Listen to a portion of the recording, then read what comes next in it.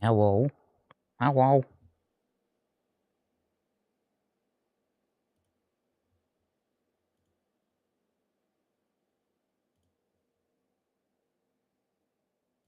Eh, It's uh it's so annoying how the chat is always in the heckin' wrong place.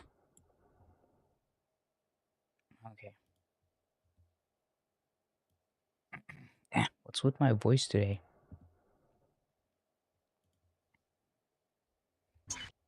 Hitting otter puberty.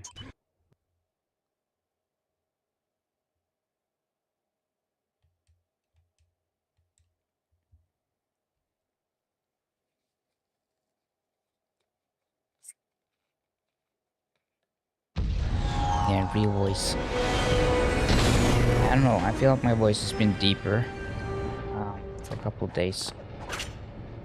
There's been a lot of colds and a lot of stuff going around.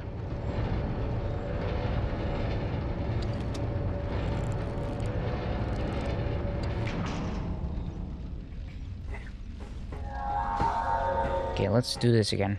Let's listen to them scream when I hit the screen.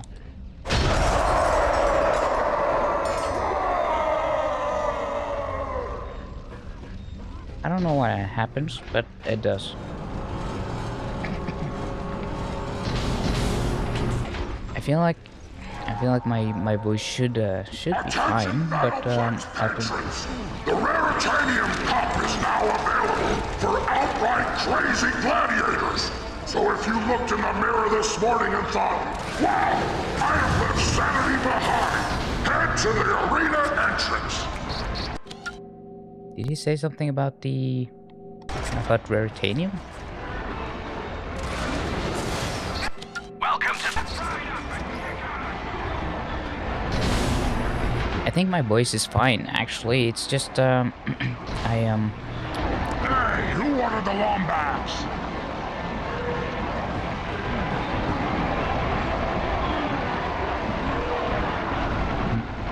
Is it very loud? It shouldn't be too loud. Maybe I just had my mic too far away from my face.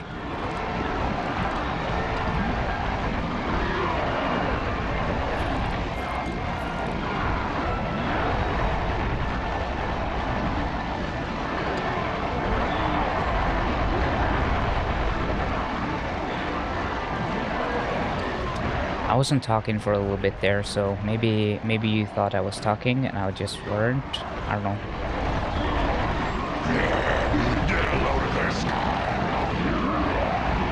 I tend to stop talking when there's dialogue in the game because I feel like I'm just getting talked over.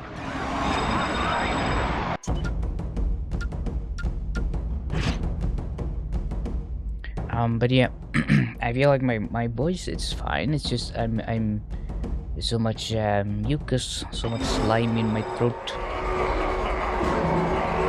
And it's kind of annoying. I feel like I have to keep clearing my throat all the time. It's not like I feel sick or anything, it's just... yeah.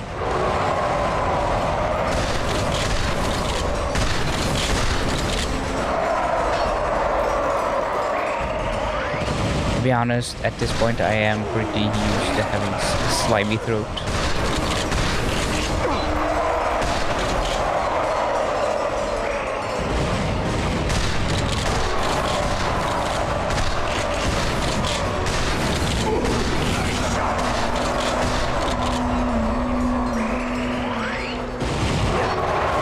What am I supposed to do here? Pyro spinners. Ratchet lands another hit!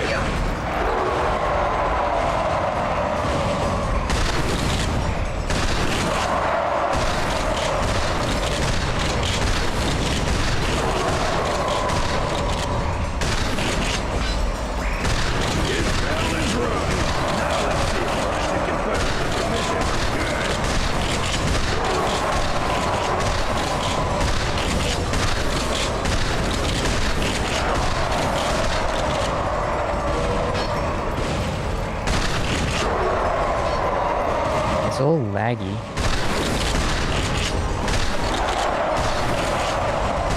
He may cut down this one in the back, folks.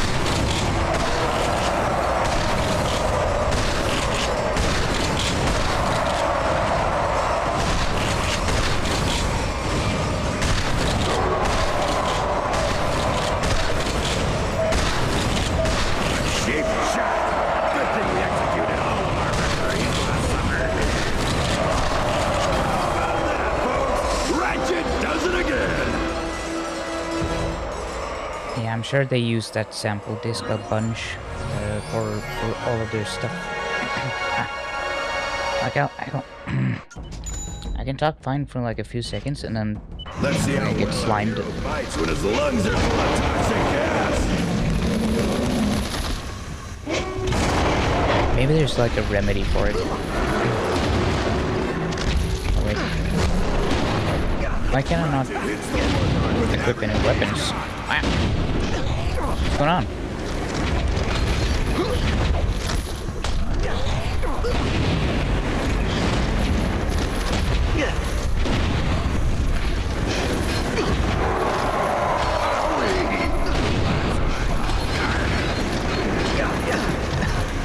Gargle salt water. Ah, that doesn't sound very pleasant.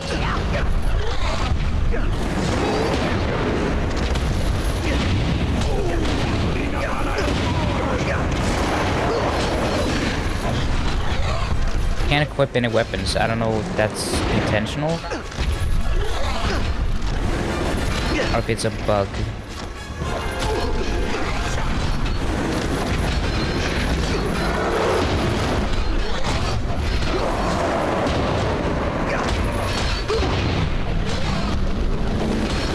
I mean, I think I'm gonna get him.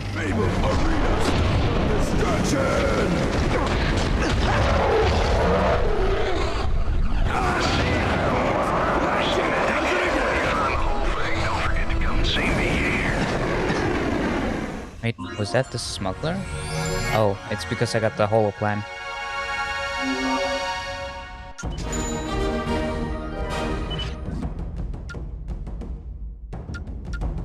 It doesn't... Okay, nothing but your Omni Wrench. Okay, so it wasn't a bug or anything. It was supposed to happen. Playground's back where you came from. Feature foes. Okay. Can you come over here?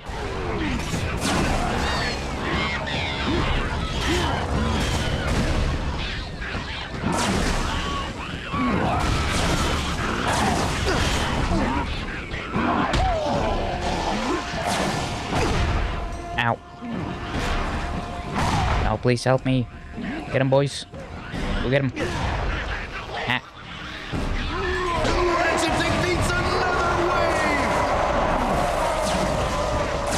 No doubt about it, folks. They slung back scale.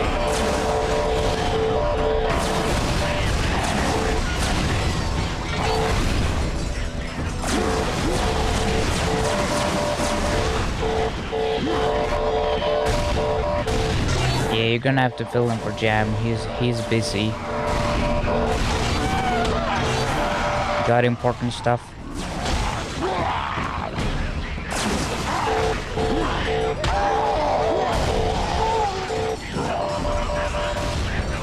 Hehehe.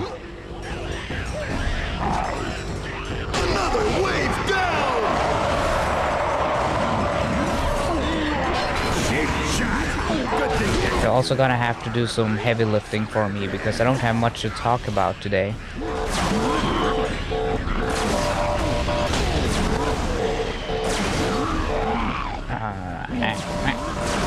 I hate this gun. So dumb.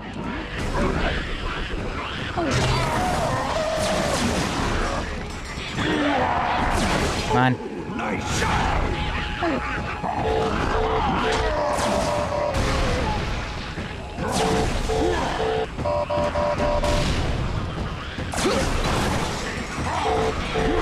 The winner is Ratchet.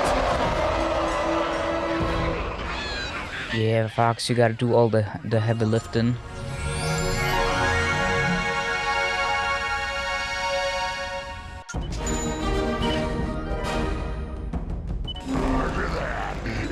them space Plug and battery your butts before firing it out. Okay. Alright. Let's see. Most of these are actually fully updated.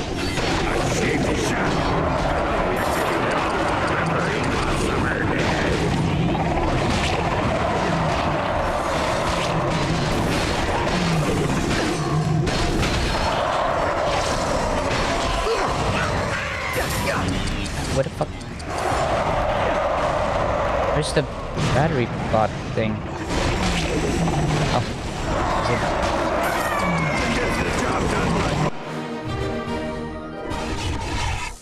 Yeah, airplane food. How about them airplane peanuts? Peanuts.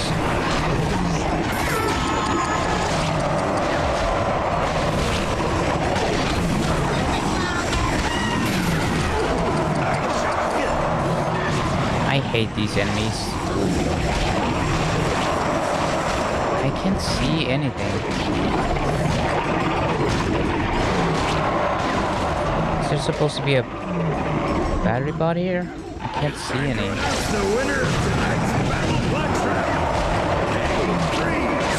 There's nothing. Oh.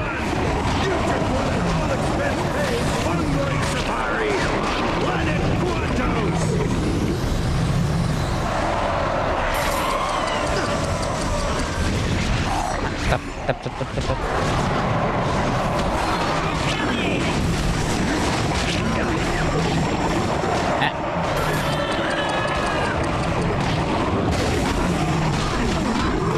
No, just grab the robot, man. The winner is Ratchet!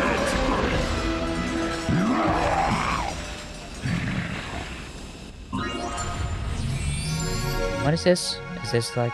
Oh. I think I was getting the map-o-matic? Treasure mapper, yeah. Okay, is this the last one? Yeah. Chimp-o-matic. Okay. Okay. It's your mom.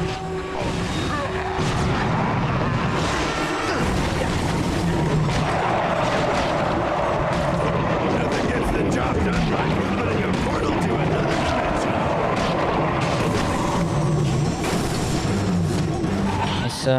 Is that monster referenced in Rift Apart? Or...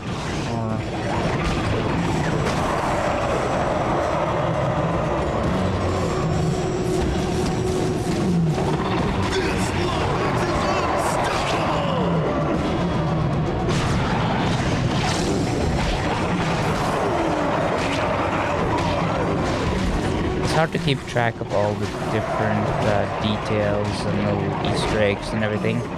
My brain has been very preoccupied with Alan Wake as of late. I've been playing Alan Wake pretty late, like Alan EP. Alan Woke.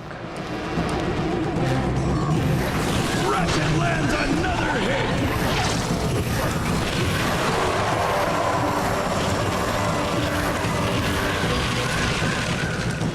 Yeah, let's see.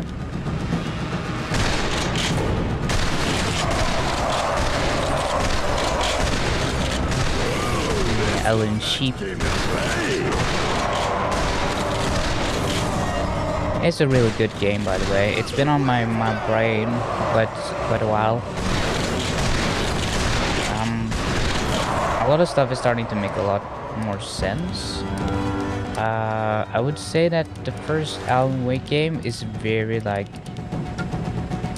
It's almost all mystery and not a lot of answers.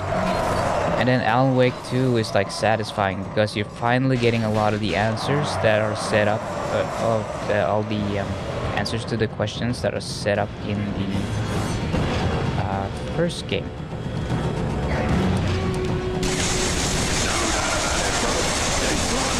Because there's a ton of stuff like who the heck is Thomas Zane, and who the heck wrote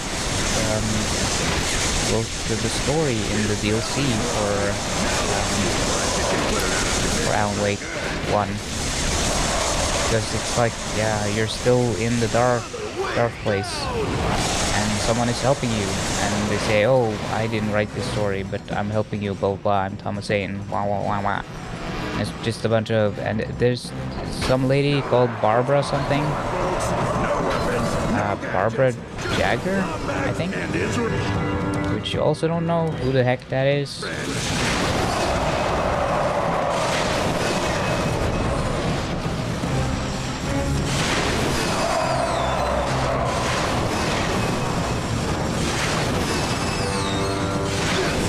There's just a lot of mysteries, and it all comes together in the second game. It feels like they sat down, they looked through all the stuff, they knew what they wanted to make, they knew how to incorporate their other games and make the Remedy universe all come together. Just really satisfying. I really like it. Pretty good, pretty cool. Especially after being such a big fan of the first game, because I didn't expect them to actually make Alan Wake 2. I felt like, oh, Alan Wake, that's such a like a cult classic. Only me and 5 other people have played that game. Then they made a sequel to a game that I don't think many people played.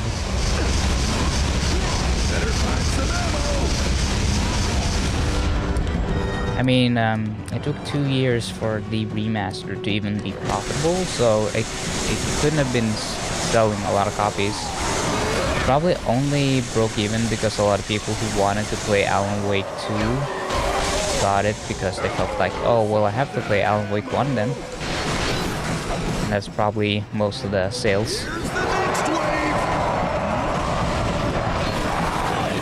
You can play Alan Wake 2 without having played Alan Wake 1, but it's gonna be very confusing, I think. At least I'd be very confused by it. There's just so much stuff, and you can definitely tell that, like, oh, you're supposed to know who this is and why that person is here and why this is significant. But I guess you can play it as, like, from the perspective of Saga Anderson, since she is just like a out-of-town FBI detective that are brought on to the case. So I guess if you play from her perspective, then it makes sense, because you have to learn everything from her perspective anyway. So you gotta learn as you go. I really like Saga. She's a cool character. She's more likable than Alan is. Especially from the first game. Alan in the first game is a terrible person.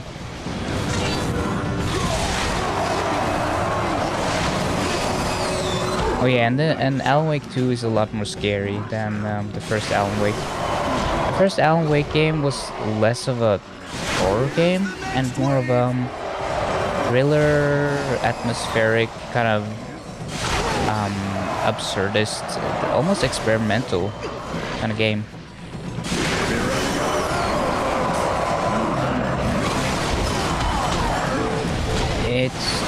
It's like absurdist, and I guess it's a psychological drama, yeah. It's just like, it's weird. It's like, it's scary, but not in like a, the Shining or the... because Alan Wake 2 is closer to the Shining kind of horror, and some jump scares and like some more modern horror genres.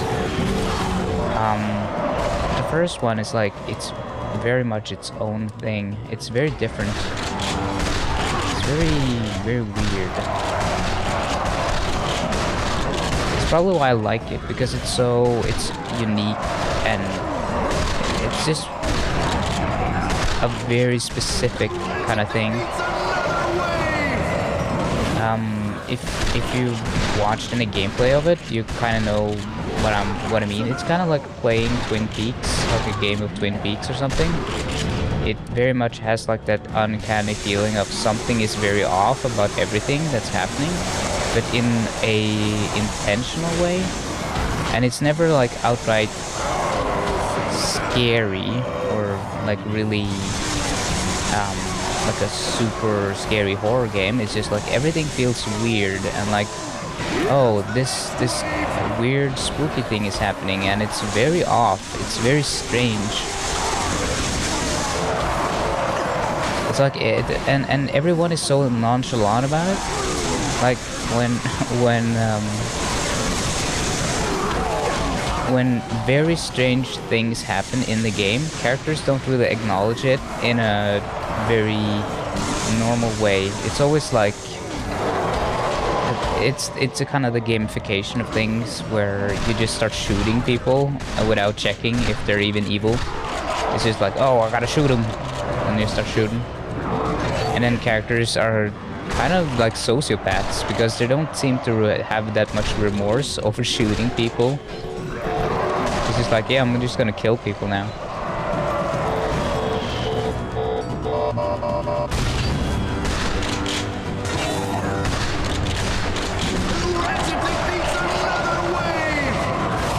I gotta blame after I quit my job. Panic attacks and nothing.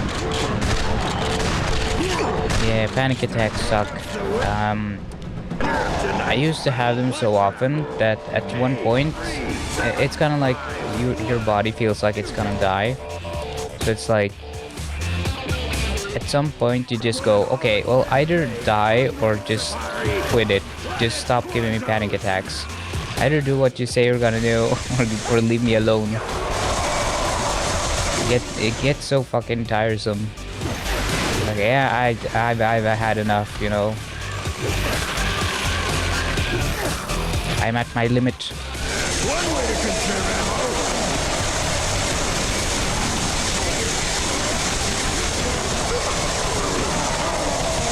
Another way down. It kind of just wears me down in that way where over time I just get so... I know that I'm having a panic attack rationally, but my body is still in adrenaline mode. It's still like reacting to the fact that I'm physically having a panic attack.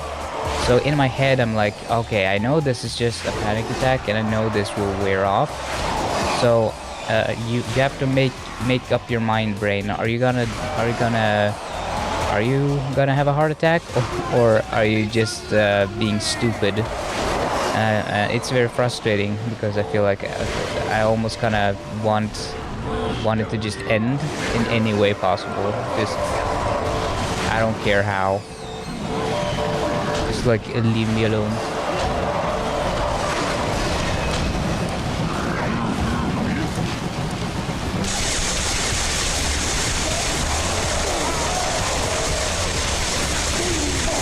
Ratchet survived 20 rounds. I don't know if I can make it.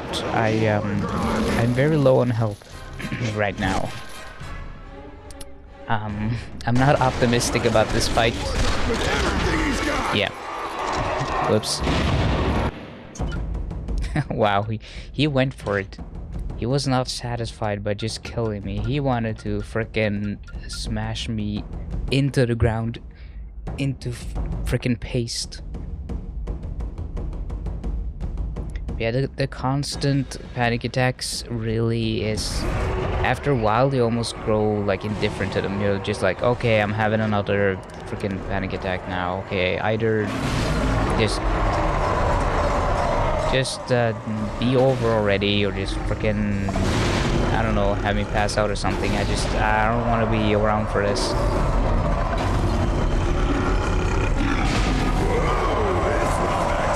The issue is that taking medicine or taking stuff to stop those kind of panic attacks, those kind of drugs are very addictive. It's like Xanax and benzos and stuff, and you really don't want to use those because over time they're gonna make your anxiety attacks even worse, which is a weird kind of like, here, take this to make it not as bad, and then the side effect is that in the long term and even the short term, it's gonna get worse whenever you don't take the benzos. It's kind of like Yeah. I don't want to end up as Jordan Peterson, having to go to Russia and be put in a coma because I'm unable to quit. No doubt about it, folks. They slung backs. Scary. I rather not, you know. I rather not give myself brain damage by going to going into a coma.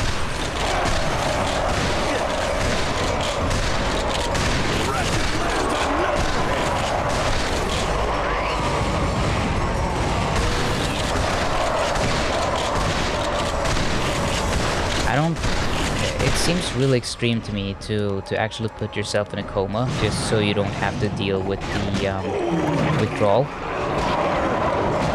I guess you must be extremely addicted then if you can't even be trusted to be able to get through the withdrawal symptoms without just going, nah, doc, just put me in a coma, bro. I don't have that kind of I don't have that kind of self-control, bro. Just put me under. I'm too lazy to do the work, so I'm just gonna give myself brain damage by putting myself in a coma instead.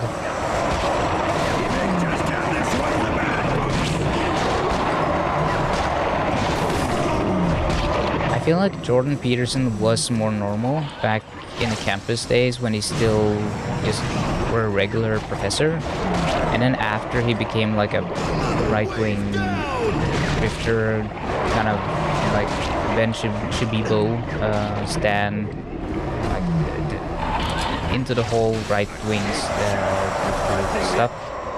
It just went really awry for him. He doesn't seem very happy, and he doesn't seem very normal or well-adjusted anymore. Like you can go back and see his old lectures, and he is fairly coherent. It makes a lot of sense, and I think he has said some stuff that does make sense, and he has said some things that I would at least agree with in some capacity. But after that coma and benzo stuff and all that, he kind of lost it. Like I don't think he's doing that well, man. He's like doing his Joker arc now with the suits and everything. He's calling everyone else for narcissists while clearly acting out all of his own symptoms of narcissism. I don't really trust him as like a psychiatrist or like a psychologist or whatever. It's not like I think his license is suspended because he isn't really using it anymore, or he isn't treating his patients or something like that. So he doesn't really have a license anymore, and I feel like after the whole shift to the right-wing media type stuff, he probably just I don't know. I would not trust him with my mental health, to be honest. It's kind of like how he said, like, oh, clean your room. You gotta clean your room, and make sure to not ride the Chaos Dragon. The Chaos Dragon is very dangerous. You gotta stay away. And then on camera, his rooms all look like that. You know the meme, the damn girl, you live like this. And it's like Goofy in the really dirty room.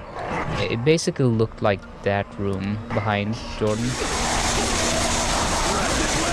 And he's like on benzos, and it's just like he's a mess, man. I don't know. If there's someone you shouldn't be trusting with your life and taking life advice from, it's someone like Jordan Peterson, because he kind of has like a bad track record for taking good care of himself and living up to his own word of responsibility and such and the like.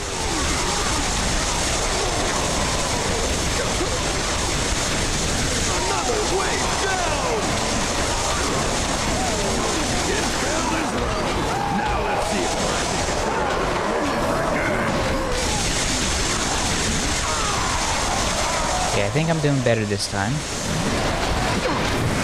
We're almost halfway, and I still got a lot of health left. Kind of running low on ammo though. No doubt about it, folks. They slung back and scale.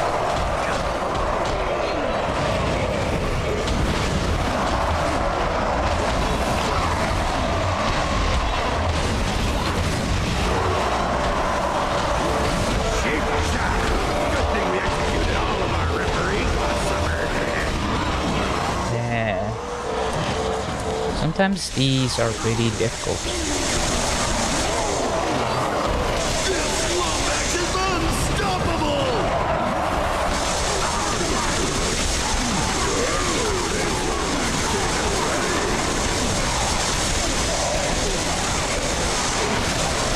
I was doing a Jordan Peterson impression and making fun of him. That's basically a recap from the last 5 minutes. We can go back 5 minutes and then set the speed to 1:15 and then catch up 5 if you want my wonderful Jordan Peterson impression. Oh my god, there's a lot of stuff happening.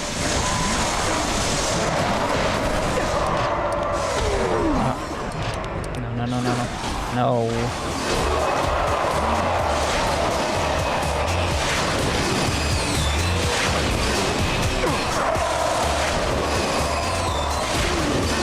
Look at him go. Got the moves.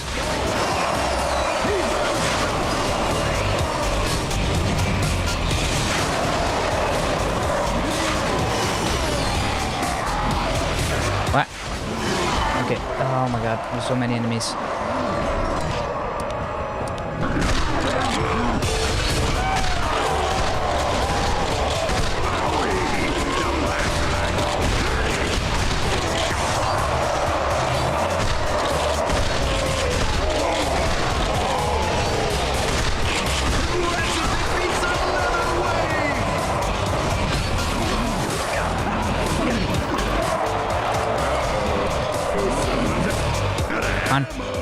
Road. Yeah, so many enemies.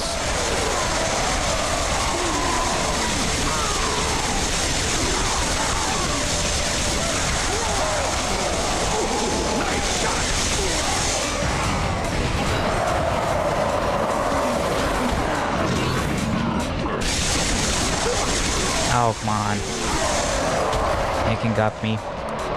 He got me. Ah. No. Para.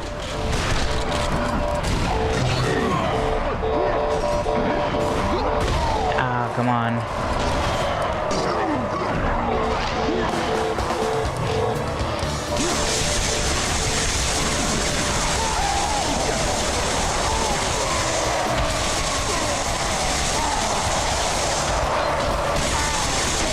Ratchet survived 20 rounds, but now Okay. it's time for the war. We got this. We got this time. This time. We got them this time. Ratchet is the warlord with everything Ah. What? No. Stay away. I thought you were on the asteroid with Captain Fork.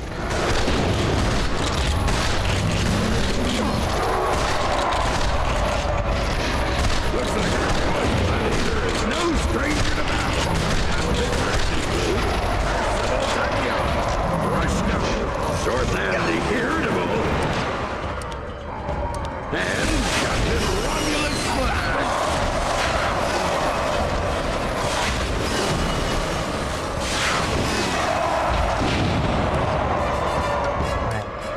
Can I use this? Oh, no.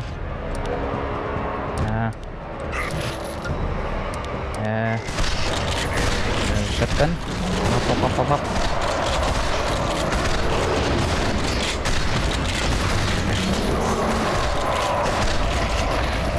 It's the fabled arena.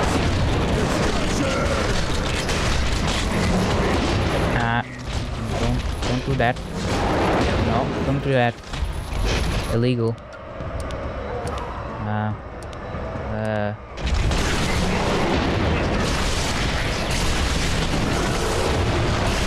One way to conserve ammo.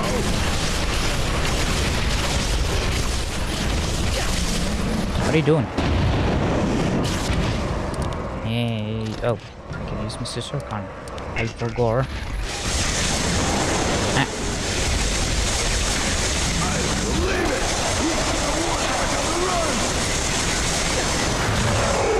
Ah, I got him. I got the big stinky. Yeah, not this guy. The Hydra tank is moving in. And boy, does this suck. Oh, ammo. It's not too good.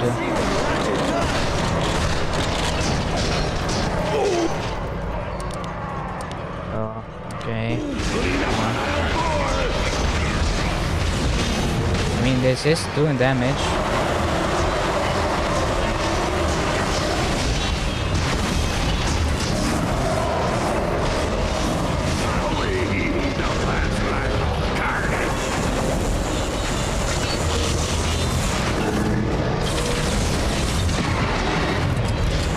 Oh, never mind. I was ammo again. What?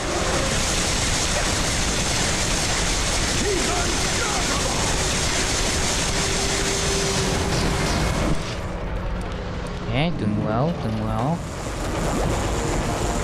We got this. I got this. You guys aren't doing shit. I'm doing all the work here.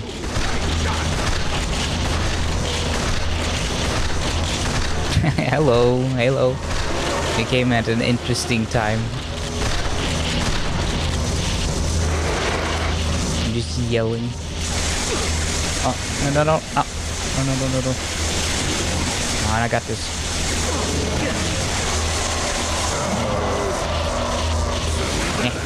No, no, they need to do it. Oh, okay. Titanium tournament, Ratchet! Okay, I got all got good dibba-daboo. Chimpomatic was originally designed as a party gag by bored GrumbleNet engineers. Simply point it at the poor schlub you want to transform and pull the trigger. Presto! Instant monkeyification! The Chimpomatic! Available only at GrumbleNet. He's a wee little fella, ain't he? Yes, I got new gun. Attention Battleplex patrons! The rare It kind of looks like those the robot kind of looks like you know that TV show where they used to have like the little robots, the fighting the battle bots or whatever, in the little arena with the saw blades and stuff, and they do a fight. They fight in the little arena, and they will be remote controlled. It'd be like a contest to see who made the best killer robot thing. It kind of reminds me of that. Why am I losing my voice?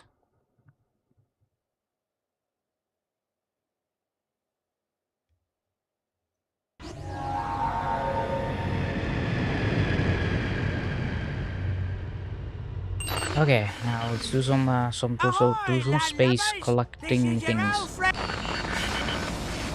Searching sound archives for synthetic beat. Selecting track with optimal amounts of bass. Initiating in 3, 2, 1.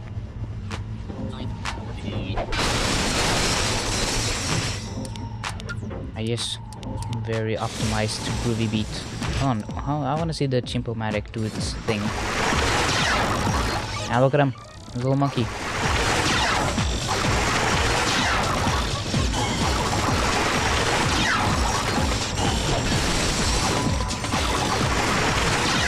Yeah, the monkey now.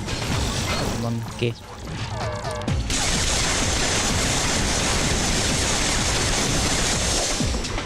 How we doing, hello?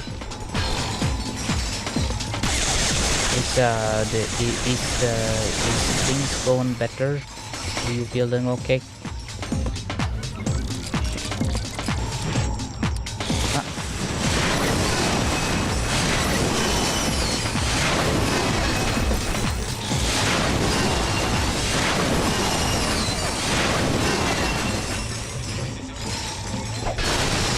I hope this planet doesn't make you feel more sick, giving you vertigo.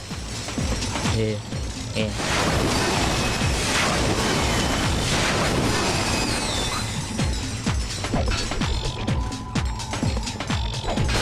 I remember when I was young. When I was younger, this stuff would have made me probably feel a little nauseous. Yeah, I got him. I really like this armor. It looks cool on Ratchet. I love that they incorporate the ears into the armor. Nyom. I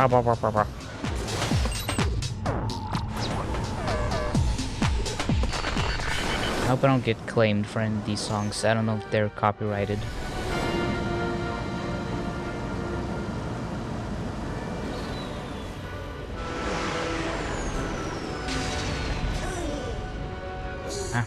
I want the Sony guy. I gotta put him in a jar. Come here. No, no. Get here. Get over here.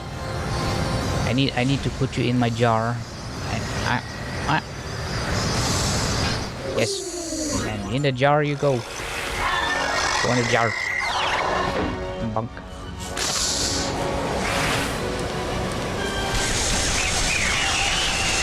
Don't worry, they love the jar.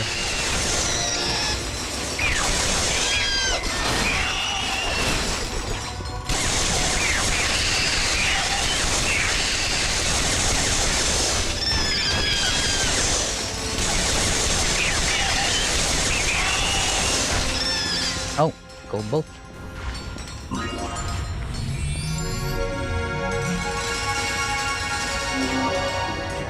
Yum yum yum. Gold bolt for me. Yum yum yum yum. Okay, what am I looking at here? Hey, outsider. I was wondering if you'd be interested in helping out a local businessman.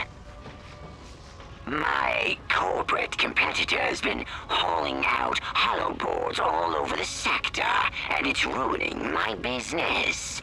If just a few of them were to, say, disappear, I'd be willing to pay for it. Okay, I'll destroy stuff. I'll do illegal destruction for you, sir. Mr. Robot thing. I think they have biological tails and they're in like a suit thing, so I think they're just scrappers, and they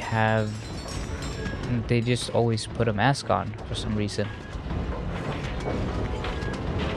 It's like lugging around a bunch of stuff. Oh, he's doing a little spin. He's showing off. Look at him go. Yeah. Wah. Look at him. Wah, wah, wah.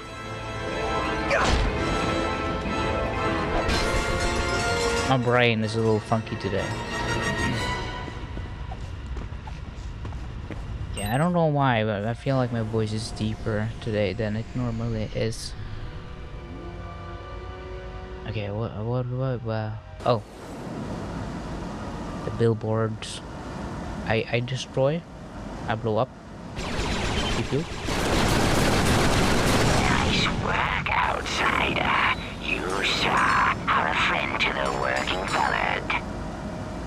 Yes, I'm doing working class revolutionary billboard destruction. I'm helping out the proletariat by destroying what the working class hates most, which is advertisements. You corporate fat cat. Yeah, take that, corpos. Haha.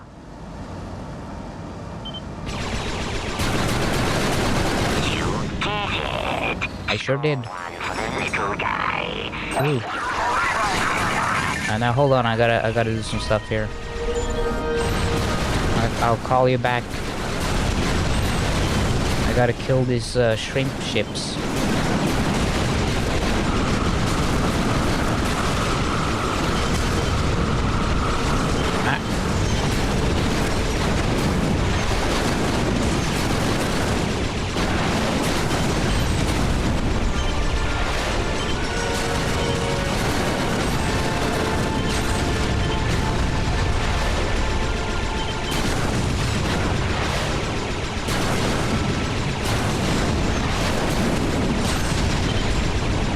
I think my previous video got claimed, some of the stuff, some of the songs in them are copyrighted, but I didn't seem to have any impact on my video. From what I could tell. It's just like a, oh, it's like a licensed song or something, but it doesn't really matter. I don't have, none of my videos are monetized anyway. So it said like, oh yeah, it's not a copyright strike, it's just like a, there's no impact on your video because they're not monetized, so whatever. I feel like YouTube has kind of chilled out a little bit about music and licensing and stuff. I guess now that they're such a big, respected platform, they can kind of be like, yeah, no, fuck off. We're gonna protect our creators for once. Ah, stop.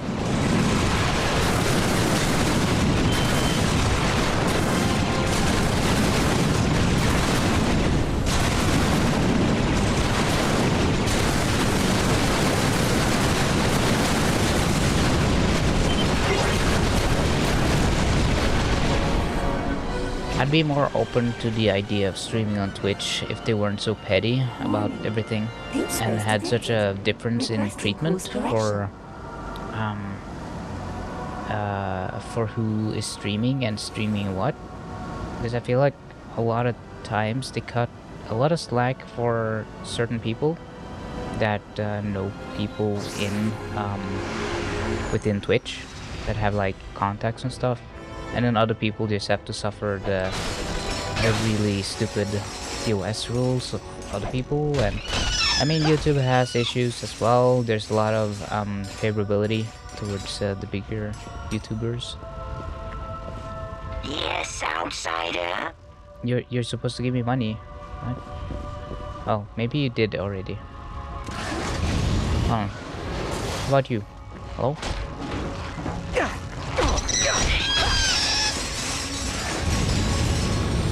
What about this guy?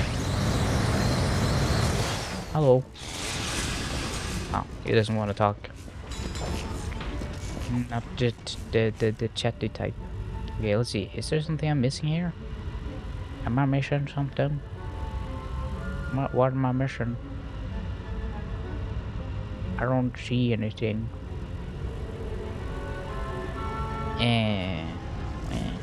What?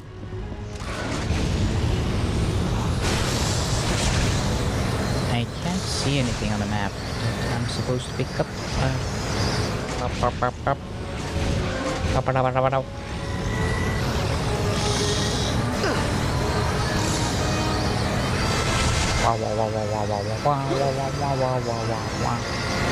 Can't see anything.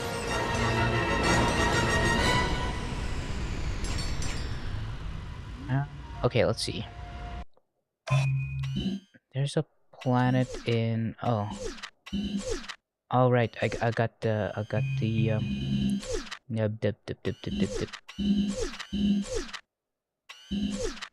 got the map thing now, so I know what I'm missing. I'm missing a bolt in the solar forest.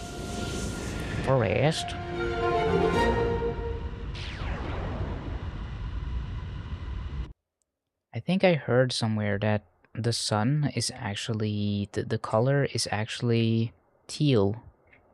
It's not yellow. It's like a greenish, bluish kind of thing. But it's because we can't see, I guess it's like on a color spectrum, there's a lot of colors we can't see. And the sun is just like burning at a temperature or a color grade that the human eye isn't really made to see or perceive. It makes sense when you think about it. It's like, it's just a big glowing light bulb operating at the spectrum that like a UV spectrum, and you can't really see those kind of colors and everything. Heck, do we even see anything at all? Because think about this. When you look at stuff, your brain is just taking signals from your eyeballs and reconstructing something that makes sense in your head. So basically, like your brain isn't just interpreting the world, but in reality, everything that's happening is just your brain. The thing inside of your skull is technically not seeing anything. It's just like interpreting signals from your eyeballs. So what you're seeing is just your brain trying to make sense of what we can see. There's a pretty good chance there's a species out there, like an alien species, that have a very different way of seeing things or perceiving things. Maybe that's related to dimensions as well. Like they say that the fourth dimension is time, I believe. Maybe there's a creature out there that has like their eyesight is kind of connected in a way with their brain and everything, and perceptually they see time in a different way than we do, because we all process things the way we do because of how our brain works and how our eyeballs and senses and everything is. You can't see teal normally. Oh, do you have like one of those there's like a different types of color blindness where some of the receptors is you know in the eye you have the different receptors that determine each color, and sometimes they can overlap slightly, which means when you're colorblind for certain colors they overlap too much, so one of the colors kind of just becomes one color. So like say green and red, if you have like an overlap between those, everything that's green looks just red, because all is just red, because that's the only one you can actually perceive. My brain constructs you to be cute. Well, actually, that's just a scientific fact. I am just cute. That can be scientifically proven. You can distill my cuteness into diabetes type 2, actually.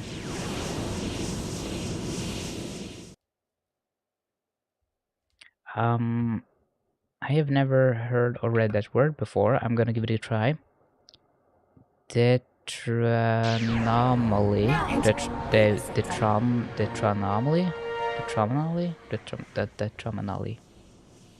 Tetranomaly. Okay, so you have like in your eye the thing that perceives the green color kind of overlaps or doesn't work as well as the rest, I guess. It's more common than I well, it's not like super common, but I feel like more people have it than you'd think. I know Jacksepticeye on YouTube. He has like color blindness. And there's actually a lot of YouTubers that have color blindness. And Christopher Nolan, the guy who made Inception and the Batman movies and stuff. He also, I don't remember which color he can see, but he is also colorblind.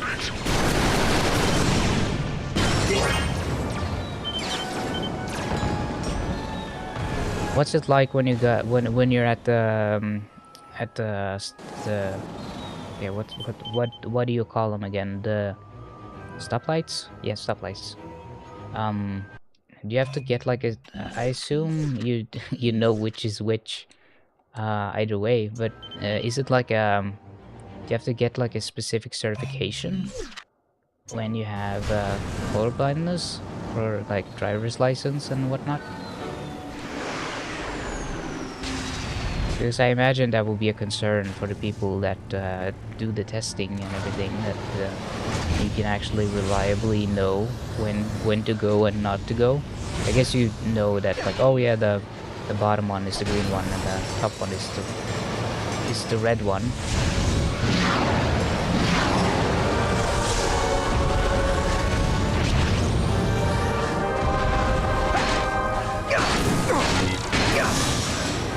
I mean, I know there's some people that are, I don't think they're legally blind, but they have really poor eyesight, but they're still allowed to drive, so.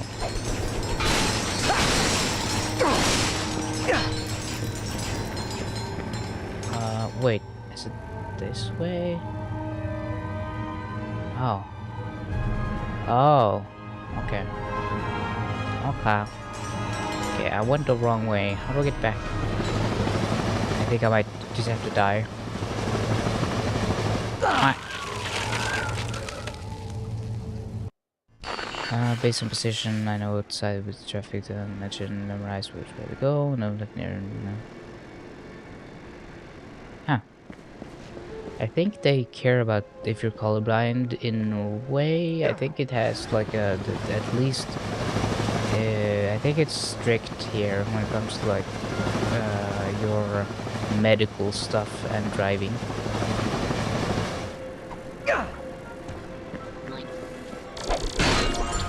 Bonk.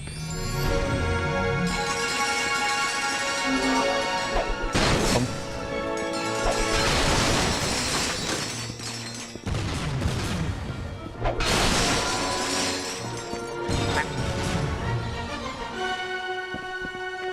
Okay, I feel like my voice has normalized a little bit now.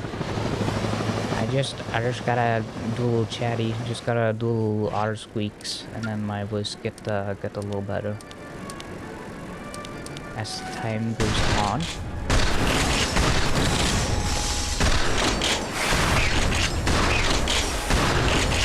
I have a lot of anxiety related to driving. I feel like being a bad driver is such like a risk to yourself.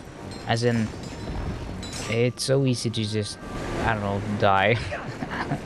I know it sounds dramatic, it's just like, I don't know. I feel like, I just feel like one misstep and you could drive off the road and die.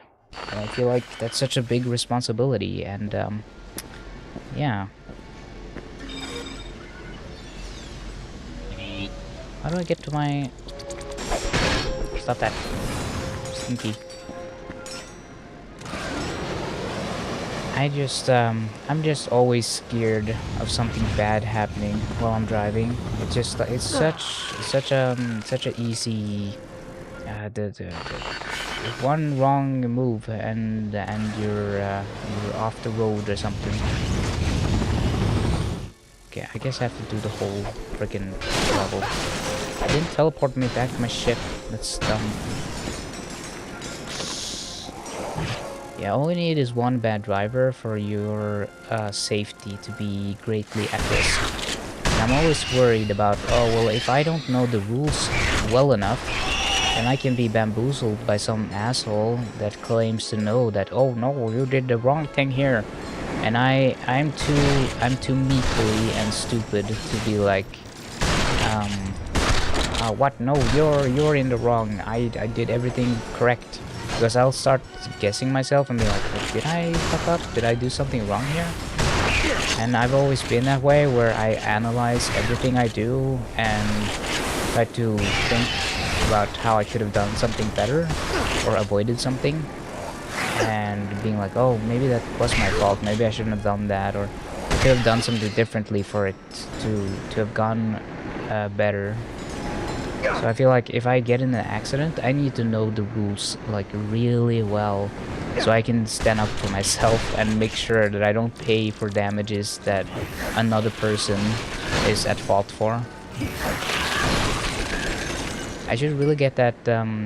I do have like a camera for my car, a dash cam. But I haven't installed it yet, so it's not worth a heck of a lot in a box, but I'm gonna get it installed someday. I don't know why I haven't gotten around to it. It's just like whenever I'm like, oh, I'm gonna do it now, and then it starts snowing, and then I'm like, I don't know. I don't really want to stand outside in minus 10 Celsius and try wiring up this stupid camera thing.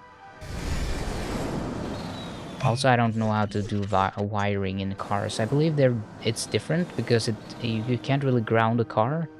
So there's no, like, when you're doing electricity in a car, the ground, the wires, and ground wiring, and all that stuff is different. I've never looked into it, so I have no freaking idea, like, how any of that works.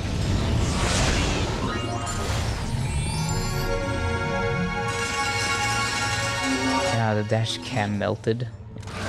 Yeah, very normal, not concerning at all temperatures.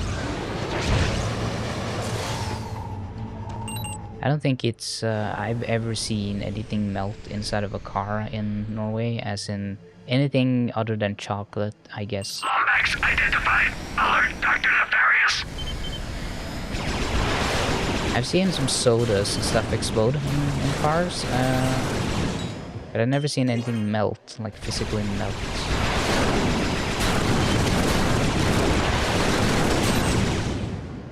At least if you don't have anywhere to stay in the US and it's a really hot day, and you can't just sit in your car with the AC on, you can just put anything you want to cook inside of your car, and then you can just like have baked beans made in your car or something.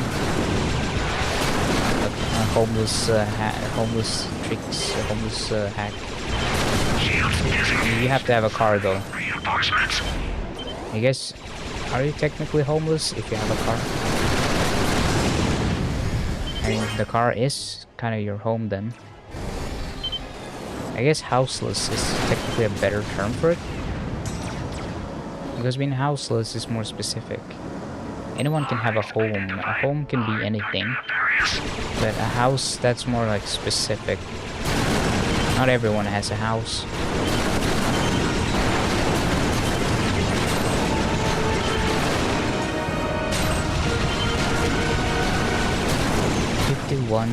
Celsius in July.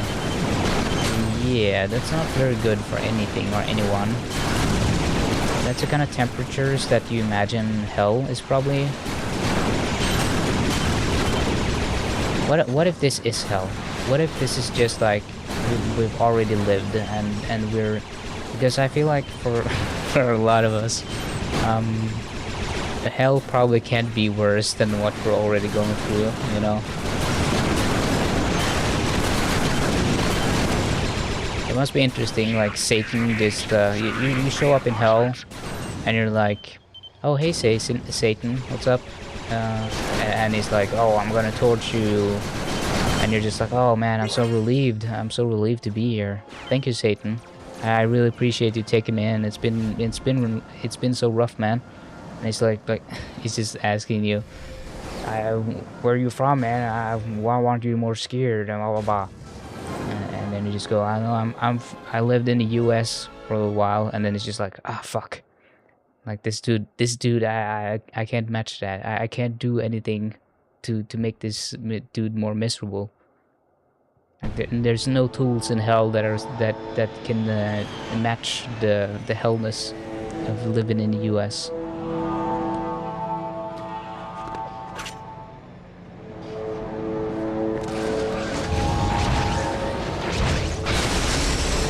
Maybe Satan just he looks to America for ways to make hell worse. It's just like, man, hell's gotten a little too good lately. Maybe we should look at what the US is up to. Let's see what they're doing. Okay, let's see. We gotta up the numbers of school shootings in hell. We gotta get those numbers up, and we gotta repeal all the healthcare measures we have down here.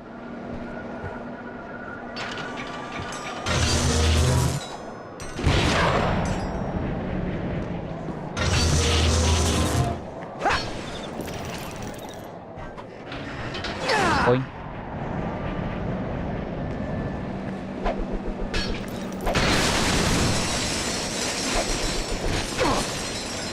So satisfying, beating the floor, the way it falls apart.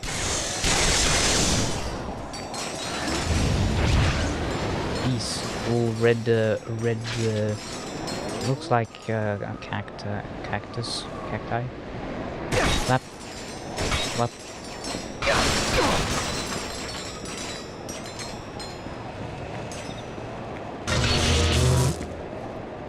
Satan is just the CEO, actually.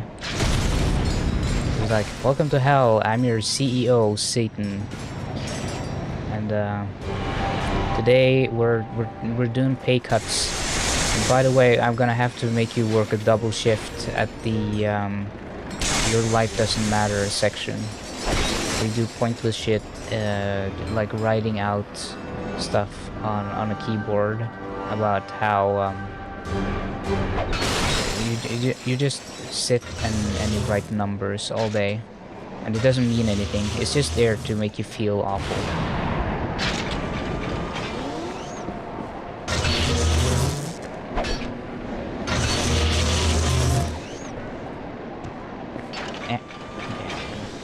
Gotta do this right. Gotta get this correctly. Nope. Thought I got it that time. Come on. Keep going. Ah, come on. How am I supposed to...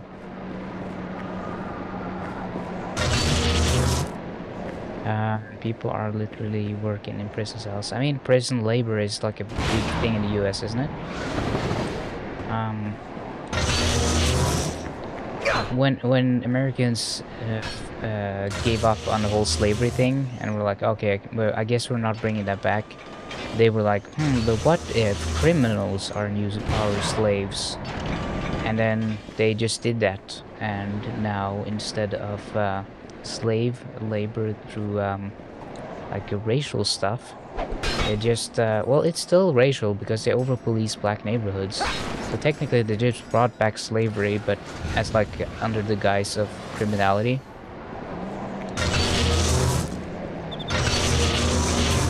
Yeah, I'm tough on crimes, especially if it's someone of a color that I don't like.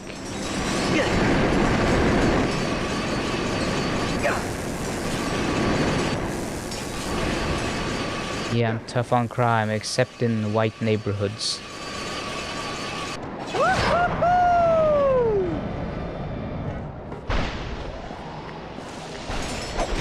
Yeah, I keep forgetting how racist the US is still. I got the Norwegian mindset, you know, where a bunch of Americans got super upset when that one rapper in he had like a concert thing in Sweden, and he beat up two I think they were, I don't know how to say it without sounding offensive, but it was like two immigrants who were following the rapper around, the rapper and his crew, and I think the guys that were following them had some sort of mental handicap or something. They didn't seem too bright. They seemed a little, yeah, and they just started beating them up, and like long after they because they were like following them, and they felt like, oh, they're harassing us and blah blah, so they kind of went all, you know, American on them. Okay, this is weird physics. Yeah, they beat them up like really bad, and they obviously were charged with assault because it was filmed and it was put out online, and it was like a very clear-cut crime thing, where like, yeah, obviously that's not acceptable. We can't just let people walk around and beat up people here. And everyone in the US got super angry about it. The fact that he had to pay a fine and actually spend time in a prison cell because he beat up some like some slow immigrants, and it just baffles me like how the US treats that kind of stuff, where if you're rich, there's like this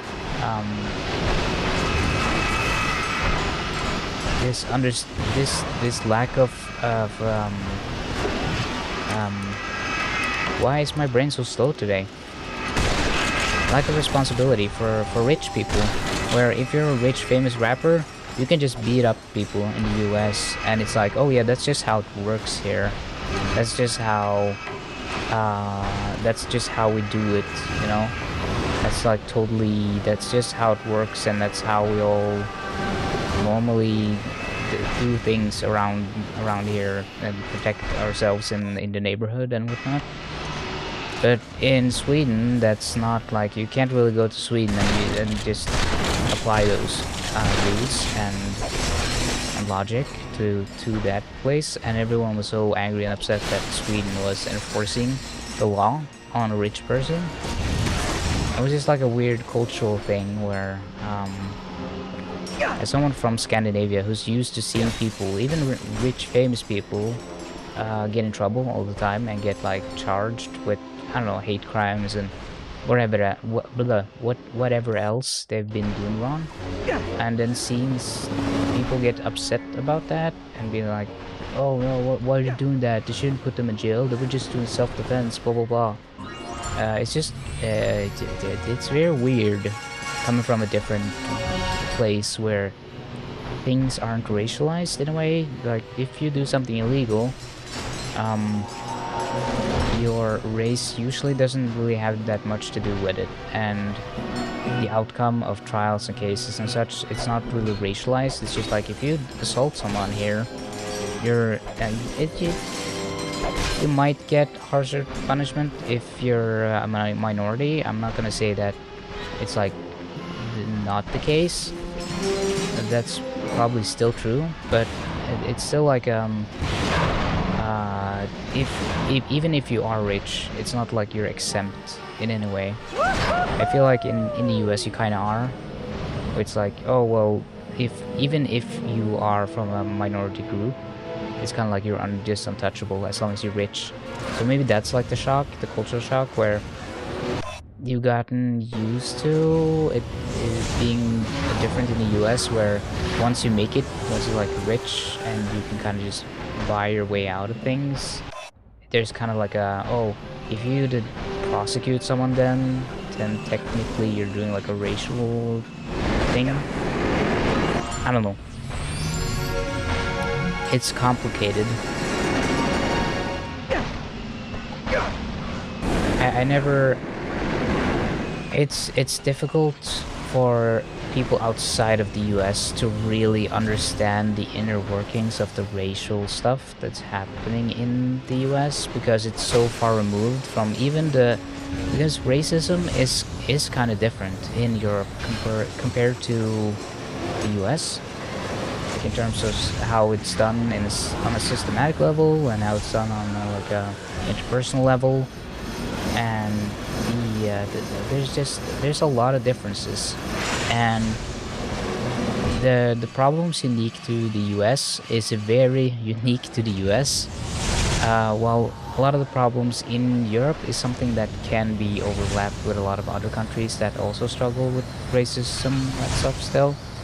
It's like I don't know, the US has a very unique brand of racism, while Europe also struggles with it. It's more like ethnic and cultural racism, like, oh, these people from these countries are so underdeveloped and so barbaric and we can't have them here because they don't understand our rules, kind of thing. But in the US it's like, oh, the DNA that you are encoded with on a fundamental level makes you less human or less person-like than me, kind of racism.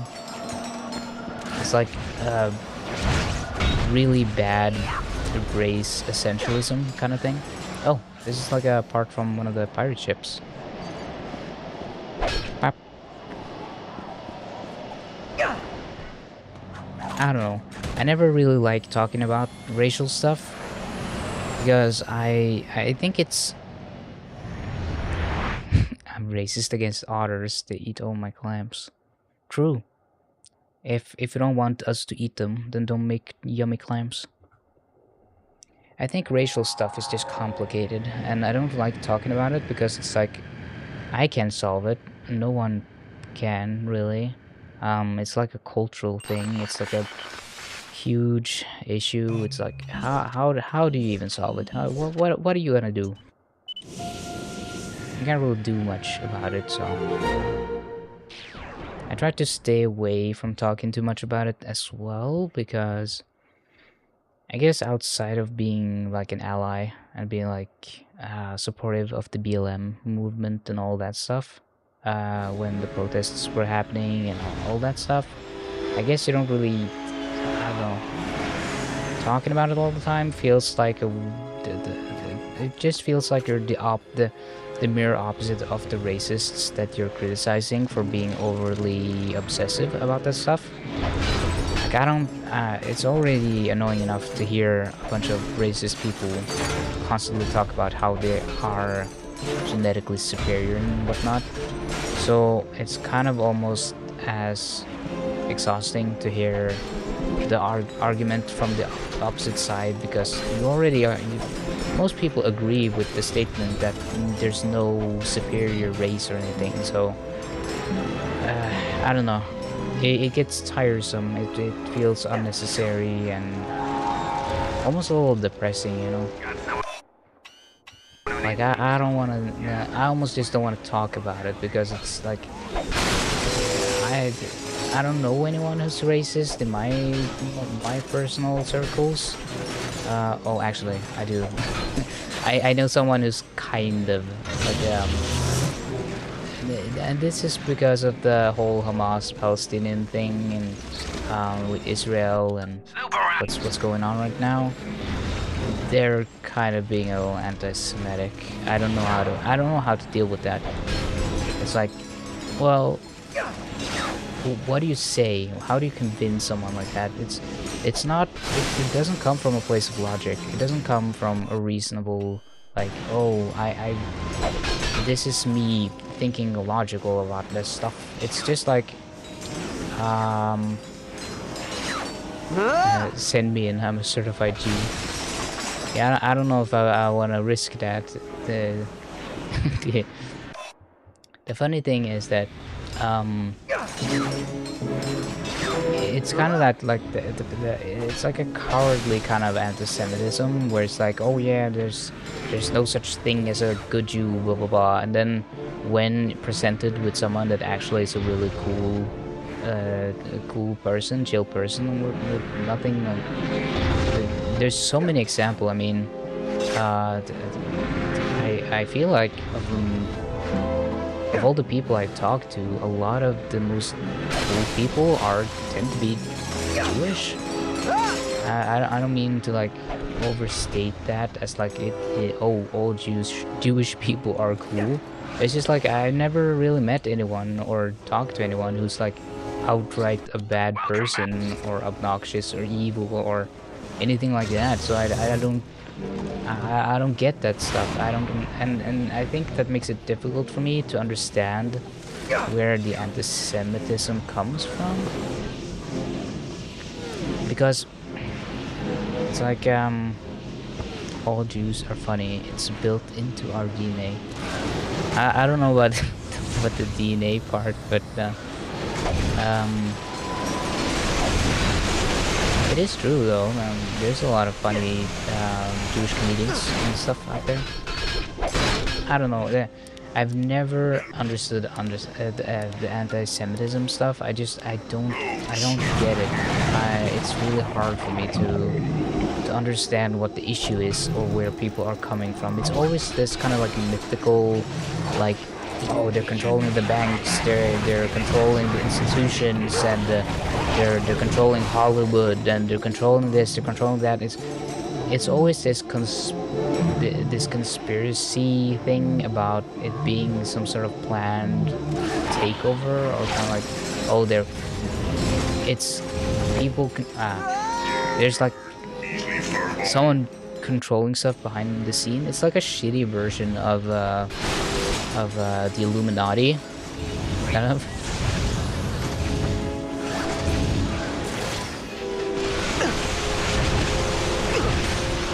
It's just crazy to me that we still haven't gotten past the Hitler stuff. Like,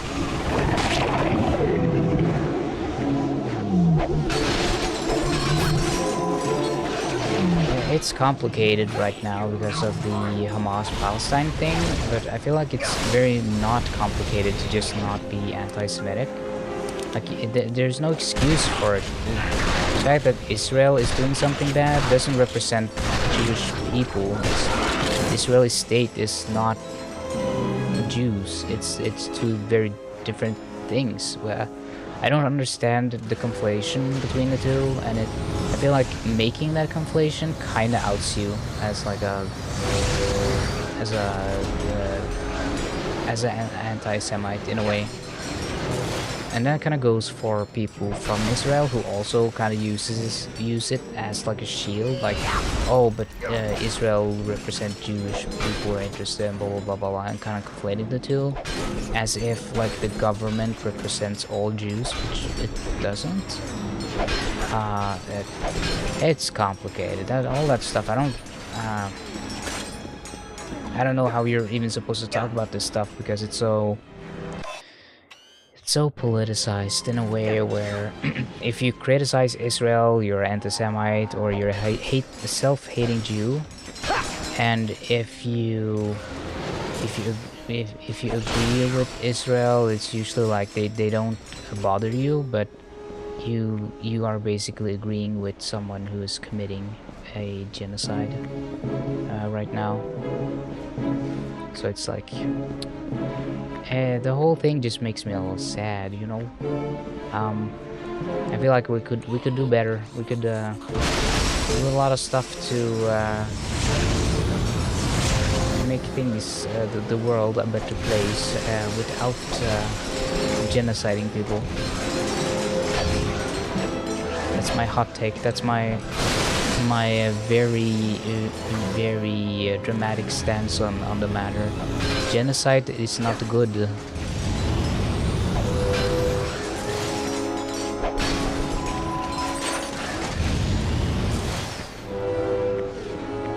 Oh yeah, InfoWars is really calling you out with the talking about the Jewish space laser.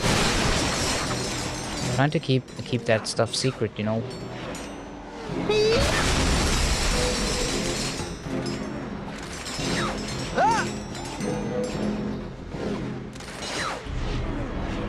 I'm out here with the extremely spicy and daring takes of bad things are bad, actually. Okay,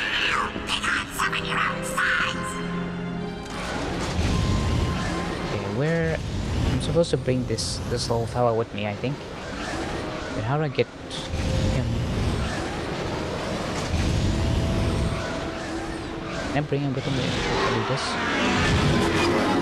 I can. Interesting.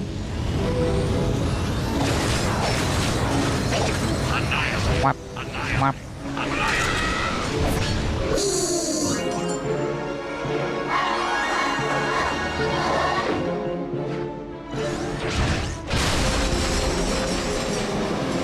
I think ultimately people are just dumb.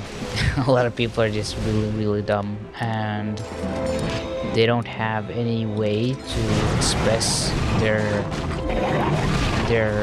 issues with their governments in a coherent way because they lack the education and know-how to understand how to do systematic critique of what's going on in the world. So the easiest way to critique what's happening is by finding a scapegoat, and that's often usually a minority group or a historically persecuted group, and this is how it goes, sadly. I wish there was like a way to just delete all racism, just to reset everything. I love those kind of TV shows that have racism be kind of extinct or gone. I guess, did Star Trek do like an episode on this where they unfroze like some guy from back in time when racism was still like a thing, and they were all like, what are you talking about, what are you saying? And they had to like look up what he was talking about because they didn't understand all the racial jargon he was saying, and because the racism just doesn't exist in the future of like Star Trek or whatever.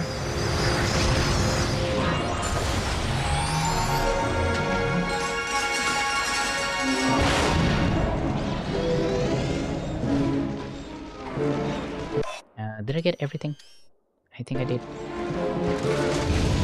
I just like the idea of even the most racist words just becoming useless over time because racism ultimately stops being a thing. It would be kind of funny, just like someone walks up and says the N-word, but no one understands what it's referring to. So the person trying to be racist it doesn't work because the word it has no meaning. It's like walking up to someone, walking up to a random guy and going, "Damn, you're such a blingle-blork," and everyone's just like, "What the fuck are you saying?" It's just like, huh, I called you blingle-blork. What are you gonna do about it, huh? What are you gonna do about it? I'm gonna call you blingle-blork all I want. And everyone is just like, what the fuck are you? What are you saying? We actually don't understand. Are you having a stroke? What's happening? And that's the kind of world I want to live in, where being a racist just makes people believe that you're having like you have burst a blood vessel inside of your brain, and you're having struggle with basic cognitive functions. We shouldn't be friends. And that's a based society. Walk up to someone and call them a bad thing, and they just call the ambulance because they are concerned for your well-being. Just like, oh damn, this person must be having like a episode or a hemorrhage or something. Oh, what the?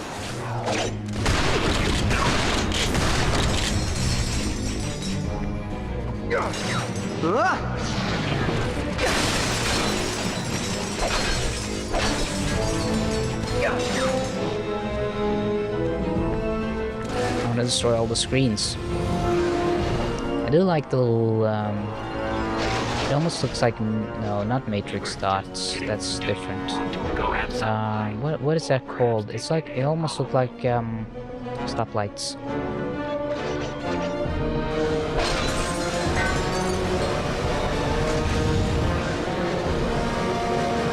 It's always polite to ask someone if they'd rather die first. You know, in the US maybe, because it's like, would you rather have a life of medical debt and yeah, crosswalks, you know, that's true. Yeah, in the US it's like you really want to have a life of medical debt and never be able to repay what you owe to a bunch of doctors for the rest of your life, be a medical debt slave? Or do you just want to die and not have to live in the US anymore? And I feel like a lot of people probably would just go, you know what? I think I just die. Thank you. Saving someone's life in the US and then waking up and being like, why did you do that?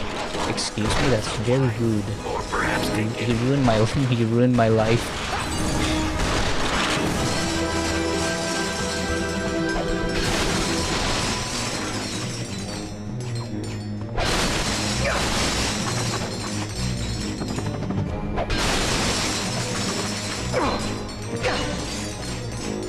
What is this? Stinky computer. I like all of the little lights and computer screens and everything. I guess it's supposed to look like servers, maybe? Servers with built-in little screens to do server testing, maybe.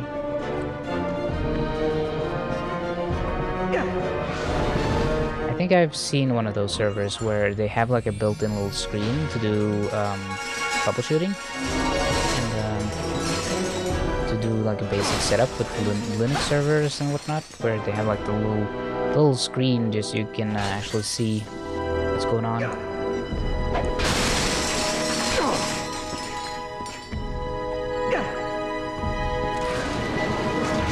I forget what they're called. Is it called a debug screen, or am I mixing it up with something else?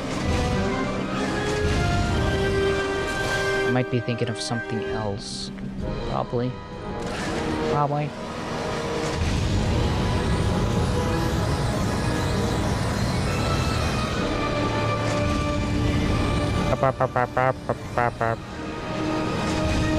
Oh, there we go. Yep. Okay, I swear there was like a skill point for breaking all these, but maybe I got it already. Eh. Did I get everything? I think I got everything. Yeah. Quack.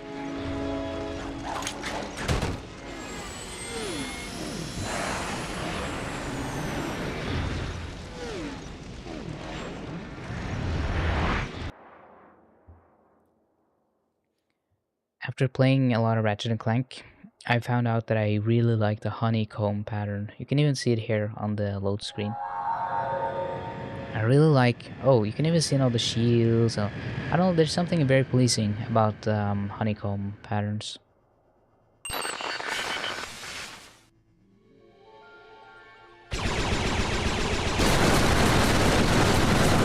Ah! Okay, what do I do with this?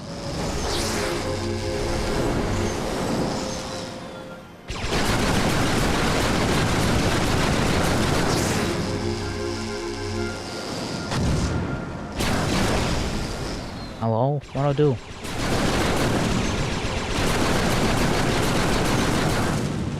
Dude, look up Hexclad frying pan. Look up, just look up Hexclad with the H-E-X clad, C-L-A-D, I think, Hexclad. It's so cool. It looks so cool. It's probably a lot of marketing behind it. It's just not. It's probably not better than a ceramic frying pan. But it looks so cool. It's the pattern is it's just so fancy, so neat.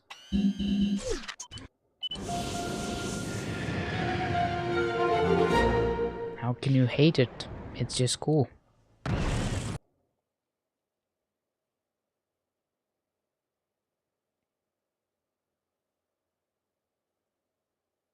I know some people have like a weird phobia for what's it called again? Tryptophobia or something, for things with a lot of holes in them. Like they feel uncomfortable with sponges and certain like stuff. Warning to those interested in Hexclad. Alright. Hexclad is just...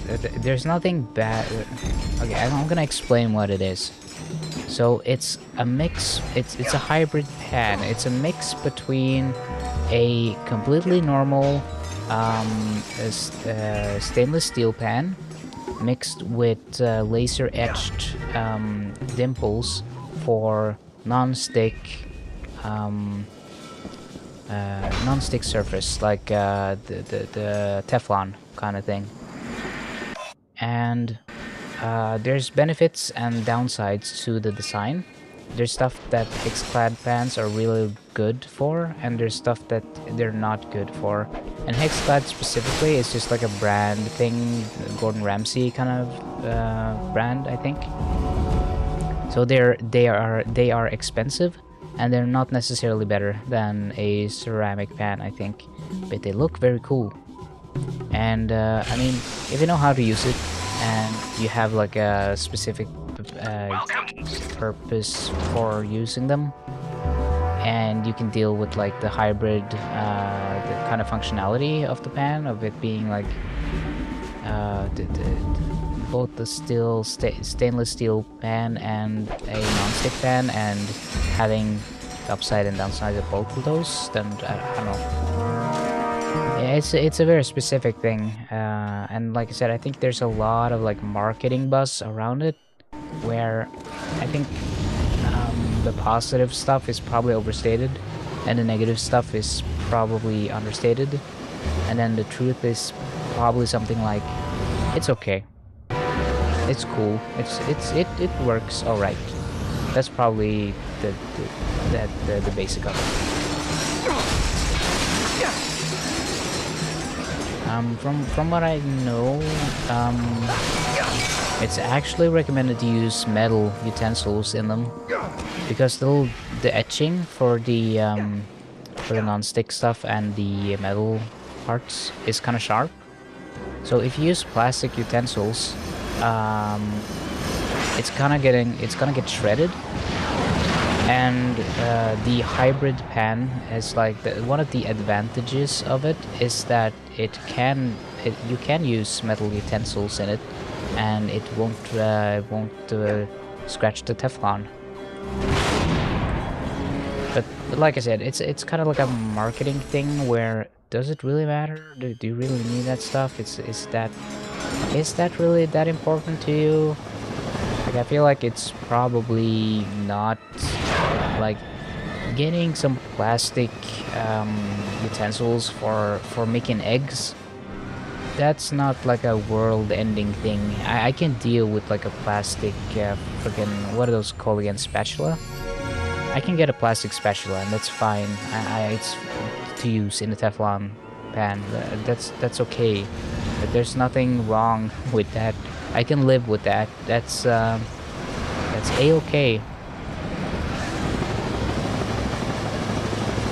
I don't have to use a metal spatula. It's not like a be-all end-all. And honestly, it's probably difficult to find any metal spatulas that aren't just made for grilling, because most people use Teflon and non-stick kind of pans now, so most utensils are just made in plastics now.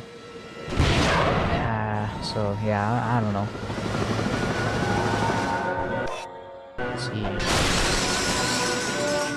Is there a sneaky way out here? Ah. I'm so smart. I figured it out. But yeah, I think Hexclad is probably very expensive, and proportionally it probably costs way too much to be worth it compared to the downside and benefits and all that stuff. Like I said, I think it's a lot of marketing. It's like mostly like a marketing gimmick thing, I imagine. I would not spend 1,000. Oh, sorry, I'm using a kroner. I would not spend 120 bucks on a fucking Hexclad pan. I would if I was rich, if I was like just had money and didn't care if what I spent it on. I could just spend money on whatever I wanted. Then yeah, sure, I could just get a Hexclad pan and just try it just for fun. But as someone who isn't rich, as someone who doesn't just have money to spend at all times anywhere, it's like, yeah, I'm not gonna buy it. Too expensive.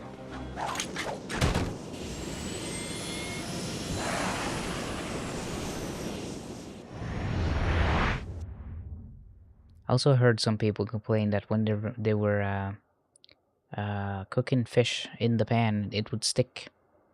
And we can't have that in my household. I'm an otter after all. I gotta have that fish all intact. No fishy business.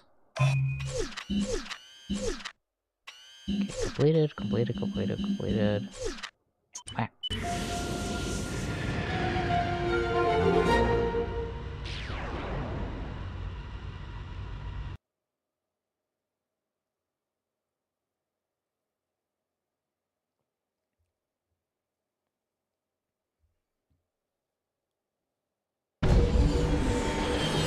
My dog is just giving me the side eye from she's just sleeping in her bed, and one of her her canine teeth are sticking out, and she's just looking at me.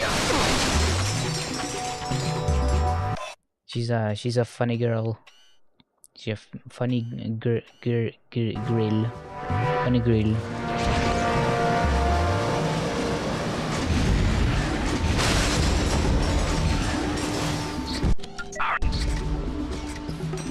Okay, let's see. I'm still looking for. Oh yeah. I am Lord. Yeah.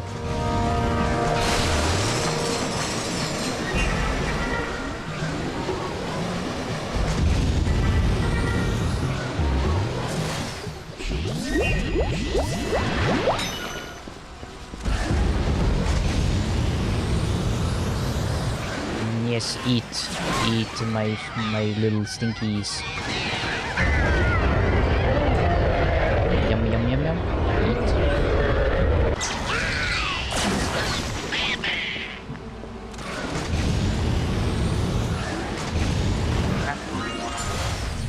I like how they placed a little water here because they knew that the little monster things could come and eat you mid cutscene.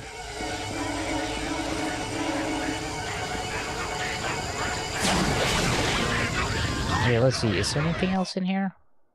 Ah, there is. I see it. It's right up there. How do I get up there? How do I heck gonna get up there? Oh, I see. Plop, plop, plop, plop, plop.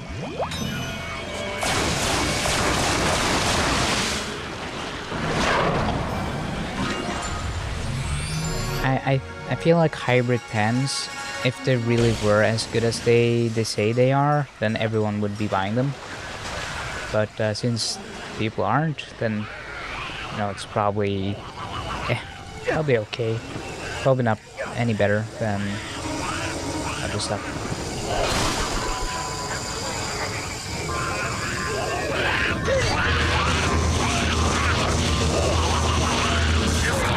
And they're making a lot of noises. Can you guys go somewhere else, please? Owie, owie.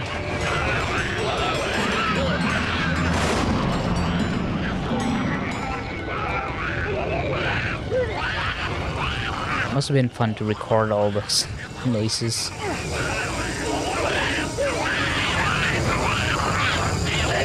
Use the skillet pan, flicking off so I can get the special metallic taste in my food. Yum! Sounds so good. Wouldn't want it any other way. Oh, this is interesting. It goes like whoop, up, and then back. How did I drop again? I'm pressing all the buttons. Oh, that's an interesting button for hopping. I didn't expect R2 to be the only button to drop down.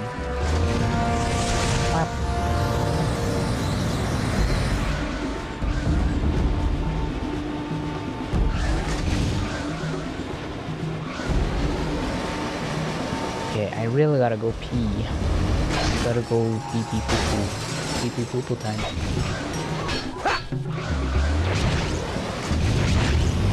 But no, really, I gotta take a very quick BRB PP break. I've been drinking a lot of soda, okay? I've been drinking a lot of soda. A lot of the soda. Minnesota. What? Oh. Okay, I can just swap between all the maps. Interesting. Yeah, I'm a soda addict. I drink way too much soda. It's not good for my teeth. My little toothies. My little teeth thieves. My little toothy loofies.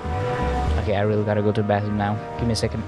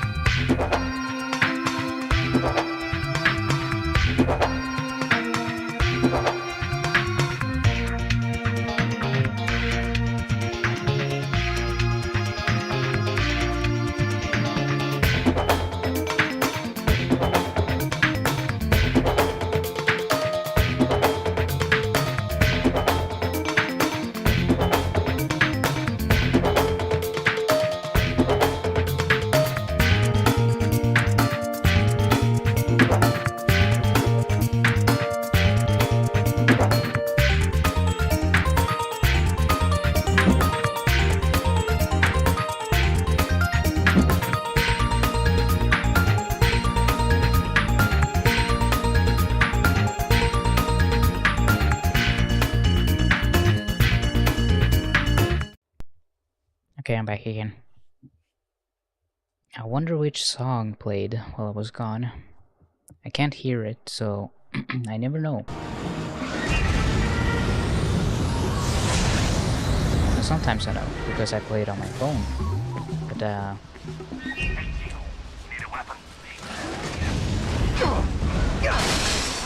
only when I'm doing a lot of other stuff. It's kind of not like, it's not like it's impossible to hold your phone while I'm taking a piss or anything. It's just like, a little unhygienic.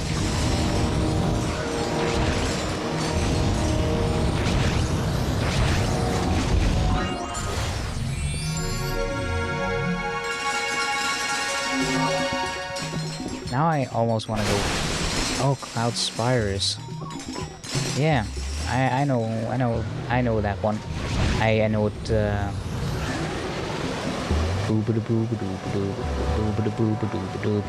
That one. And it has the that kind of goes on loop. I think that's one, right? And Cloud Spires.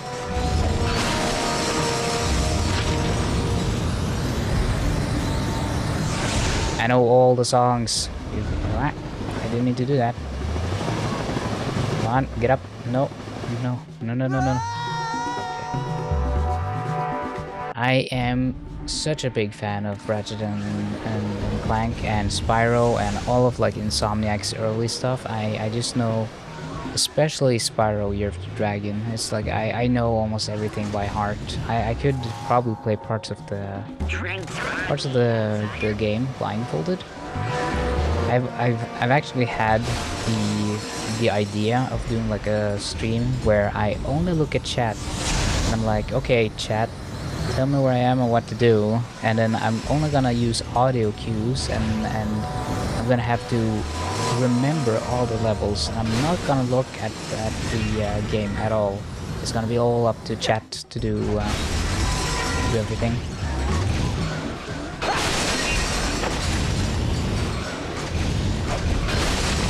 I kind of want to do that because I feel so confident in my ability to play the game blindfolded that I almost want to just want to do it for bragging rights.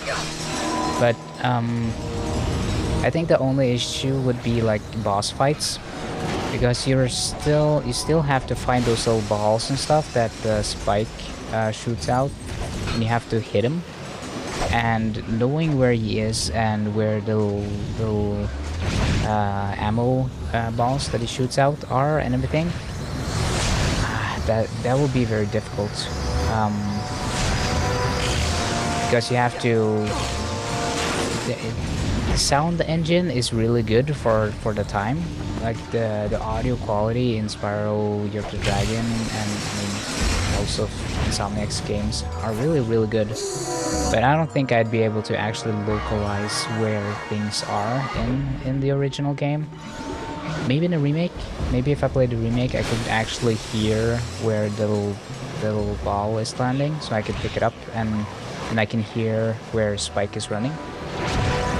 I feel like the audio cues might be easier to follow, but I know the original game better than I do the remake, because remake have you noticed how in a remake the running and the jumping feels a little different? It's noticeable in a way where it's the music is in mono for some reason. That's probably because the mono track can be, it doesn't sound, if it's just mixed down to mono and played in stereo, then it's saving on space maybe, because the full game is like 356 megabytes, I think. I think most PlayStation 1 games kind of capped out around like around at least 400 megabytes. I think was like the upper limits of those CDs, maybe. We should look that up actually. What is the what was the actual limit for PlayStation 1 game size?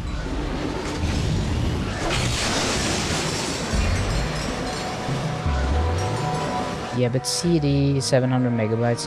I'd never seen a PlayStation 1 game actually be 700 megabytes. I've never seen that. So and the PlayStation 1 disc was different. The PlayStation 1 disc did not look like a CD disc. It was like a regular magnetic CD disc. It had like the black, they were like the black discs, and they had like a different like protection system from CD.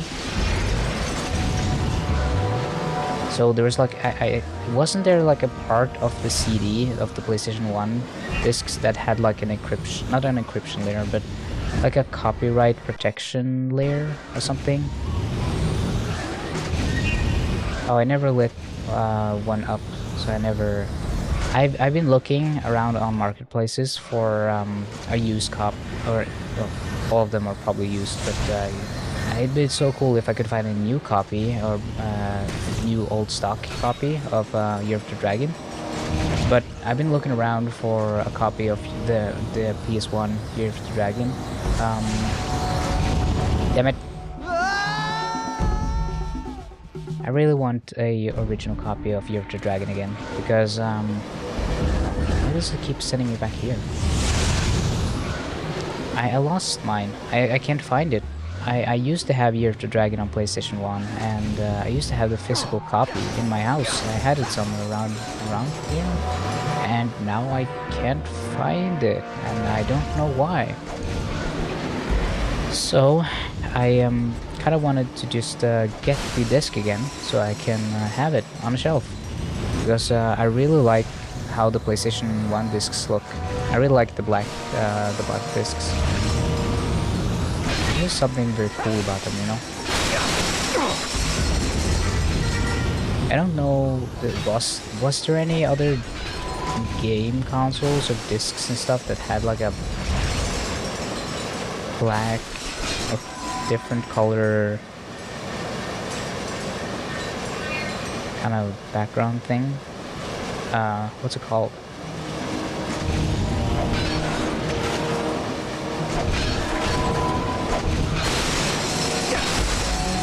Wait, it is 634 megabytes? I think maybe I'm mixing it up with something else, or maybe I'm thinking about the compressed version. Because when you download and you find it online and stuff, it's usually like compressed, I guess. Oh, so it is 7. I guess they really maxed out the space then. Must have been like at the very limit of what they could actually fit onto the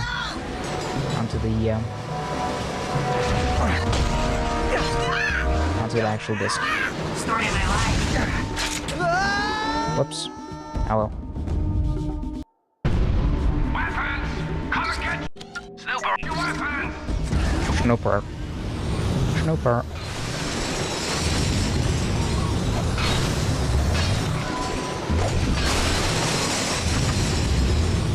Hello, Jam.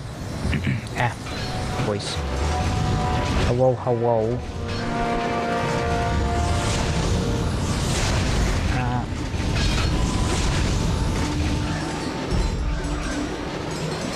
Some PS1 games are like 32 megabytes, while other are the entire size possible on the CD. Yeah. I imagine that they would probably try to get the best audio quality onto the CD. Because, I mean, if you're gonna hire Steven Copeland? I never know how to say his last name. But the drummer from The Police, if you're gonna hire that guy and to make your music, you damn well better make it sound good.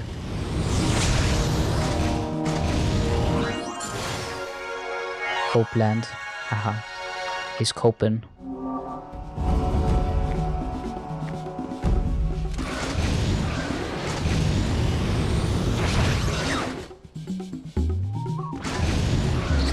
Alright. Alright. Alright, Chief.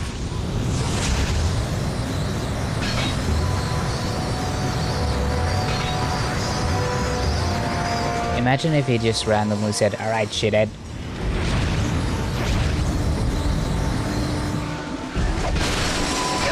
Just earning the game like a PG-16 rating suddenly. Alright, you dumb cunt. I need to buy something, or I'm gonna fucking rob you. I'm gonna fucking stab you like I'm British.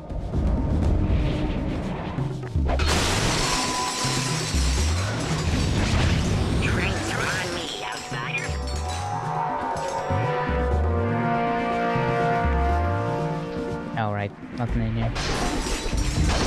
Yeah, traffic tends to suck because American infrastructure, am I right? Haha.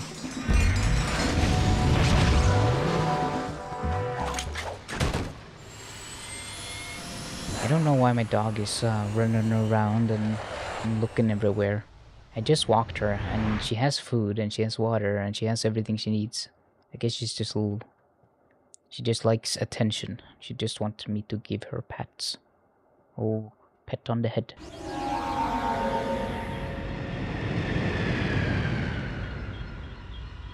Whenever I don't stream, I usually sit on the floor and pet her and give her cuddles. Wait, I missed something? Huh. Oh yeah, I guess. I'm being dumb. Dumb. But yeah, I'm very curious at how the appointment went, Gem. I do want to talk about that later. You might probably not want to talk about it on stream, I assume. Yeah, doggo love cuddle. She's just looking at me and wagging her tail. Just being a little silly girl.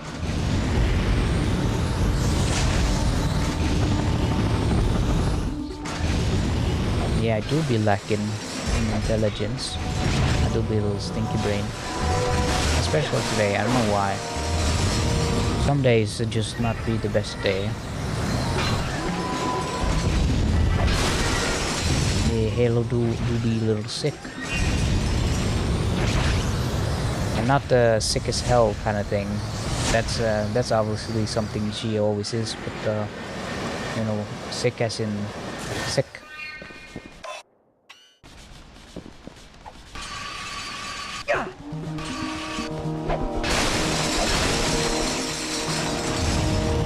Yeah, we're all sick as hell. Yo. Oh, what the? Okay, I got it.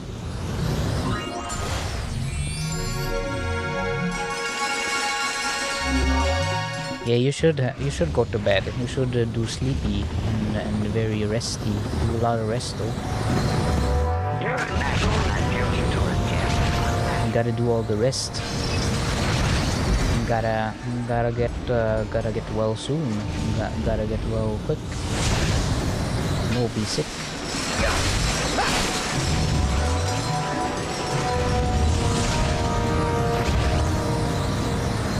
Thank you, hello.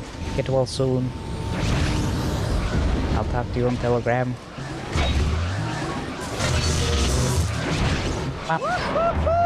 Okay, now I got everything. I got everything. I got everything. Wow. Oops. Okay. I keep going to the wrong place. Bye, hello.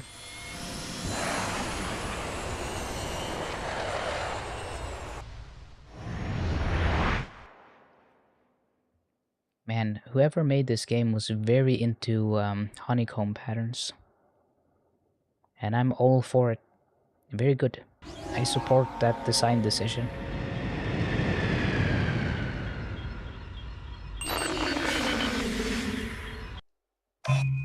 Okay, let's see. Completed. Okay, I've done everything in this sector. Sector. Sectoroni. Pepperoni. Okay, now we gotta do this sector. Wow.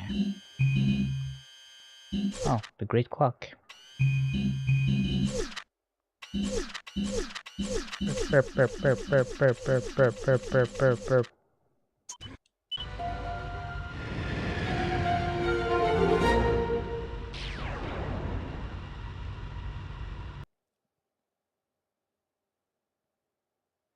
This is I mean, I'd say being Now entering Vanilla sector. being the living in the US, just Now entering it's just a matter of time before you become mentally unwell. A new sector unlocked? What do you mean? What? Oh, weird.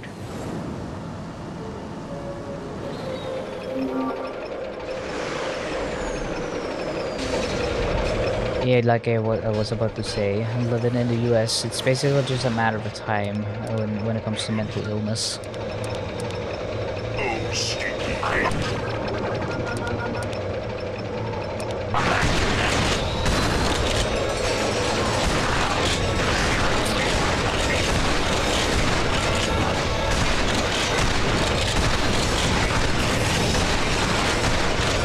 God, now my dog is crawling between my legs and stuff under the table.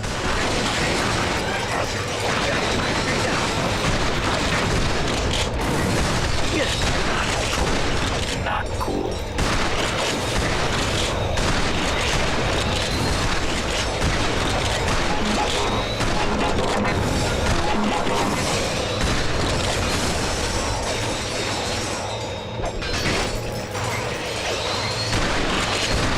Being mentally well in America challenge. Then we do the clams, you know, the words between the two clam things, claps. I forget what they're called. Not the comma. It's oh my god. I forget the word. Aphens? No, not no that. No. Why am I not? I can't remember. It's like being mentally well in America challenge and then not possible. Exclamation mark. Impossible.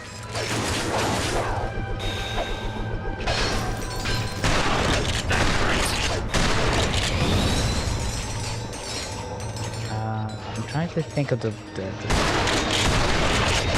what the heck is the thing called again? Hold on, I'm gonna type it out in chat. I used the word the other day. It's not like I haven't used it before. It's like this when you put something between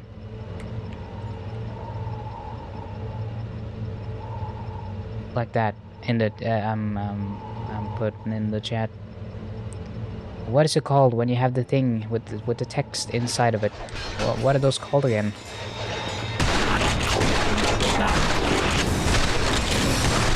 Parentheses. Is it called parentheses? I guess so. I'm gonna trust you on that because I don't remember. For some reason.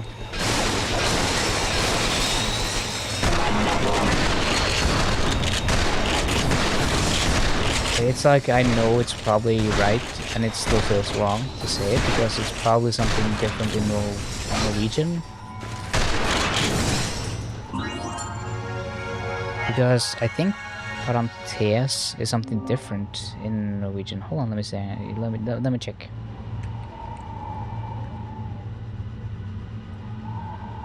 No, it is actually weird. So it is parentheses. I keep forgetting the word for that because I don't really. It feels so unnatural for some reason.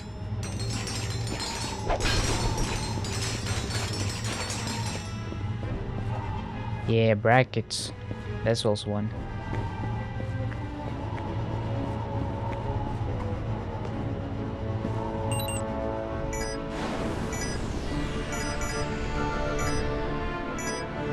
Stop telling me there's a new sector. There's not a new sector.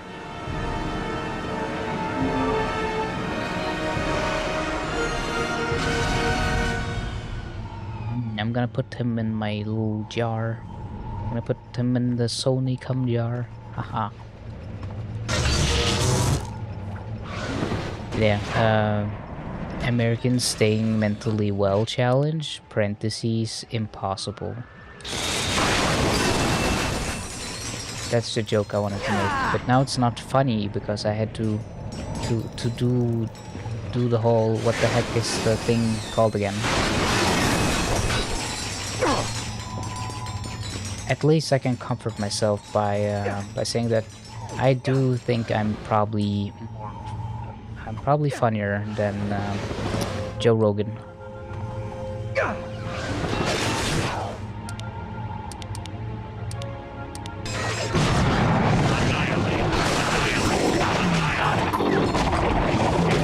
Becoming a right-winger and doing too many drugs has made him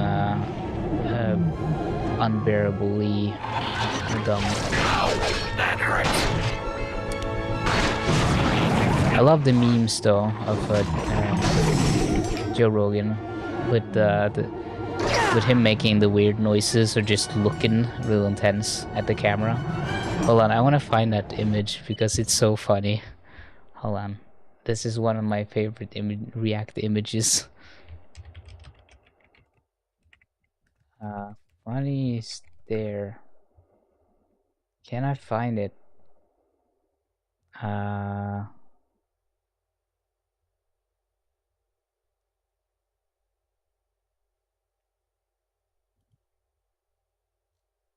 Joe Rogan.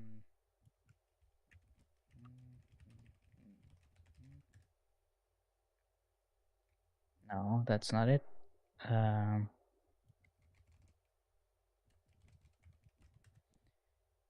I've seen it so many times. Why is it not easier to find like a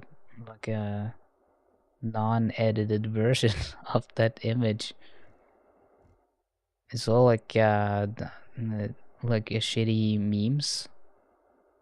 Okay, well, I'm gonna save it and then I'm gonna crop away the stupid reaction. 1 second. 1 second here. Just gotta. Where the heck did it go? There we go. Then I gotta edit this. Remove this part. Yes, thank you.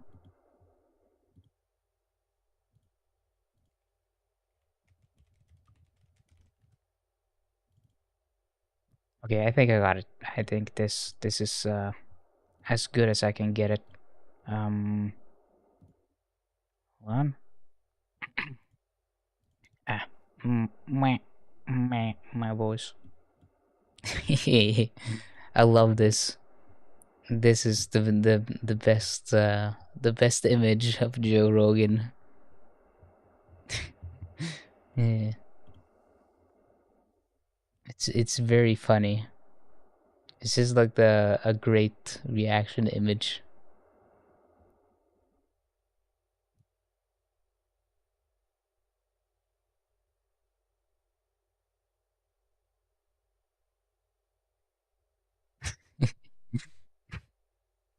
Like thinking. Yeah, that looks very good.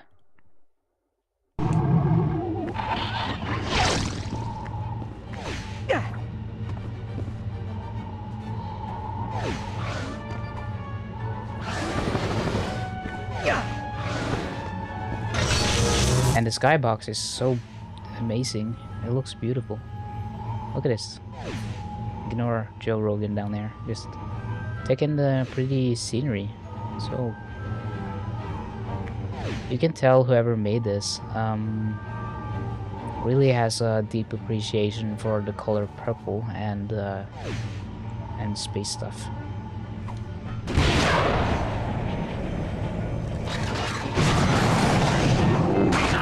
We were just kidding, do you? Go have some pie, or perhaps take in a hollow film. Yum yum yum. He eats robots. He eats robots.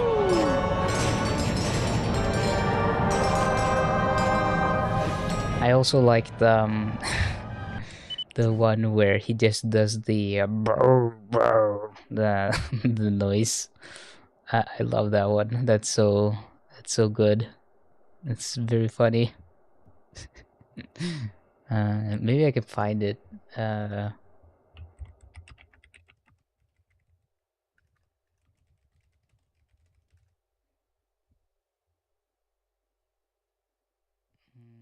this is a whole thing. Animal noises with Joey Dive. I don't want to play any of these because I know Joe Rogan does like copyrights and copywriting stuff, and I don't want to risk it. It's very funny, but he does like a really weird noise, and it's just funny when people combine that with interviews where he talks to someone else, and they're like, "Oh yeah, this is a very important thing about like some super political, very touchy subject," and then after the guest is done speaking, it cuts to the clip of Joe Rogan just going "Blah, blah, blah, blah." And he just kind of perfectly summarizes most of his interviews.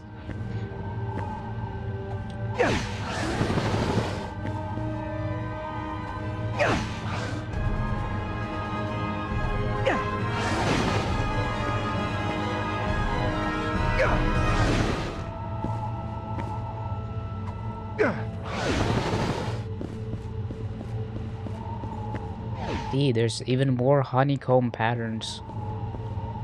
Also, this kind of looks like the Imperial, the thing they have, the belt buckets. Am I saying that right? Belt bucket, belt buckets? I don't know.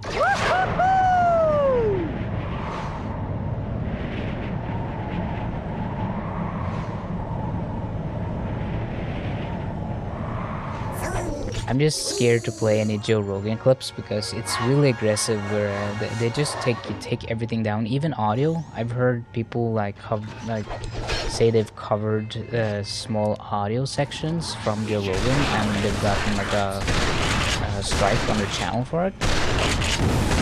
And I think it's because he has like the contract with Spotify, so all of his stuff is like technically Spotify exclusive now, or there's like a exclusive deal with Spotify at least, and it kind of affects how the it's kind of like playing like a really popular song or something.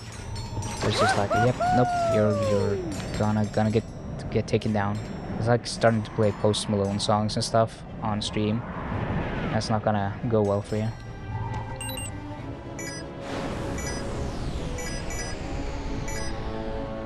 Yeah, I know, there's not a new sector.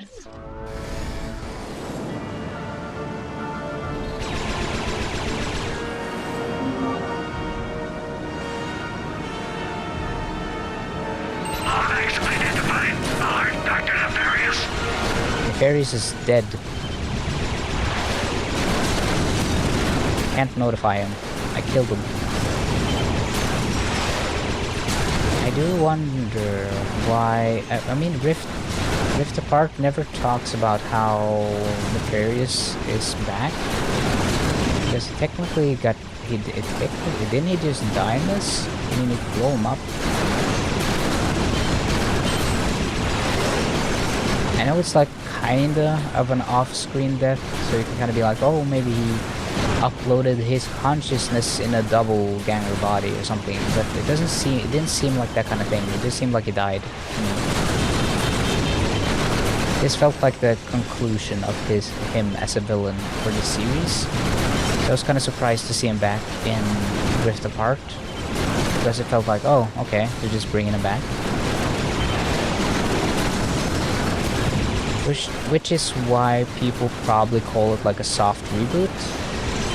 Because it's not like a reboot, because it's still about the Dimensionator, which is like a plot device from these games. But there's stuff in these games that seem to be kind of ignored, or seem to not happen. And like the remake, the PS4 remake with the Chairman Drek becoming a sheep. That's from the remake. That's not from the original.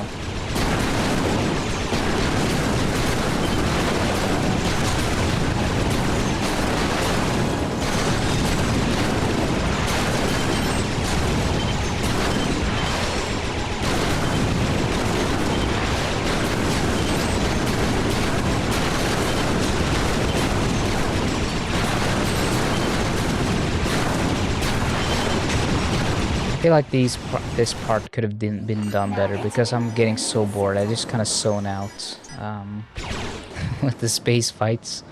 I kind of just go into like a hypnotic state. Alert, Dr. Nefarious. He's dead. You can't notify him. Oh yeah, that's a thing that happened in Spider-Man actually. Okay, so spoiler warning for Spider-Man 2. I'm gonna say something. It will only take 1 or 2 minutes to say it. Okay, spoiler warning. You got the warning. So if you don't want to hear it, close your ears for 1 or 2 minutes from now. So in the game, after Kraven is killed by Venom,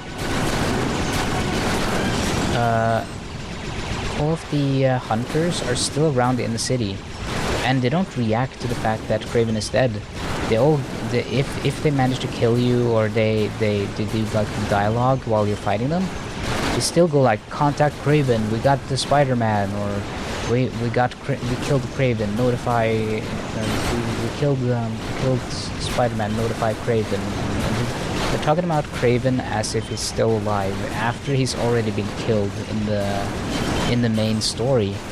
And that feels like a weird oversight, because almost all the other games, they have some sort of like update for the dialogue for villains, where or in-game characters, where they'll talk about something else, where they'll go like, oh,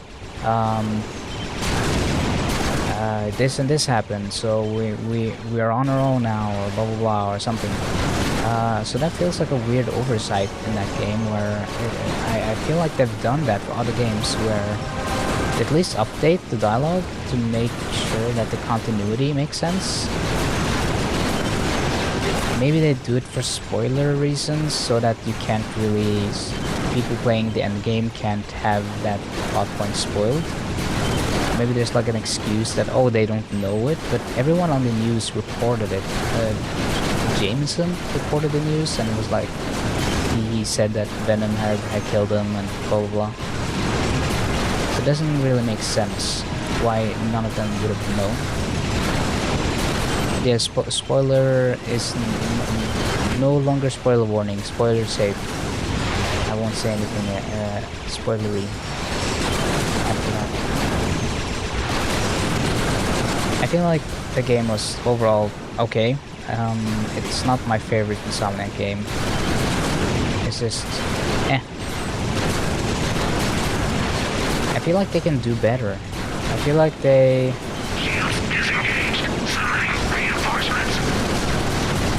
I felt very safe. It felt like they were more interested in making a very cool tech demo, instead of making a game that was like really good or unique or different in the Spider-Verse. Because we've had a lot of really good spider stuff, spider media, with Across the Spider-Verse, Into the Spider-Verse, the Marvel Spider-Man movies with the multiverse stuff, and there's been so much Spider-Man stuff lately, so I feel like when they made Spider-Man 2, they should have probably gone big, as in, they should have done some really they should have taken some risks and done some story arcs with some bigger impact and some more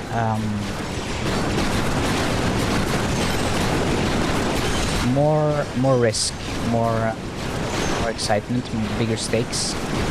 Because I felt like it was just like something I've seen before already, just repackaged a little bit.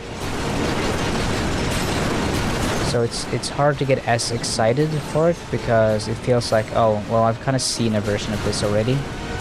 It's a cool game. It plays well enough. It's cool. It's neat. There's nothing inherently wrong with the game at all. It's just I don't know. I feel like if you're gonna do it, then you gotta do it well, because there's been so many Spider-Man games and been so much Spider-Man movies and Spider-Man media and Spider-Man things that if you're gonna get past the whole superhero Spider-Man fatigue, then you gotta do it better than just doing it safe and doing it okay. Maybe they'll take that criticism and they'll do something really interesting and cool and new for Spider-Man 3. Maybe Marvel will trust them with like a, okay, well, just make something really out there, make something crazy, something, just go balls to the walls with this, just do whatever you want, because we trust you now, because you made many games that have done extremely well financially for us. So we kind of trust you with the license to just do whatever you want. Now that is something I would like to see. I would like to see something edgy, something like they had like the Spider-Man game Across Dimensions or something. And that was like an edgy take on it, where you played as Spider-Man Noir and stuff, and you were beating up Nazis and doing like a lot of interesting, diverse kind of different things. It was interesting. Even if the game itself wasn't like amazing or like a really good one, it had like a lot of new stuff and a lot of things and cool elements that you haven't seen in other Spider-Man games.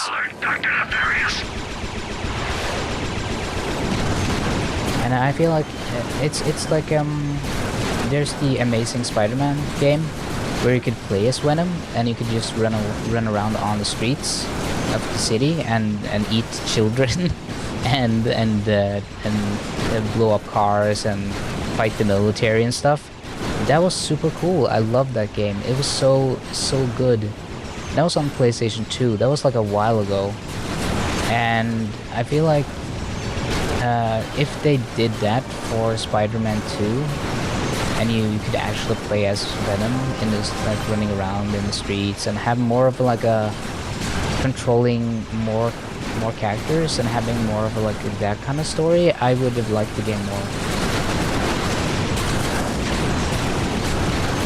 Because there's only, it's not really a spoiler, but there's like one section that you play as Venom, and that's it. You only control him once, and it feels like a weird... They put a lot of effort into you being able to play as Venom, and then it's only that for that one part, and you never control him again, and you never use those abilities, it's never revisited, and that feels weird to me. Why put so much effort and time into developing a section and developing a moveset and developing the ability to be Venom if you're not gonna use it? You're just gonna use it for one story beat and then it's over. And we know from other games that it's fully possible to make a story where you play as the villain for certain sections. It's like role playing. You know you're evil, but it's kind of like, oh yeah, it's rewarding to be evil because it has like a good gameplay loop, and it makes you feel powerful and it's kind of fun. So it's supposed to be like a, oh yeah, the suit is corrupting the player as well because it's fun to play as Venom kind of thing. I don't know, there's so much stuff they could have done. I guess I'm just a little disappointed. Like, that's the easiest way to say it. Like, it's good, but there's so much stuff I'm missing from it that I feel like they could have included, which would have been very cool. Shield disengaged. Sending reinforcements.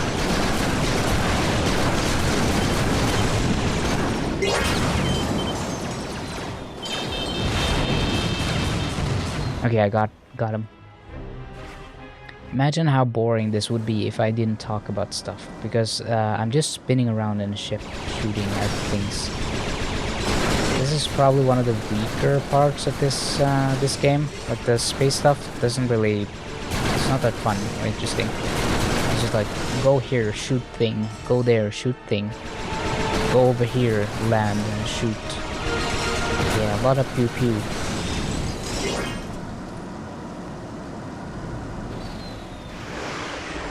A lot of shooty tooty, fruity.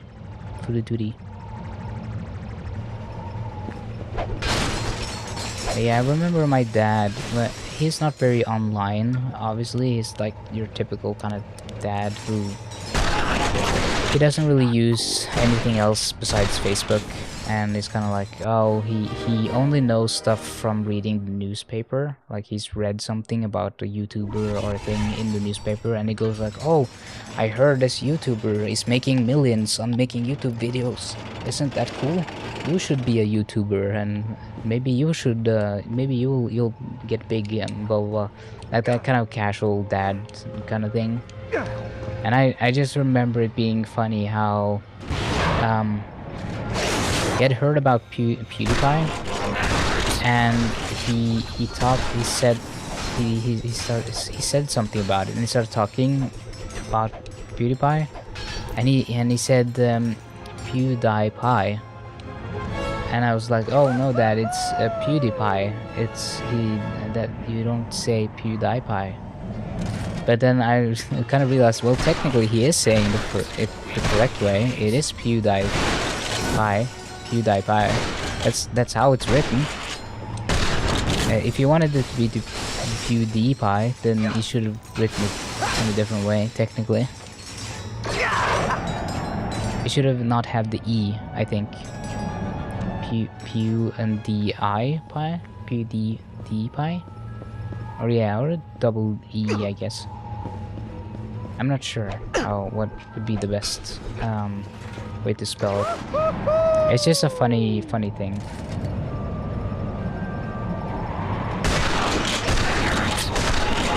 It's like a common internet thing where everyone knows that, oh, it's PewDiePie, or PewDiePie, not PewDiePie.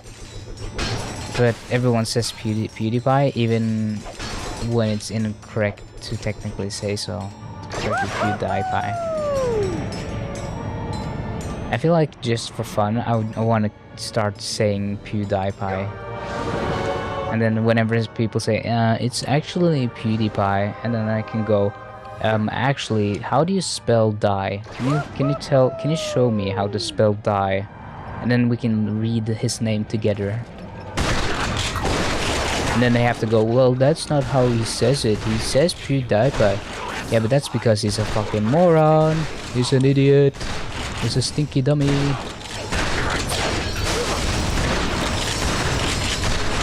And then I can bully them, and I can do the thing where I rub the knuckles on their head. Do a little knuckle. What's it called again? Knuckle bust? No, not a knuckle buster. There's something else. What's it called? Noggin? Something? No, that's not it either.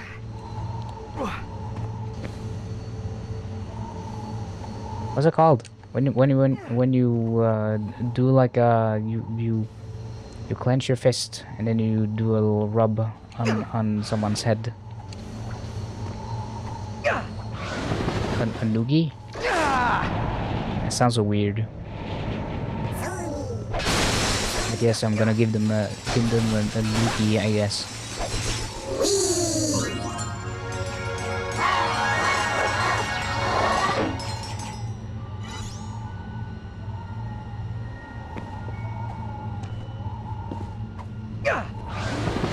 How do I get to the bolt? Is it over here? I see it on the map.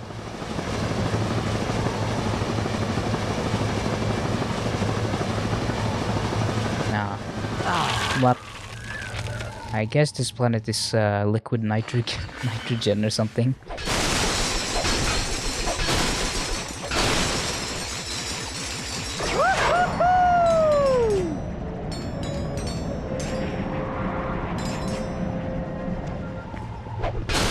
What are you talking about, mate?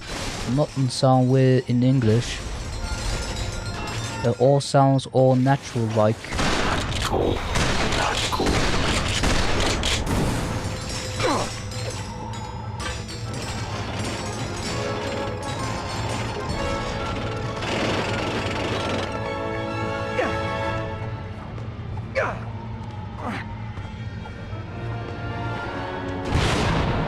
I love the memes that makes fun of like British people with like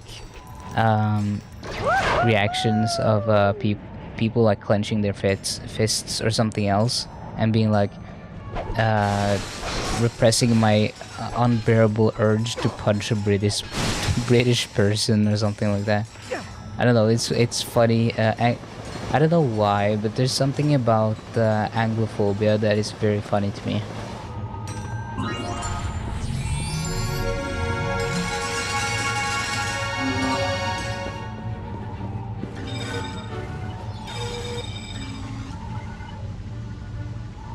Between 2D seal smashing ugly turquoise. I don't know what you're talking about, but good on you. You do you, Jam. Can this take me home? Ah.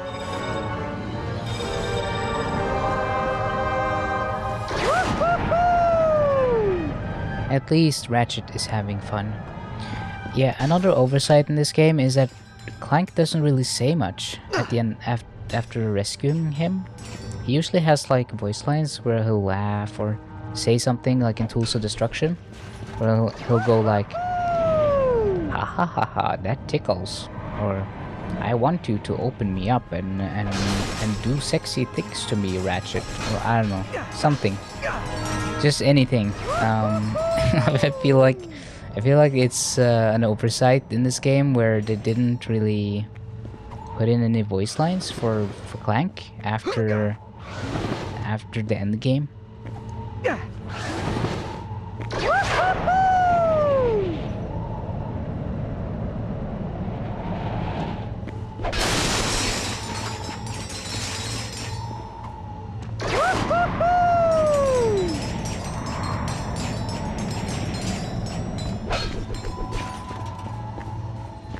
Please tinker with me, Ratchet. No homo, bro. That's my Clank impression.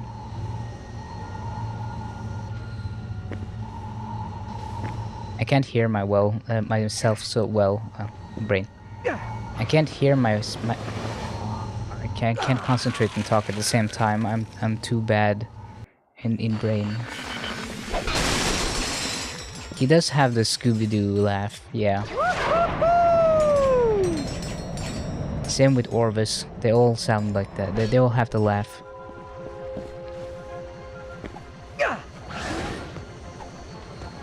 Okay, brain do better now. There was just like a screw loose. I knocked it back in its place. I was just having a moment.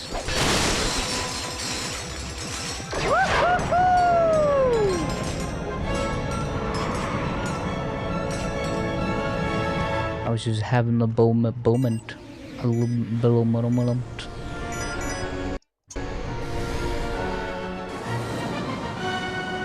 A little moment. A little moment.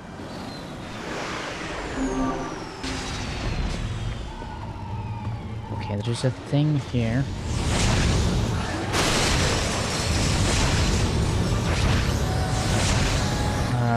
Wait. It feels like I'm going to... What? What if...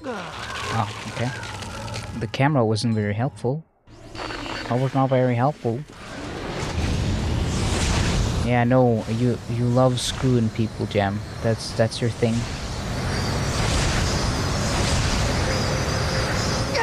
I did talk about this on a previous stream, but I love the... his name is Zac something? Is it Zac Efron? No, that's a High School Musical guy, right? It's Zac something. Zac... I'm thinking about the guy who did the very funny tweet where he said like, here's a photo of me screwing my fan. And it's when you open it, it's like a photo of him actually like with a screwdriver just screwing on a regular fan. It's not Zac Efron, it's Zac, it's a guy from Scrubs. I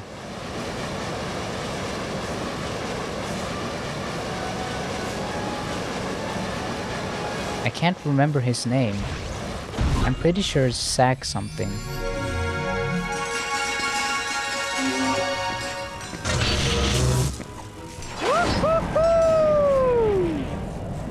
isn't it? Am I completely off? It feels like some sack something sack braff, yes. Sack braff. Sack braff is a funny guy. I like him. But clearly I don't like him enough to remember his name.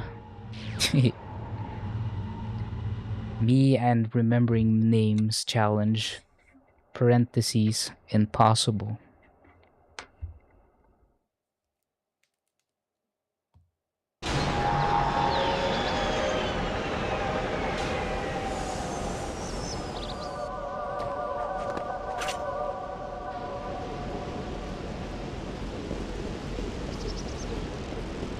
The guy from Futurama. The guy from... Who would that be? The guy from Futurama named Zack?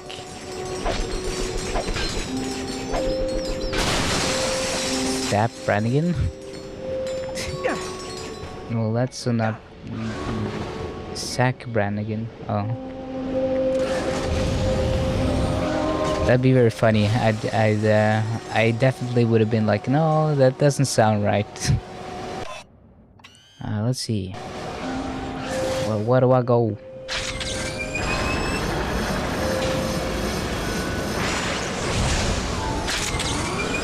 Yeah.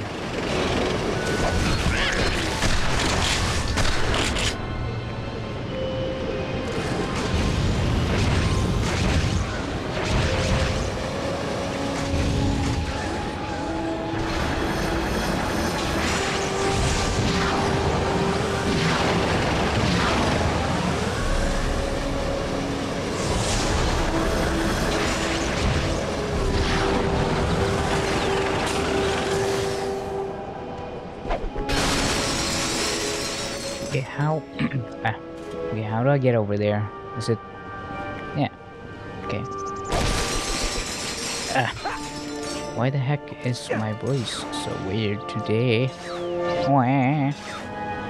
Paprika is free on YouTube if anyone would... I don't know what that is. I only know that when I say paprika, it's usually because I want to say bell pepper, but because in almost every European language, paprika means bell pepper. It's confusing because paprika means it's like a spice in English, I think. It's not the bell pepper.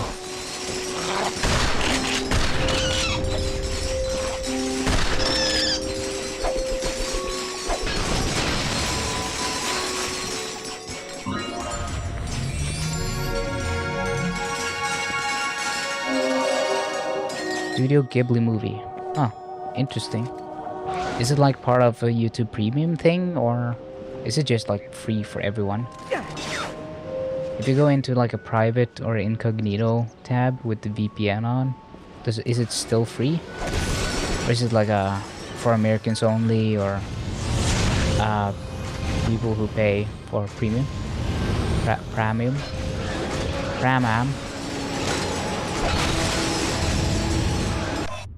See. Wap.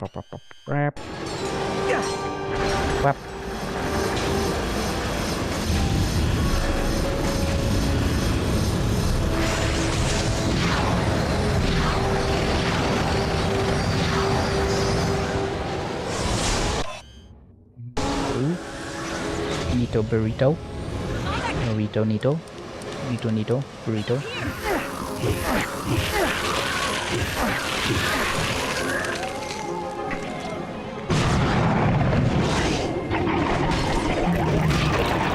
Yeah, get the Valkyries with the weird, not German and also not Russian accents, but sometimes just in English accents because they gave up for some reason.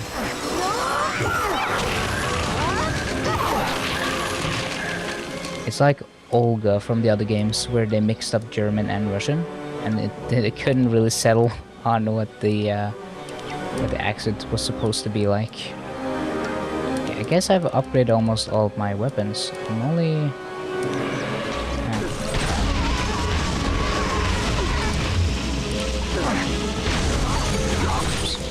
not that one. Okay. What? Oh, wow, wow, wow, wow. I pay for premium because I like having ads free and playback and all that stuff on my phone when I'm walking. I use YouTube like a podcast thing mostly, so I like having the ability to listen to stuff while I walk, which I can't do on an iPhone otherwise. Well, I probably can. There's probably a solution for it, but I'm too lazy to figure it out.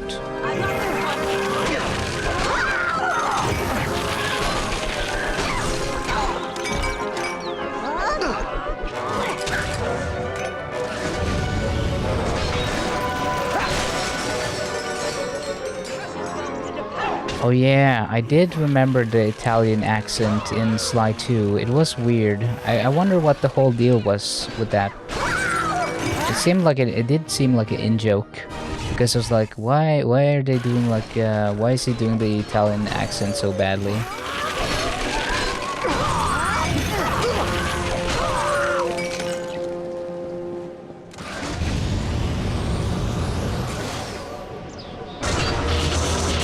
It was a funny part of the game though. I did like it. It added some character. I did actually like the Sly games quite a lot. They were very unique and their own thing. I got all the way to Thieves in Time, and then I didn't finish it because I got busy with other stuff, and then I forgot to finish the game. It ran pretty well on my PlayStation 3 emulator, the thing I'm using right now. And it probably runs even better now than it did back when I tried it. Especially since I got a better computer. Better computer. Much better.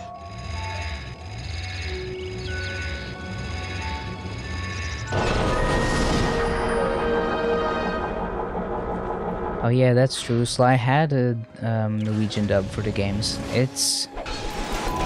I don't know if they're good or bad. If they're bad, then I'm just gonna have fun. If they're good, then I'm also just gonna have fun. So if they're kind of just not either one, they're not too bad and they're not too good, and you can't really make fun of it or have fun with it, then well.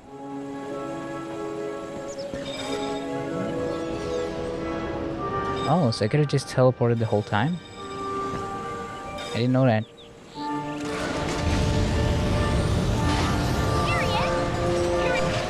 No, I'm not here. You don't see me. Damn it.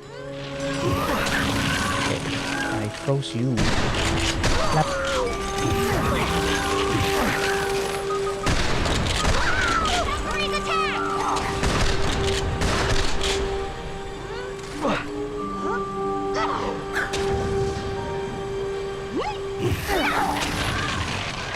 There's an expression that's called "it ain't over," or they say it isn't over until the fat lady sings or something. Is that it? I never understood that. Is that like an opera thing where it's like, oh, the opera isn't over until the big lady comes on stage and sings or something? I never understood it. I don't get it. Seems like a weird expression to me.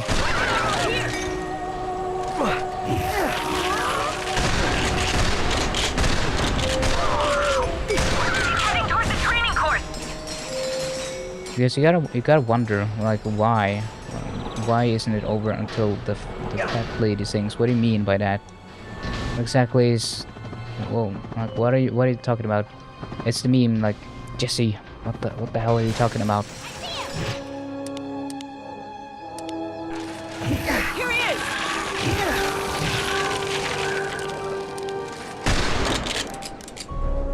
Ah.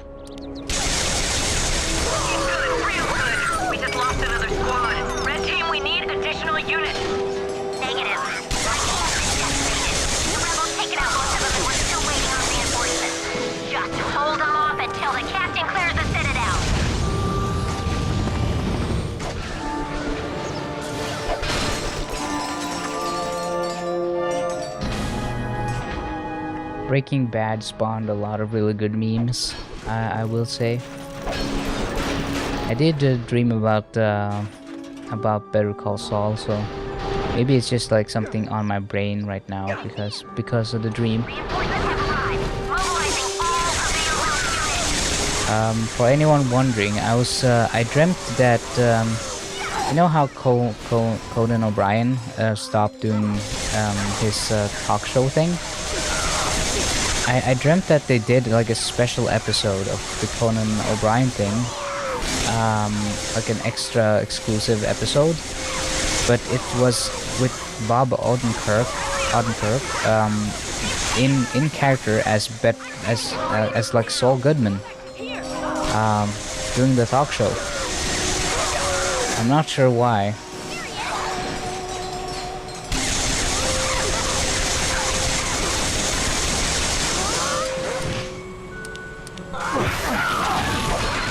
Dreams really don't make sense, so trying to make sense of dreams is like trying to make sense of, I don't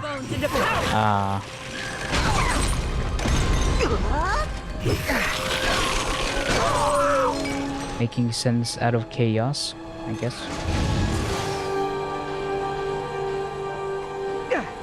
Okay, what is this?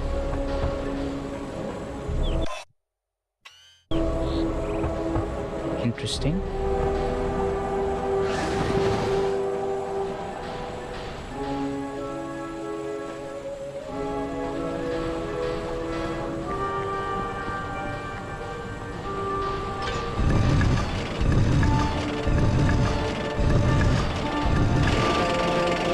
Oh, I see the bolt and the hollow plan.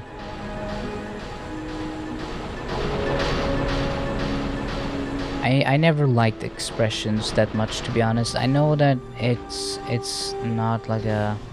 It's nice to have more than just one meaning for everything in your language instead of everything being so direct. Like, oh, it's kind of nice to have some expressions and some different things that makes the language more colorful and have more substance and blah blah blah whatnot. But a lot of the expressions just seem weird to me. Son, you now hold in your hands the only known copy of the Rhino 5 HaloPlan. You come see me as soon as you can. I'll be in the Axiom City spaceport on planet Terracnos. Planet Terracnos. Okay. Okay. Okay, I think I got everything. Can I teleport back to my ship? Can I get to my ship? Can I get... Ship? Ship. I wish there was a way to just quickly get back to my ship. Okay, so we gotta go through all of this.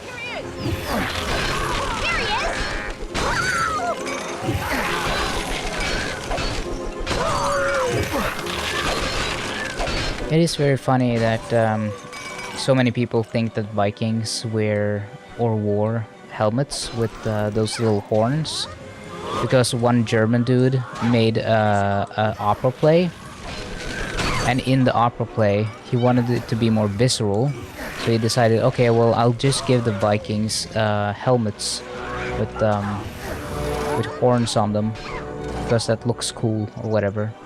And because of that, everyone thinks that people in like Viking days had horned, well, helmets now. Because of one German dude.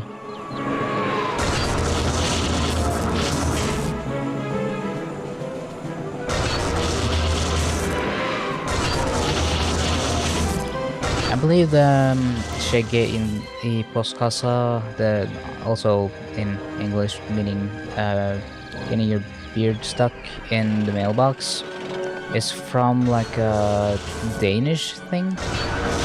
It's technically a Danish expression, because it's like about the story about a guy that waited so long that his beard got stuck to the chair he was sitting in or something, and then over time the story has been changed a little bit. It's been retold, and it's kind of like how the one feather became 4 chickens or whatever it is. It's funny because I can't even remember the number of chickens that the exaggerated version is supposed to be.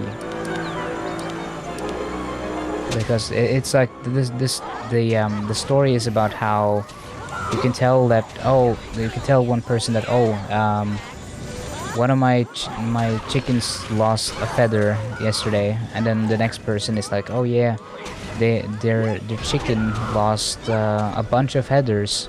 Oops, crashed. And then the next person who hears it will exaggerate it even more and go like, oh, actually, it lost a wing. And then it's like, oh yeah, he lost a whole chicken.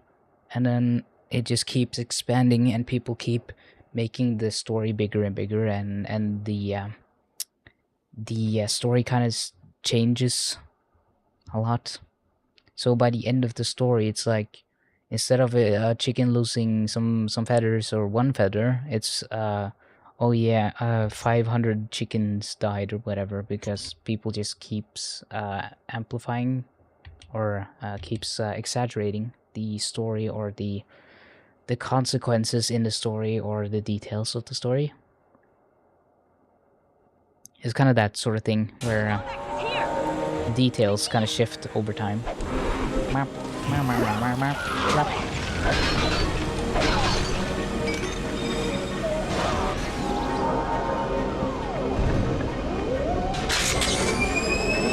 A loud ship jump scare. Pop up.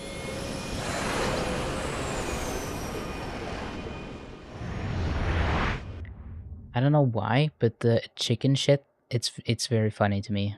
There's something about how it flows, how people say it, that just makes it funny. Oh yeah, what are you gonna do, chicken shit?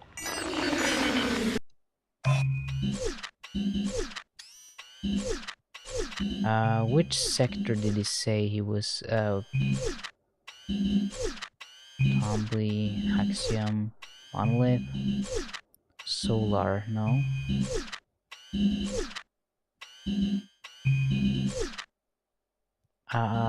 Which planet did the smuggler say he was gonna be on? Krell? Was that it?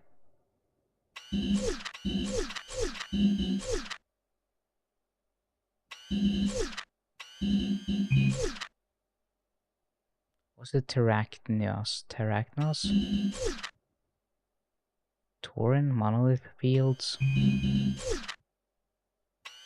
I don't remember which planet he said.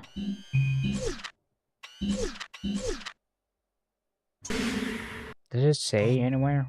Hold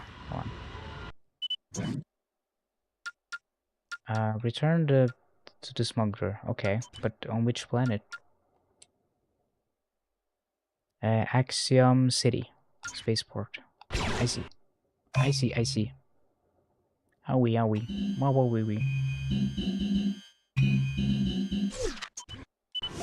Wow. Bap.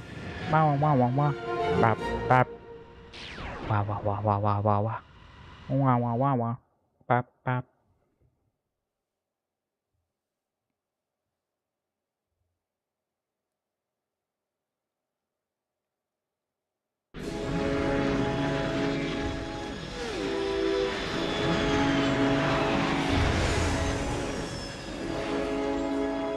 There's a lot of advertisement for Quark around in a lot of different planets and sectors.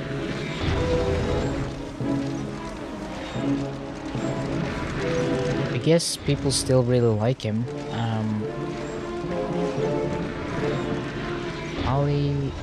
Pollux Industries.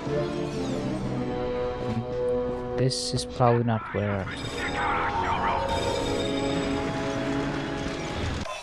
Does it say on a map where he is? Nope.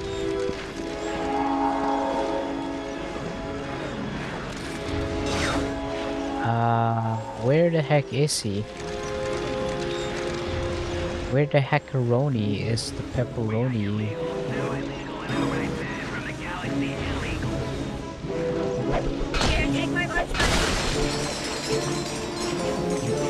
I don't know. I gotta find the smugglerino. a smuggler. With the back with the lemonade. A lemonade. A lemonade. He said he'd be in. The smuggler said he's in the space. Blah blah blah blah blah blah blah. The spaceport, but I'm not seeing him.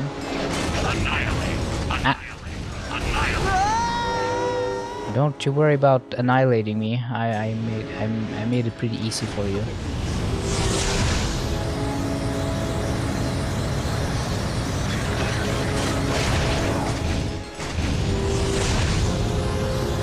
Blap, blap, blap, blap, blap, blap.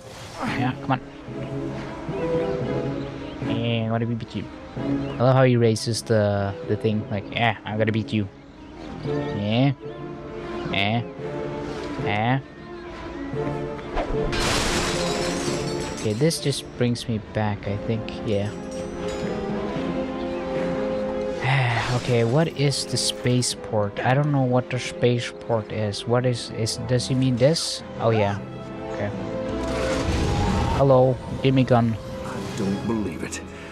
You got every piece. Son, when this thing is built, it'd be best if we didn't discuss the matter again. Galactic authorities would throw us both in Zordium just for looking at it. Now stand back. I present to you the Rhino 5, the most powerful weapon in the known universe. You be careful with this thing now. It packs a heck of a punch. It's a bit small. Can you make it bigger? The Rhino 5! Simply put, this is the deadliest weapon in the known universe. There's only one strategy with this one. Squeeze the trigger! After that, it's clean up on aisle 3! The There's that Rhino joke 5, again. guaranteed to rip you a new one! The cleanup aisle joke. I guess that was a really big joke back then.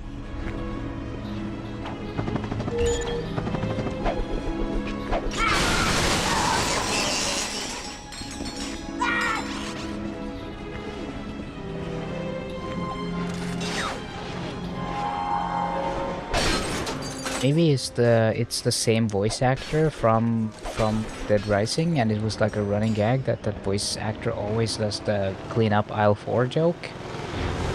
Maybe that's it. Maybe I feel like I'm missing something, you know?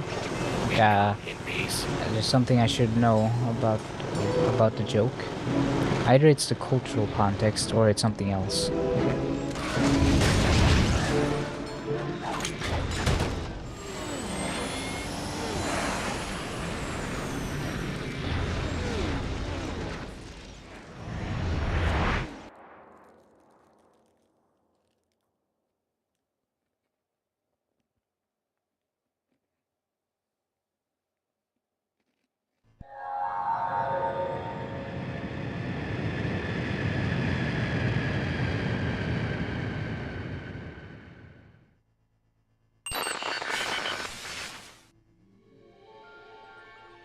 You probably don't get it because it's boomer humor, or at least not millennial maybe, but Gen X humor.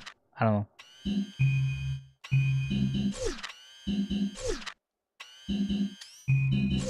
I guess the joke is supposed to be that it's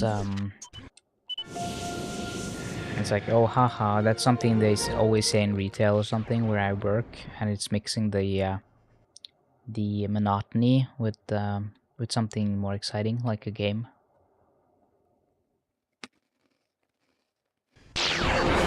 Now entering Harvest Sector.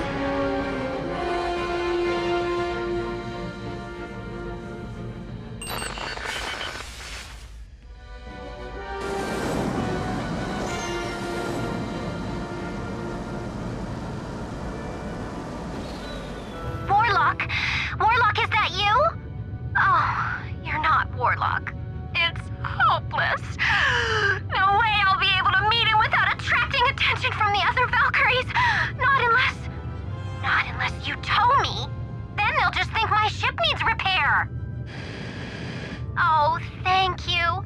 Sending coordinates to your ship now. a weird mission, but okay. I really appreciate this. The other Valkyries. You can't even compare this to Starfield. Starfield is trash. This is like 5,000 billion times out of better. curiosity, You can actually do you know fly what he between looks like, this planets in this. Warlock? Only from his avatar. About 6'2", blonde hair, bulging biceps, and the... Warning. Warning.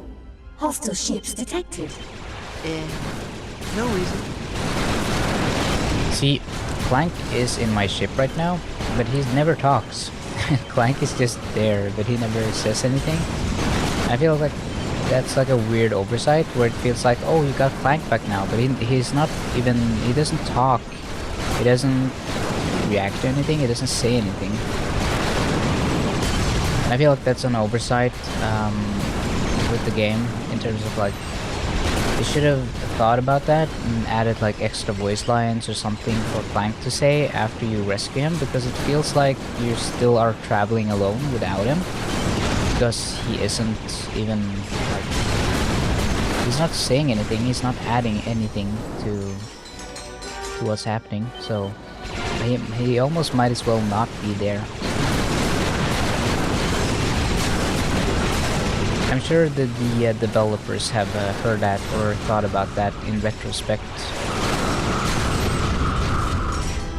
Insomniac has been pretty good about improving over the years, so I assume they've always been pretty aware of all of the stuff, all the different criticisms.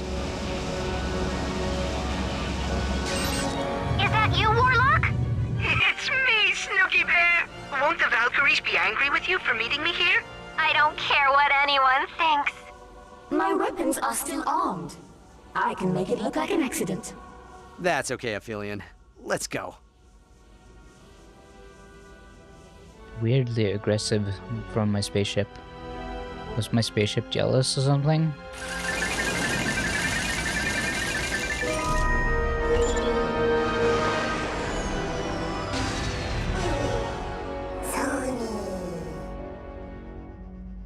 Just because I put 150 hours into Starfield doesn't mean I like it.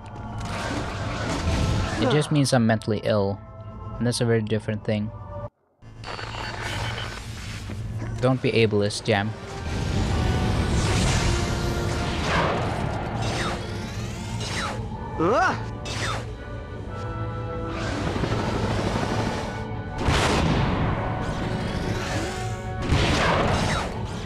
I think I put like 150 or something. Hold on, let me check. Let me see how many hours did I put into Starfield in total. If Steam wants to open, which it's not doing right now. I don't know why, but Steam has been kind of weird. Where it takes forever to open. Okay, here we go. Let's see. Starfield. How many hours? Playtime 175.2 hours.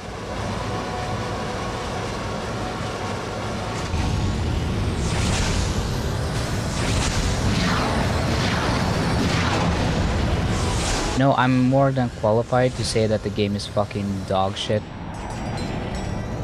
Because I played it enough to know. And I've watched a few people talk about it, and they all basically say what I've been saying, which is, the longer you play it, the worse it gets. The more you realize that, man, this game fucking sucks. This is not good. This is like sad. I love that planet looks really good.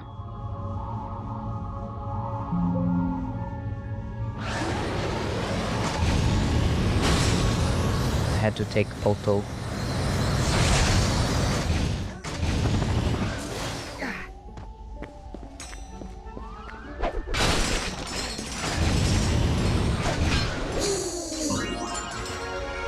And straight into the cum jar. Haha.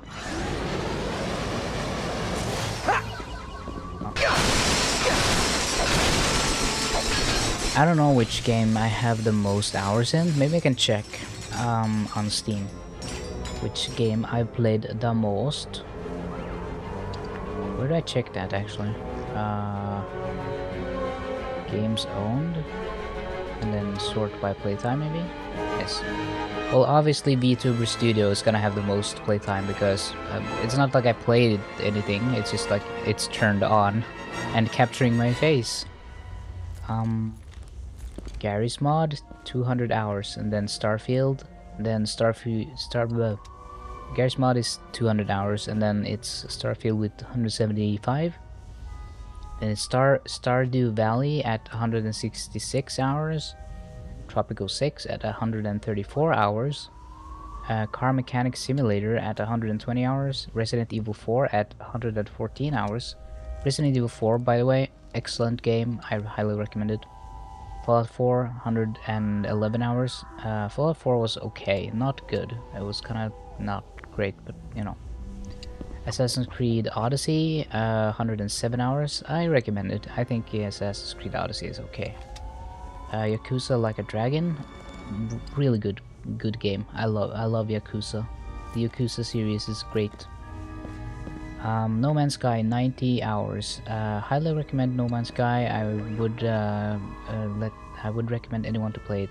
And that's not representative of my actual game time because I've completed it on PlayStation 5, where I've gotten all the trophies. So I have like probably 200 hours on No Man's Sky on my PlayStation 5. Skyrim, 80 hours. Skyrim is okay. It's probably the only Bethesda game that's worth playing. And even then, it's not like the best. DayZ, 78 hours. Haven't played DayZ in 100 billion years. Cyberpunk 2077, 77 hours. I've heard it's really good after all the patches, so yeah. Cult of the Lamb, 63 hours. Got all the achievements for that. Middle-earth, Shadow of War, 63 hours. Resident Evil 7, almost 60 hours. Resident Evil 2, almost 60 hours. Yeah, it's just a lot of... I spend a lot of time on games, okay? That's just how it will be. Oh, that looks... Can I... Oh. I wish there was like a camera mode in this. This looks really good though. I like... Really cool.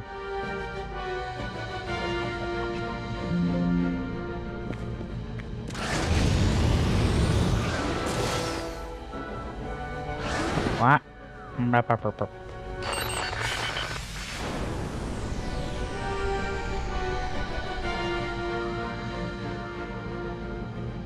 You have 414 hours in GTA 5. I don't know if I've ever played GTA 5 that much. Like I played the story and I thought it was fun to just run around and do stuff in GTA. But I never got into the online stuff, I never got into modding, I never got into any of that kind of thing. It was always just, I love running around in the open world sandbox and exploring all the details and driving the different cars and doing all the missions and finding secret weapons and getting all the cars and planes and that sort of stuff. I've always been into vanilla version of games. I've never enjoyed modding games that much because it feels like you're cheating, if that makes sense. Because a lot of mods will just add a bunch of stuff that makes the game super easy and also disables a lot of the trophies and achievements, and then it's just like, okay, well, why play the game then? I'm not gonna get anything out of this because it's not gonna record any of my progress, and it's just kind of everything is too too easy and everything doesn't really matter, and it's like, why even play it then?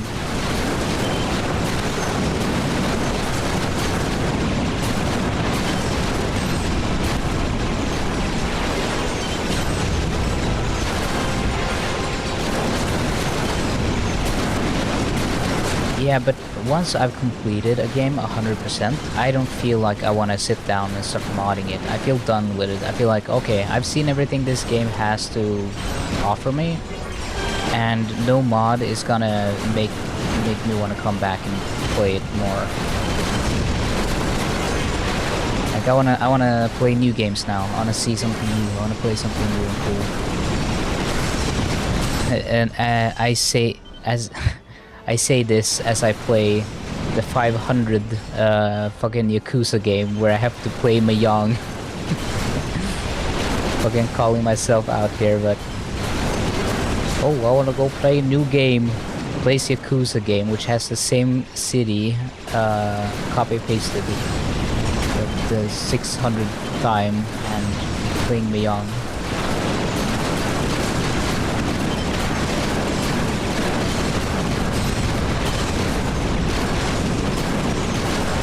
To be fair, they did add a lot more cities than Kamurocho in the newer games. Like it's not called Yakuza anymore. It's called Like a Dragon. And that series with the Ichiban and stuff, it's different.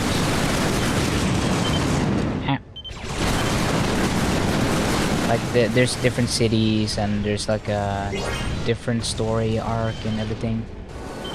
I am excited to play the one that you got me, Jam, the one about Kiryu. There's been a lot of talk about like how he has cancer or something. So I'm wondering if the game is gonna go into that and be like, oh yeah, this is him getting his diagnosis and how he has to deal with that or something. I don't know.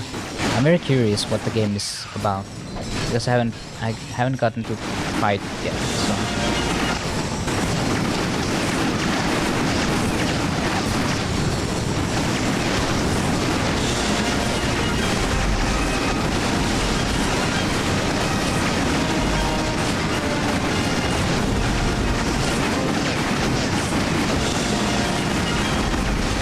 I do like that the Rhino makes has like the classical music playing. The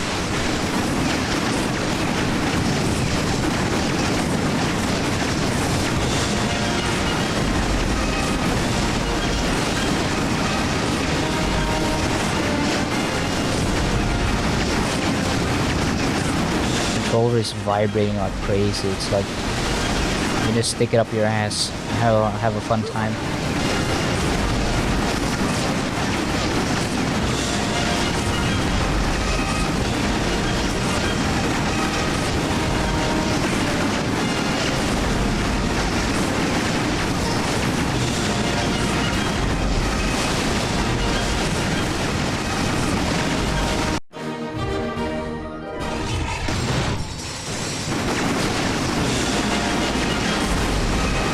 You know, I'm pretty sure someone has done that. Not like put the controller up the butt or something, but I mean, there's probably someone who has. But I'm pretty sure that the most common experience is probably like using it as a vibrator for like girls or something, because you can just do something that makes the controller vibrate a bunch and just put it between your thighs. I feel like that's probably not like an uncommon experience.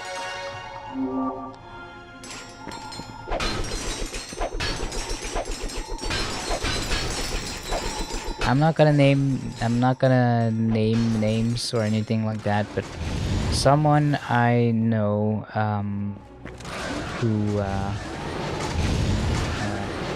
who's a girl who and note that I don't know them online or anything. They're only like a friend via via my parents' friends and stuff. I was told that when they were like in their teens or something, they would go in the pool and go up to the jet streams, you know, little jets on the side of the pool, and then like put their, you know, up against it, and then like say, "Oh my God, it feels so good," and blah blah blah, and like and talk loudly about how it felt so good about like pushing their vagina up against the jet stream.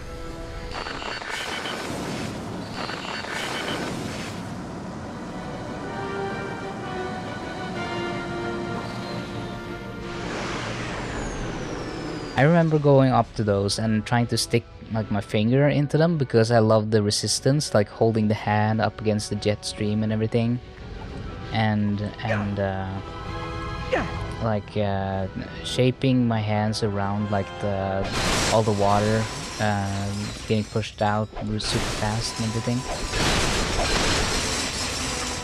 It was very fascinating. I did like the jet stream thing.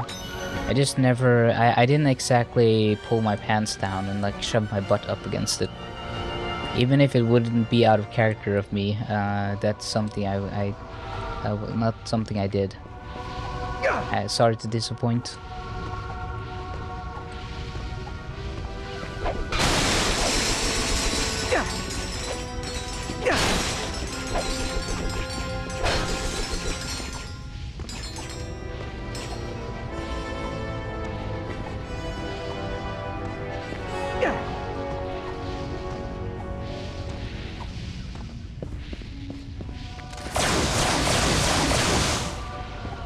Kids do a lot of weird stuff and a lot of funny stuff. I mean, I think most people have embarrassing stories from their childhood. A bunch of like examples of them saying and doing stuff that was very inappropriate, and not knowing or understanding that it was. It's kind of like how I talked about I didn't know what leved or lewd mean, so I said leved because I didn't understand how to pronounce it, because it's just L-E-W-D, I think, lewd. And I didn't understand what the word meant. I thought it meant like sneaky or like a smug, sneaky, haha, silly kind of thing. So I had that. Oh no. So I had that as my. Frickin' as my Snapchat name, and I gave that to my dad. And I don't know if my dad knew what it meant. He probably did. So I don't know if he was like horrified by that or whatnot. But it's just like it's a thing I remember. Just a thing.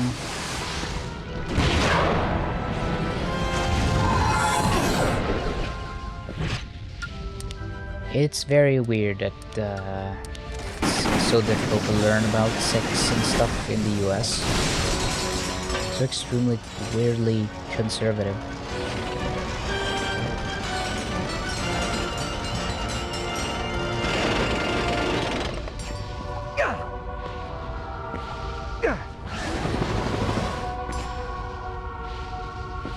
What is a very funny insult though.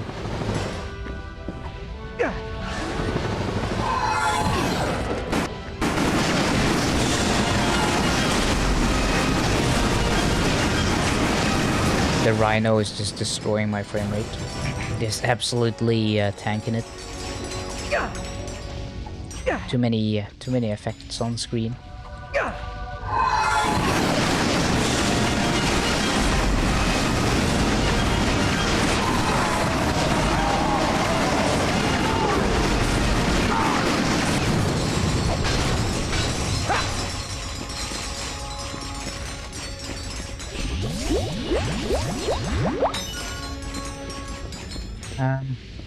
To be fair, I don't know exactly what twat is supposed to mean. I've only heard it in like in certain contexts, and it's just a funny insult to me. I don't really care what it means.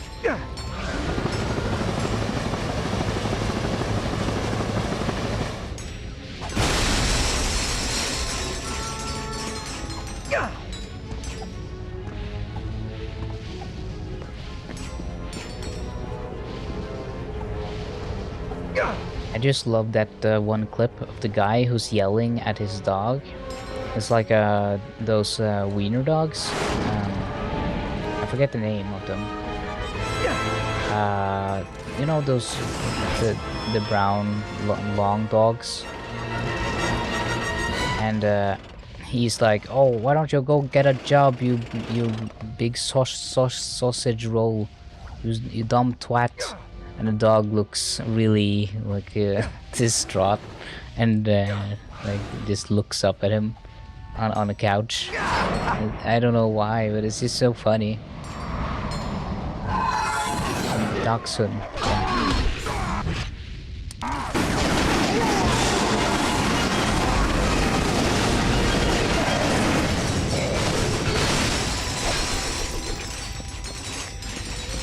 What does Dachs in German even mean? Because Hund just mean dog. So it's Dachs dog, technically. But Dachs probably means something, doesn't it?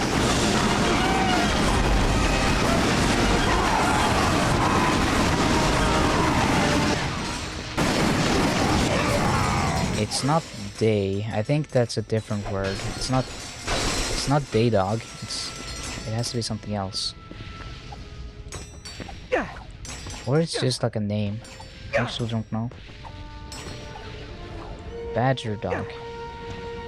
Ah. So Dachs is badger. I see.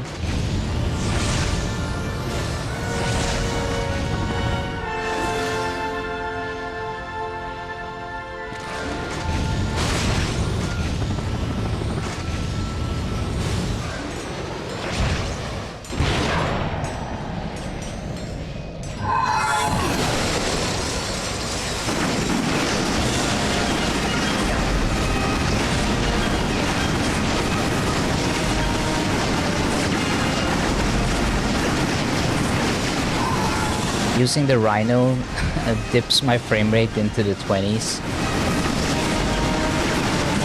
The emulator is just like, oh my god, how am I supposed to emulate all of these particles and all of these effects? Okay, how do I get all the way across? Ah, damn it.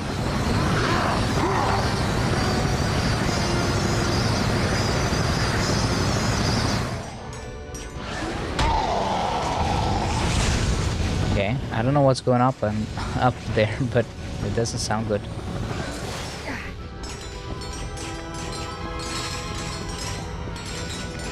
Bred to hunt animals that hid in holes in the ground. I guess that makes sense with the slinky round body.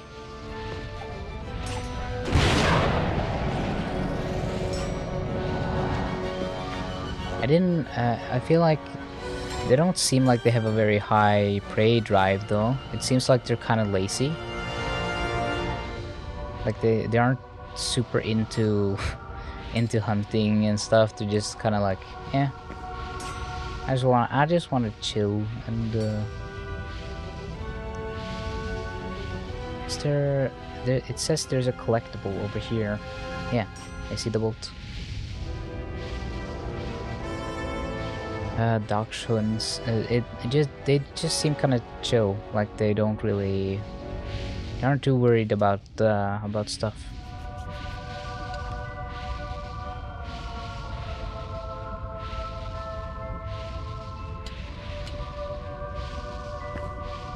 Oh yeah, I played Alan Wake on my OLED TV in HDR, and holy shit, the game looks so good in HDR mode on a proper OLED display. It's just, it's one of the few games I've seen that has like an OLED compatibility that actually it looks good. It's not like bad interpolation of the SDR color gamut. It's like an actual, it's natively HDR, not just like a really bad implementation that doesn't really translate. It's like actually really good. You can see that the stuff that's bright is actually bright. Okay, am I going the right way? No. It's so difficult to tell where to go.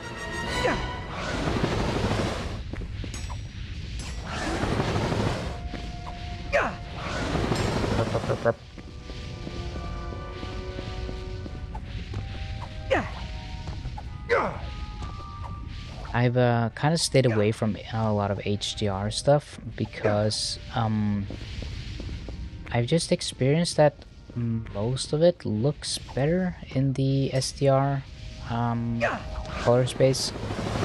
So I've usually just turned it on and been like, this doesn't look that good. This doesn't... it's kind of underwhelming. It doesn't look that much better than SDR. Often it looks worse. Like the colors aren't right. And I'll just turn it off and just use SDR color space. And it's been like that for a long while now, where most of the games just doesn't look right. Just doesn't... not good. So I turned it off for Alan Wake at first, because I was like, it's probably not that good here either. It's just I never had a good experience with HDR on most screens, even my own OLED. But I turned it on because I was like, well, I'm curious, and it's a very dark game, so maybe it'll help a little bit with just the fact that I can't see shit in the game sometimes because it's just so friggin' dark. And I turned it on, and now it's really good. And now it feels like it looks like it's how it's supposed to, and it plays really well, and I like it. And I don't know, I can't stop saying good things about it because it's just like a wonderful game. It's very, very weird, very Remedy. You could call it Finnish humor, I guess.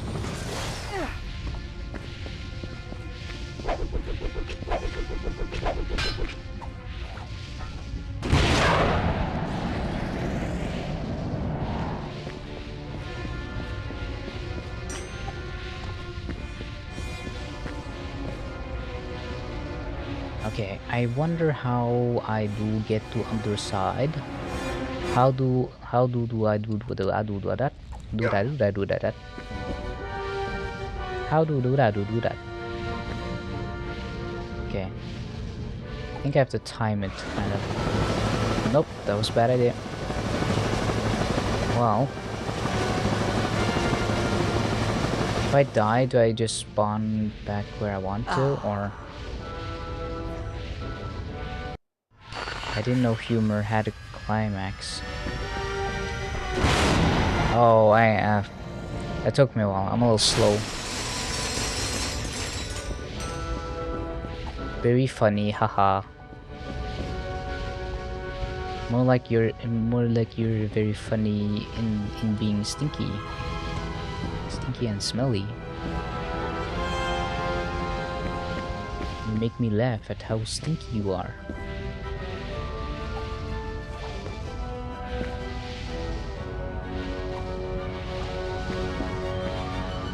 I'm just gonna... no, I'm not gonna risk it. Okay.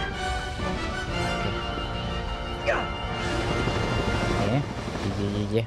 Okay, we got it. Oh, loud.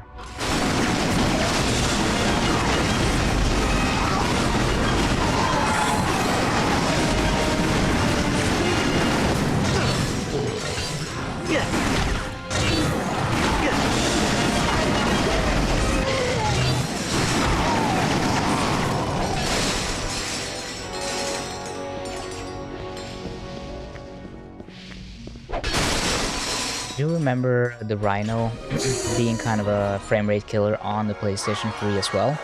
I don't think that's just an emulator thing. I think they just went, well, it's you probably get it at the end of the game, and you probably won't be using it for that much. So why not have fun and just make it be all crazy with all the particles and alpha effects and everything.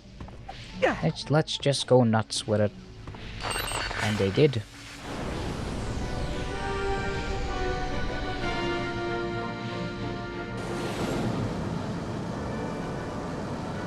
I hope you don't have allergies, because it's about to get nuts in here.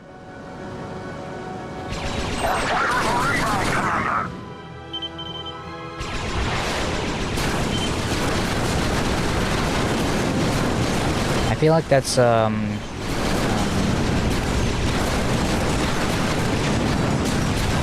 critical level kind of joke. Like Charlie would probably say that.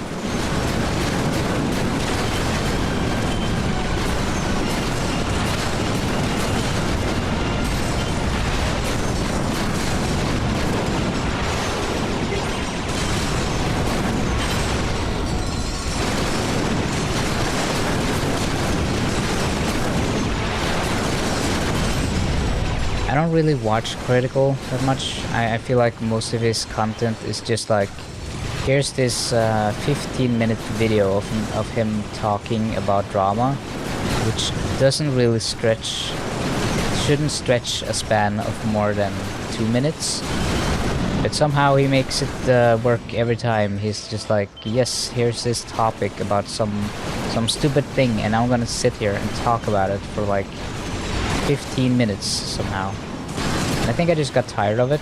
I felt like, okay, I can only see him stretch these topics out for so long before I start to pick up on a lot of the methods he used to like stretch out time. And, like he preaches a lot about his views and things, and I don't know. I feel like, well, with Pyrocynical, I feel like there's a lot of humor and stuff that I actually do feel like adds some value to the channel, beyond just like, hello everybody, this is Critical.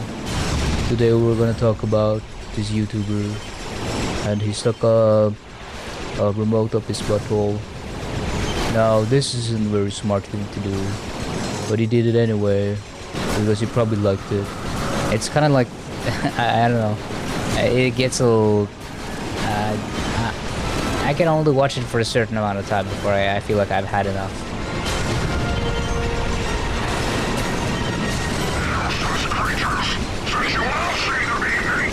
Pyro is very self-aware though. He has fun with the inflation stuff. He still jokes with that, which is funny.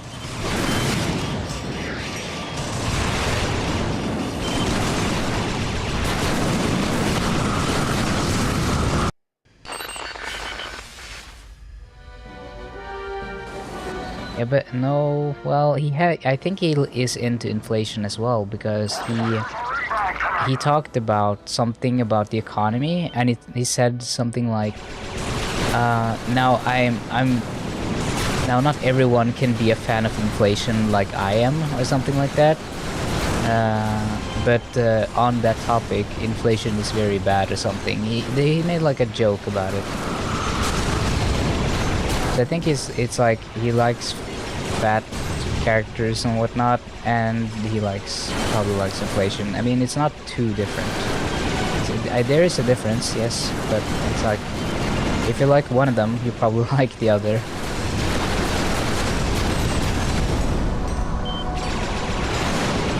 There's a bit of an overlap, I imagine.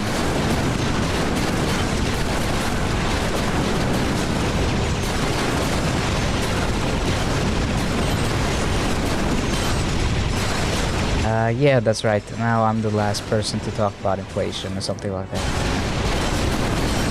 I forget exactly what he talked about. It was like about inflation, economy and stuff, but I vaguely remember it. It was just like a funny offhand thing.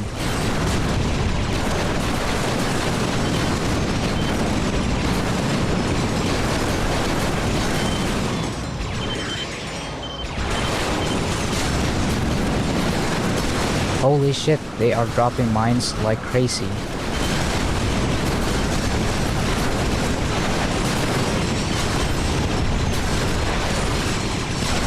Can you please stop dropping mines? That is extremely annoying.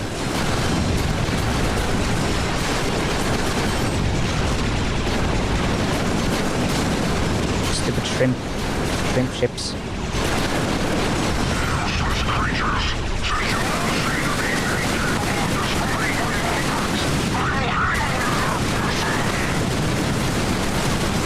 Okay, there we go.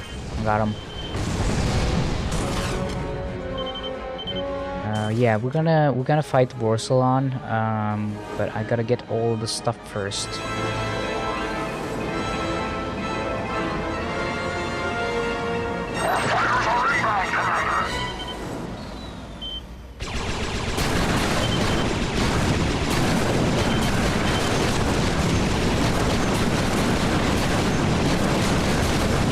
Yeah, when it comes to sexual stuff, a lot of people, it can border on like disorders, and like, it can get pretty extreme. It can be, that stuff can get crazy. that's some pretty spicy stuff.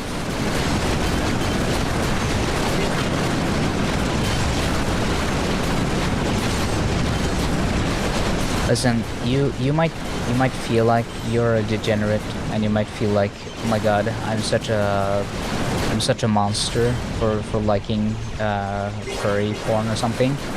But trust me, the people you see on a daily, who you imagine probably only watches like missionary, very vanilla porn or something, are probably some of the biggest freaks in the world. They're probably even more freaky than you.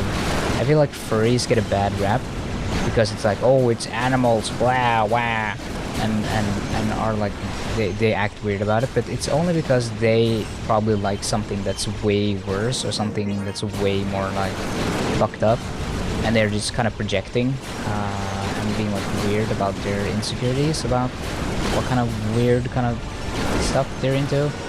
And it's not like I'm not gonna judge too harshly on that. I don't really care too much what people are into, as long as it's not harmful, as long as it doesn't hurt people or isn't like illegal or anything, then I really don't care.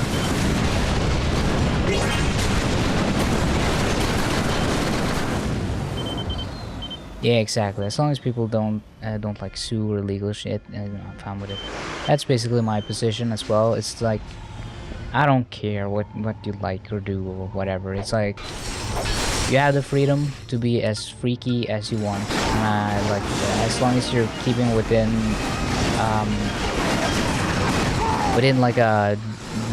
the principle of doing no harm or damage to anyone else, and not doing anything illegal by that extent, then yeah.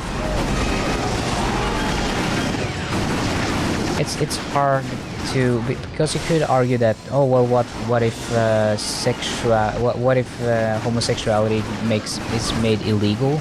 Then obviously I would say that, well, I don't think that's right, and I think that you should be able to be gay even if it's illegal, because it depends on the country and all that. So I'm not conflating morality and legality. It's just in the West, it's usually like the stuff that's really bad that we all kind of commonly agree on is not good things, like being attracted to animals, children, that kind of stuff. We all kind of agree that, yeah, that's bad, that's not good, and it shouldn't be legal. And that's what's illegal today. I don't think there's anything currently that's illegal that I would disagree with. So it's not that I'm saying that the law is like defining my morality on this particular topic. It's more like, I can't think of anything that's illegal that I would make legal, if that makes sense.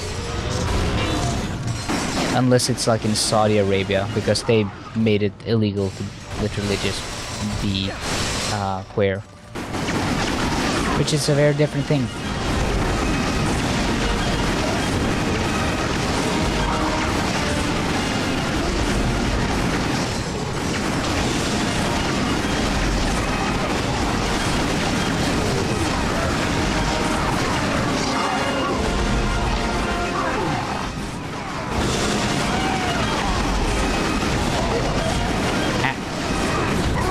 Okay, got him.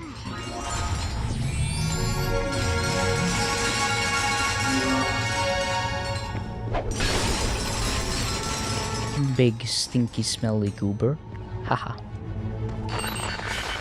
I think I heard about the Game Boy Advance port. I think I saw a video about it, and it's basically isn't it like almost the full game kind of compressed in like a. I just remember it being it was very interesting.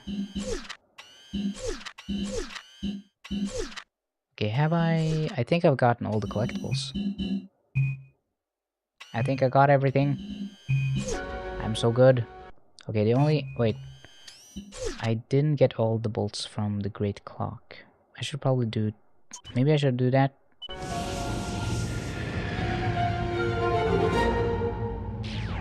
Yes, I remember the compressed, the cutscenes and stuff.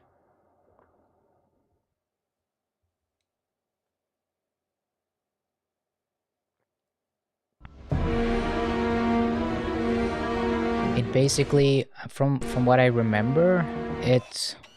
Okay, I don't know if this is gonna...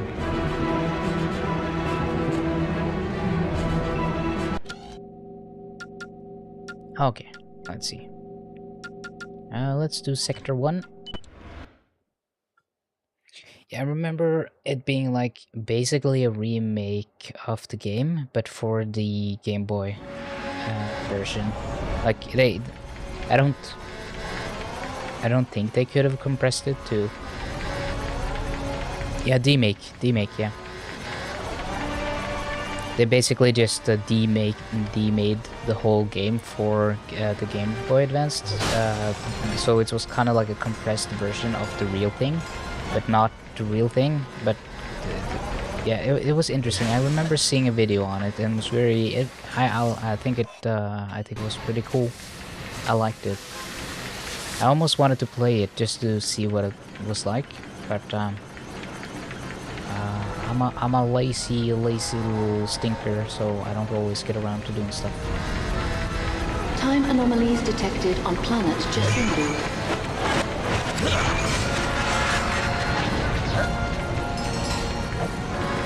Temporal ribbon inbound in 3, 2, 1.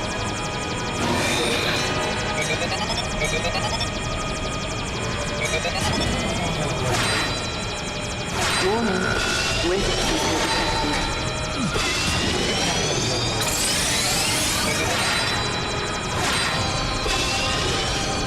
Temporal ribbon impact in 3, 2, 1. I feel like these require a lot more concentration than... I mean, it probably looks fairly easy, but it's really not. This stuff is really like...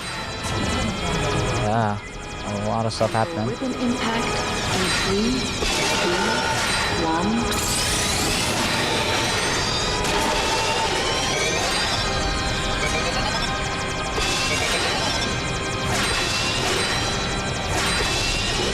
Warning, like I can't exactly read chat while all this is happening on screen. There's a lot of stuff happening. Okay. Blah blah blah blah blah blah. Normality restored to planet Jacindu. Okay, let's see.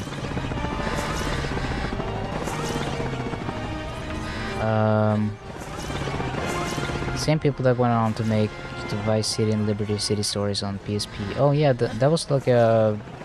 I remember a lot of people saying that was a really good game.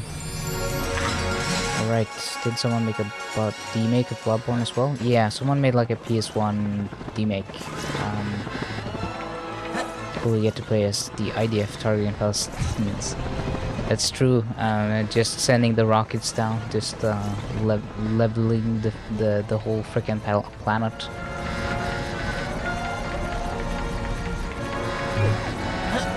It do be like that. Clap. Clap.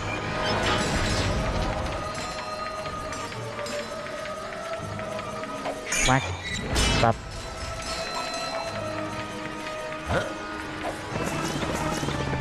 Oh, it was almost kind of like a jump scare to hear Clank say something, because he doesn't say shit after you save him. Because it's almost like the developers forgot to add in voice lines for him after for the post-game stuff. To Sector 3. This is code red. Kinda funky, kinda weird, kinda smelly, kinda stinky. Okay. Did I get a message or was it something else? Okay, it's just Brutal Moose went live. I don't know why, but Twitch vibrates with a different notification vibration than every other app.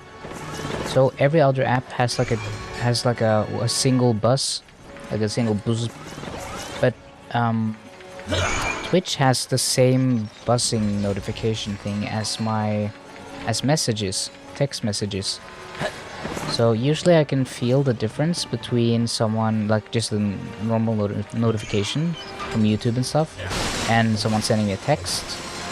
But for some reason, Twitch has like a stronger, like it feels like someone is texting me when Twitch is like giving me notifications about oh, this person is live or this thing is happening. And yeah, Clank is just very shy. He doesn't like to talk. He just lets Ratchet do all the talking. Warning.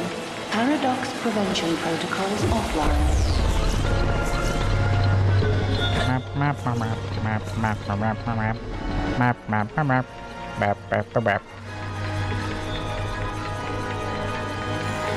This is a very pretty game though, and it runs surprisingly well. You know, I'm running this at right now I've upped the resolution, so it's like in between 1080p and 2K, I think. And then I upscale it with FSR. So it's like a weird mismatch of resolutions and upscaling and stuff, and it runs pretty okay, and it looks pretty good. It holds up pretty well, I'd say. I never liked these when I was younger. When I was young, I thought they were kind of freaky and weird. And like, stop looking at me. Yeah, they're like little eyes. And they're like Unauthorized sonic device in Sector 7. Repeat. Unauthorized sonic device in Sector 7. I don't like them. They look weird.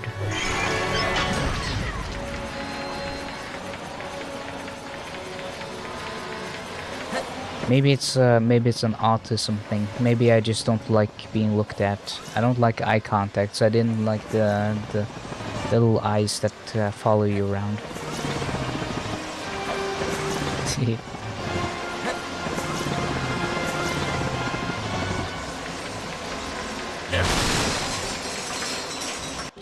know, it's very funny because I've been seeing a lot of people say similar things to me, where they've had therapists who have been extremely dismissive of them bringing up neurodivergent stuff. One of the challenges I programmed into your subconscious.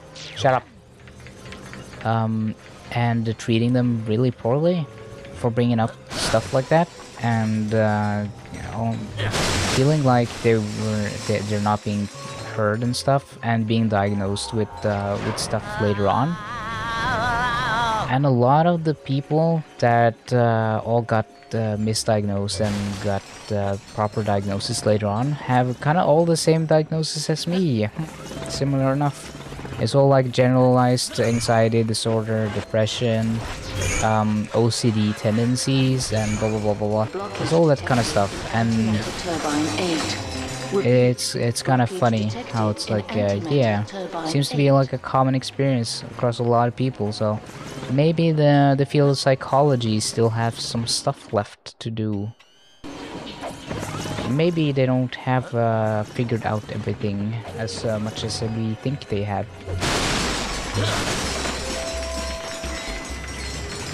I think there's a way to skip puzzles. Yeah. I don't want to do all these puzzles over again. I'm just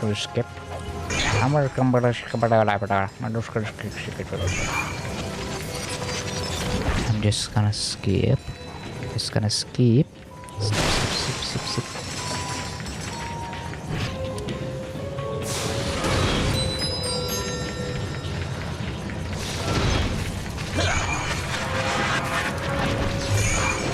Omni sequencing complete in Temporal Substation Delta.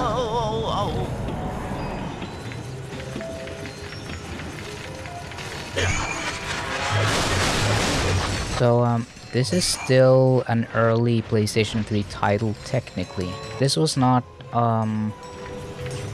this was just a few years after the console first launched. I think it's three years after. So this is still pretty early into the... You should try one of the challenges I programmed into your subconscious. Pretty early on still.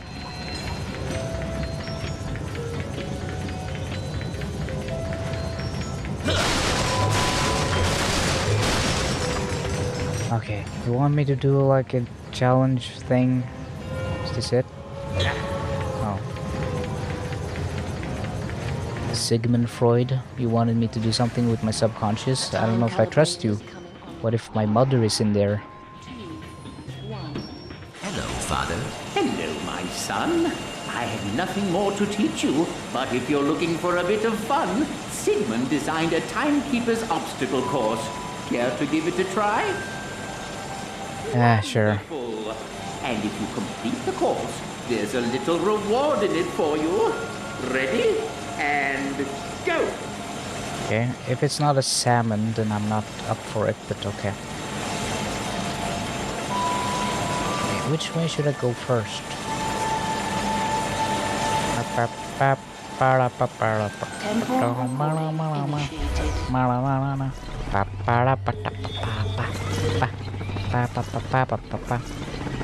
I don't remember any of this. This is all kind of new to me. I don't remember this being a thing.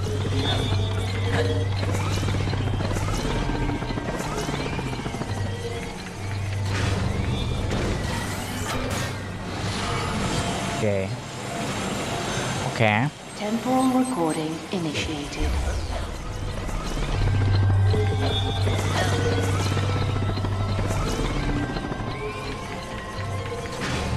Auto repair sequence complete in solar chamber. I must say, it's quite tidy in here. Quite tidy indeed. You should see the inside of Sigmund's head. It's mostly cartoons and broken sprockets. Okay. Isn't this supposed to shoot me?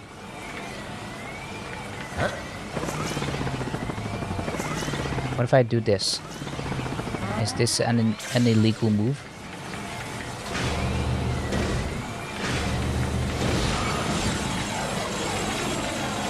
Temporal recording initiated. Harmony sequencing complete in temporal substation Delta.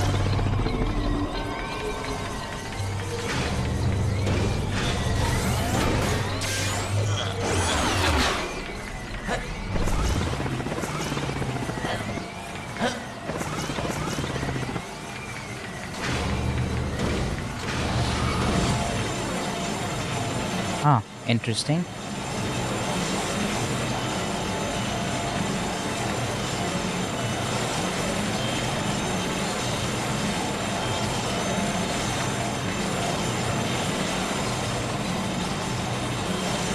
Blockage detected in antimatter turbine 8. Repeat, blockage detected. Temporal recording initiated.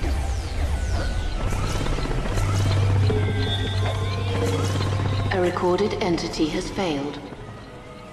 Oh, okay. I have to wait for them to get over.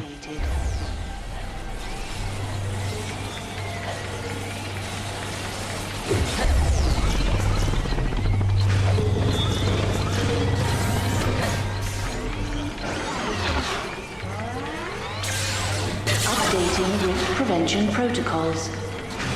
53% A neutron walks into a bar and orders a couple of drinks.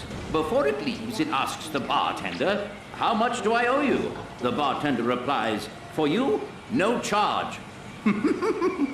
Get it? No charge? Oh, science is fun. Okay, so I'm thinking maybe red is no. Okay, I'm gonna try red again and see if I can.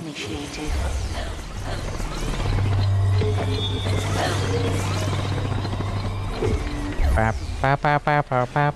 Ma ma ma ma ma ma ma ma ma ma. Ba-da, ba-da-da, da-ba-da-ba-da-ba-da. Stinky, stinky, smelly. Coming online in 3, 2, 1. Mark. Smelly, stinky, smelly, stinky butt, smelly, stinky butt, smut, smut, smut, stinky butt. Temporal recording initiated.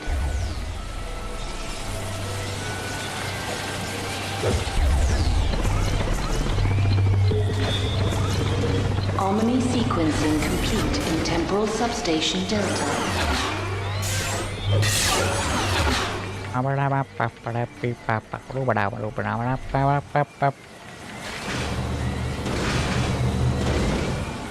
I'll just keep this open for red.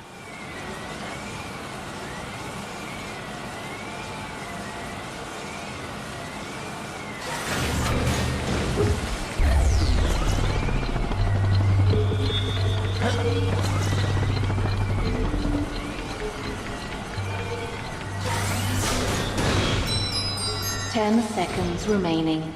Okay, so how do I get to that one?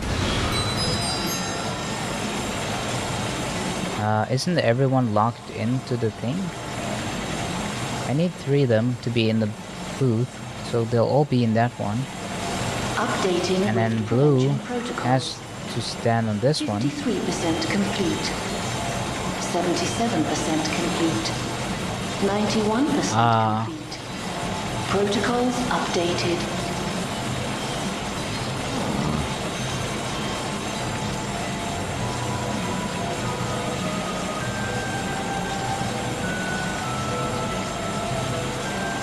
I guess I can be red again, and then...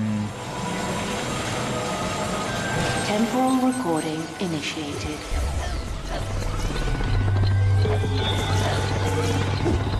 Omni sequencing complete in temporal substation Delta.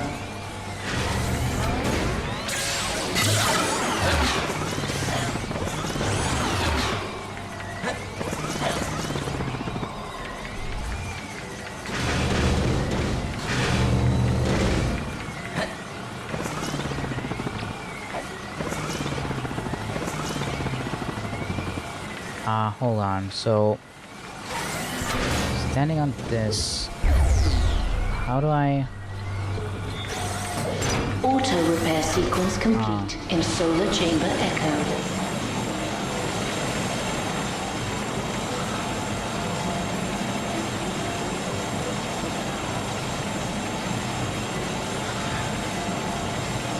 Wait, which one of them don't do... Which do a thing? Which one opens a thing? Initiated. There's one of them don't need to be open all the time. A recorded entity has failed. Oh yeah. Oops. Temporal recording initiated. I just want to see, is it the middle one that opens the this? And this and pop.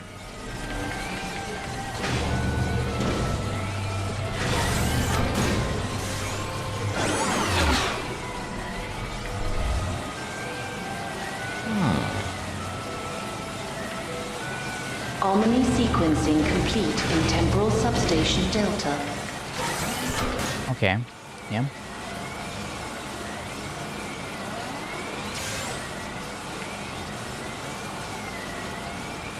So how do I do... A recorded entity has failed. I'm like thinking, I'm doing a big old noggin jogging. I'm jogging with my noggin.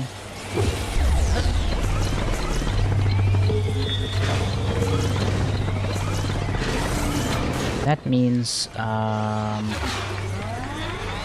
the green one can come with me. Rift prevention protocols. 53% complete. 77%. Because then I go this way, go into the thing, complete. then I join Protocols them. updated. Okay, let's try be. Let's be green. Recording initiated.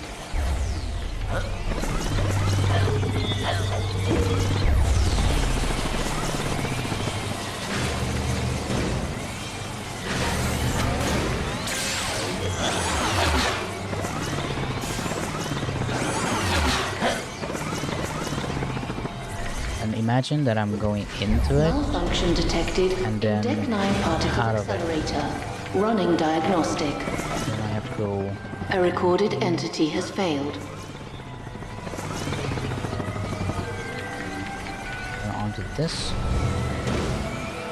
And A recorded okay, entity hold on. has failed. I'm not trying to think. I'm racking my brains. Initiated. I guess I have time as green to just do the thing. I think. Time calibrators coming online in 3, 2, 1. Mark.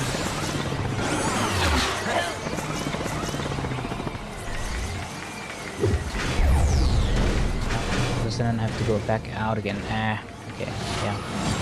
Red has to give me a lot more time for that to work. Temporal recording initiated. Oh, oops, I didn't mean to do that. Temporal recording initiated.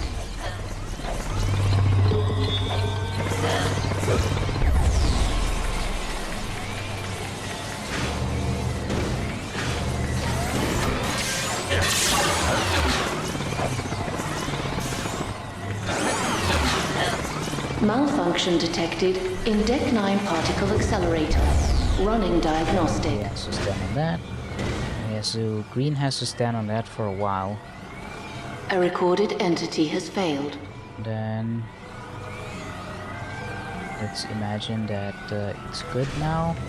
Lock. A recorded entity has failed. Yes, I know.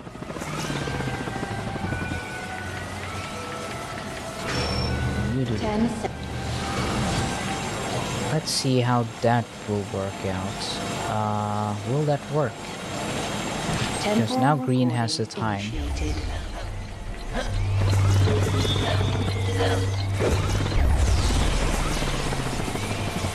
Auto repair sequence complete in solar chamber echo.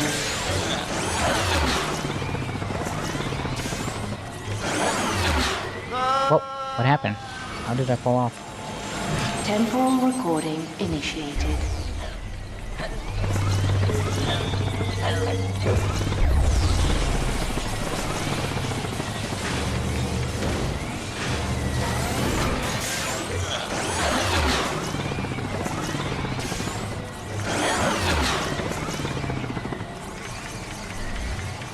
And I just stand on this.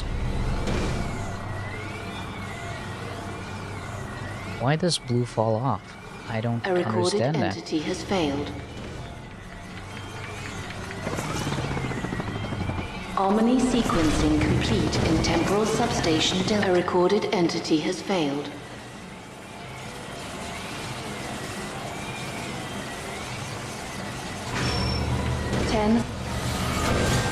I don't know if I have time to do all of this, but let's see.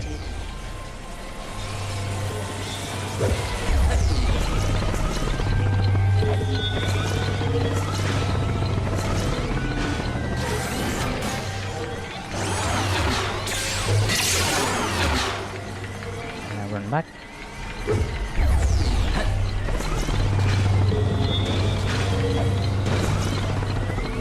Okay, and now made it. Let's try being a red for this one. Temporal recording initiated. Time calibration. I know how to solve this. It's just 2, 1, mark.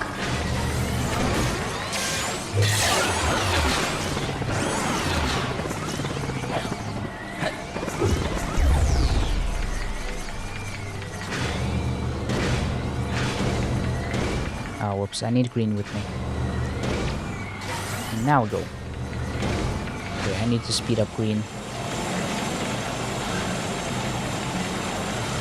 Temporal. But which order do I do it in? Which order makes sense? I guess red makes sense because I need to hold the door thing open.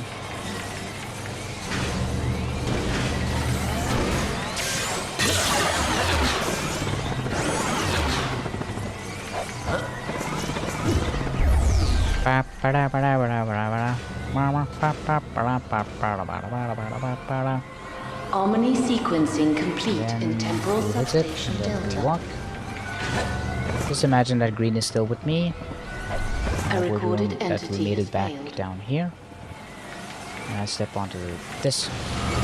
And at that point, we Temporal replay as recording initiated. red again. To do the final part, where we get to the golden boat.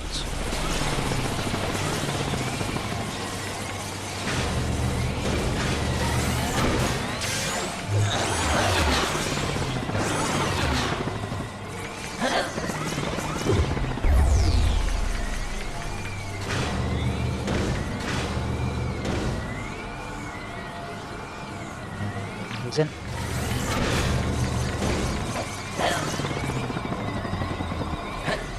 Time calibrators coming online in 3, 2, 1, mark. And now we can be red. Yeah, I think we got it. Temporal recording initiated. Plenty of time to spare. Wow, wow, wow.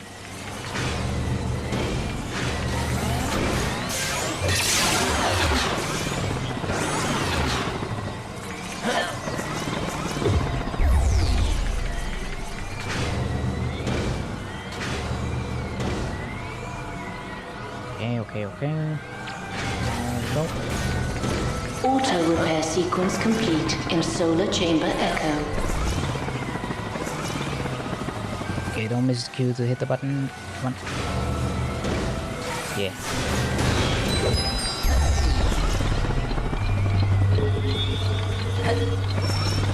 Ten seconds remaining.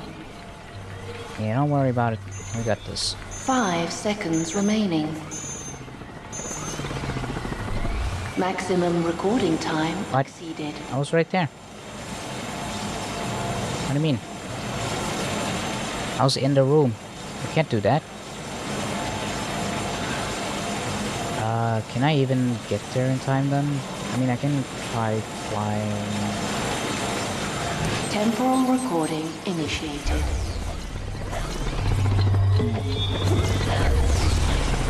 Gotcha, Jim. I'm a little preoccupied with this puzzle thing. Updating rift prevention protocols. 53%. It's like on the second to get this right. 77% complete. 91% complete. Protocols updated.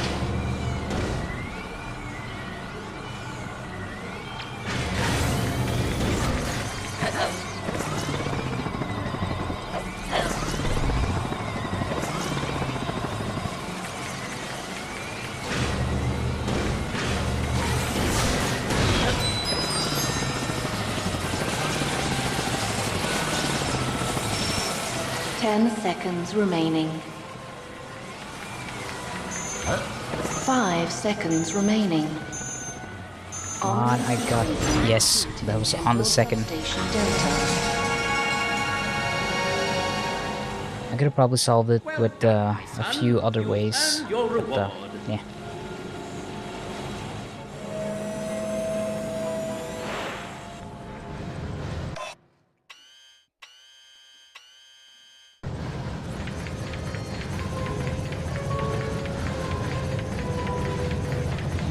Just snacking. Yum yum yum. Yum yum yum. Snack.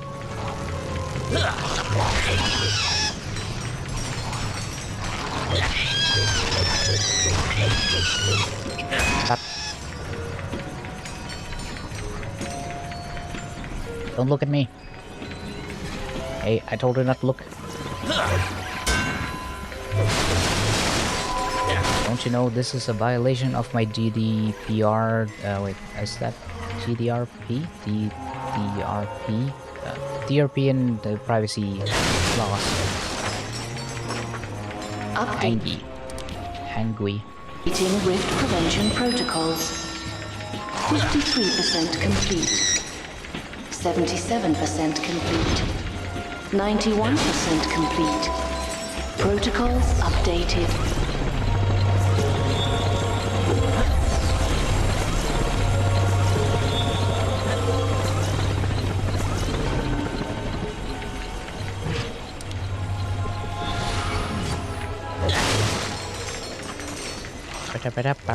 Auto repair sequence complete and solar chamber. I like these trees. They look pretty cool.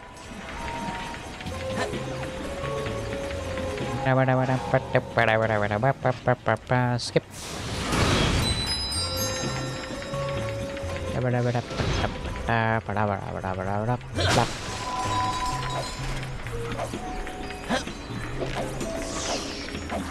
Jump, jump, jump, jump, jump. They all chilled out when they realized, oh, he was just taking the portal. Never mind. Leave him alone.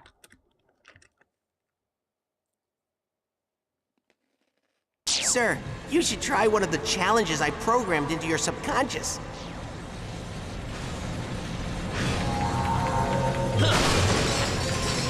How about instead of giving me a bunch of dumb challenges, you just give me the vault? How about that?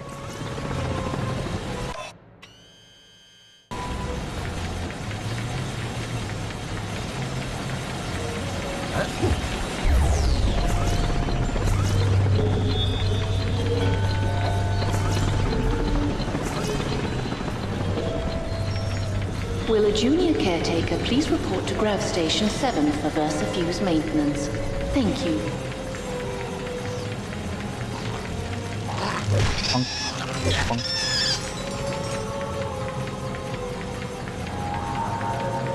I love the little cogs and stuff that's spinning around the place. All of those tiny details makes it all a lot more interesting and alive. Okay, I'll see you around, nonsensical fox shenanigans. You have a very long name. Sir, you should try one of the challenges I programmed into your subconscious. Good night, good night. Night, night. Bye-bye. I also thought for a second it said night benzos. Wonderful! Like, hell yeah, I'm taking my night There's a benzos. little reward in it for you. Ready? And go! I don't know why he says it like that. It's not like it's a race. Temporal recording initiated.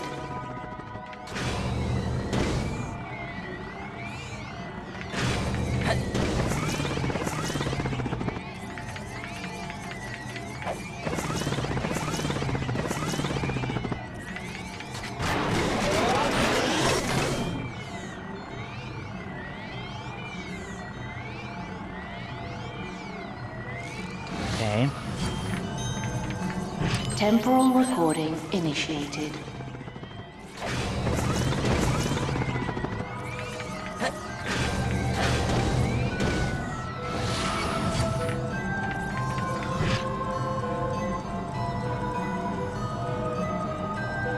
Temporal recording initiated.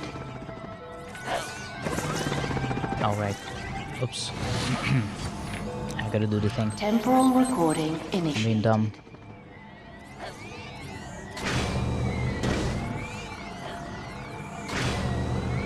That only opens that, so technically I should do something like this. Temporal recording initiated.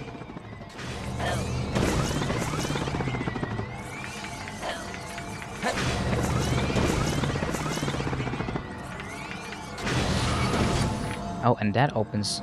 Oh my god.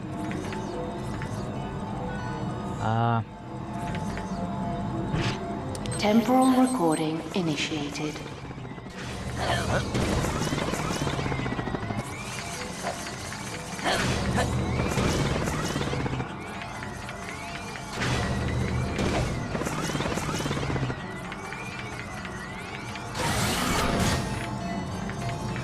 Okay, so I guess green is the next one to do his thing.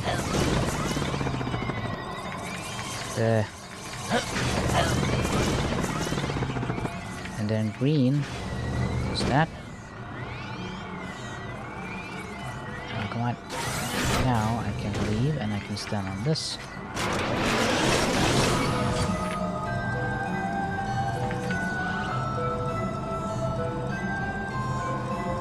Temporal recording initiated. I don't know if this is very time efficient. But we'll see.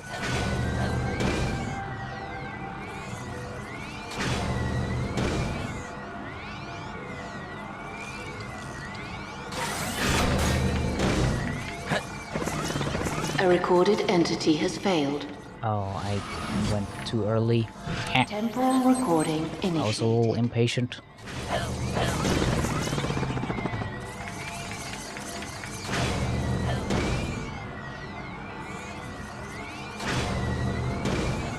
Two atoms were walking across a street when one of them said, "Oh dear, I think I lost an electron. His friend asks, are you sure? Yes, he said. I'm absolutely positive. Very funny joke. Haha.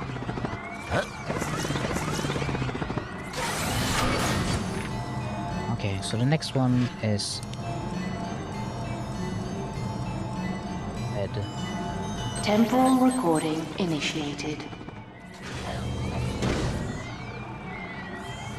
So red has to wait for yellow. Yellow.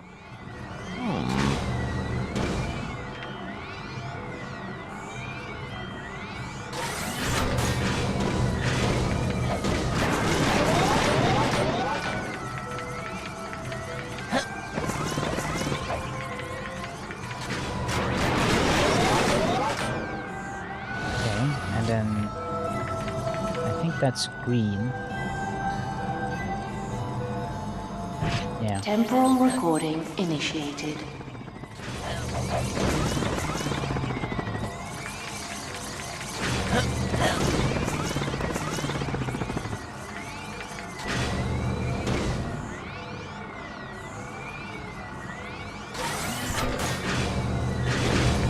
Oh, I was looking at the wrong thing. Recording initiated. I should pay more attention to the timer so I get the timing right.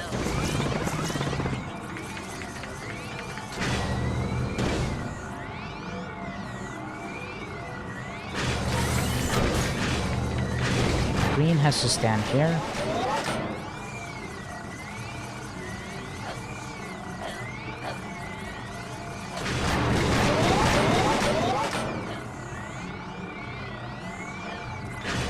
Green has to go here.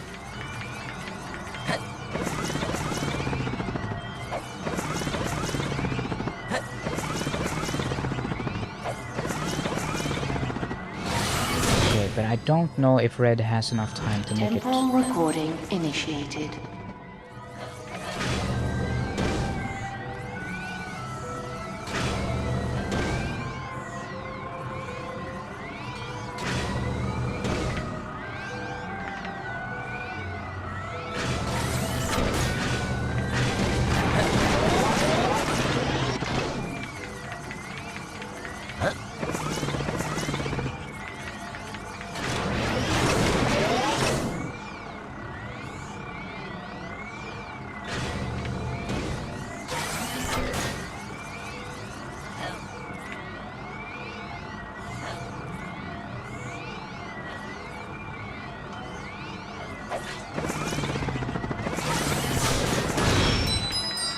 Seconds remaining. 5 seconds remaining. I got it. Neat. I got so big brain. Biggest brain of them all. Big brainers. Well done, my son. You've earned your reward.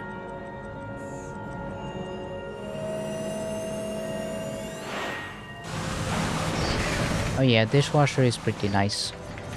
Pretty good stuff.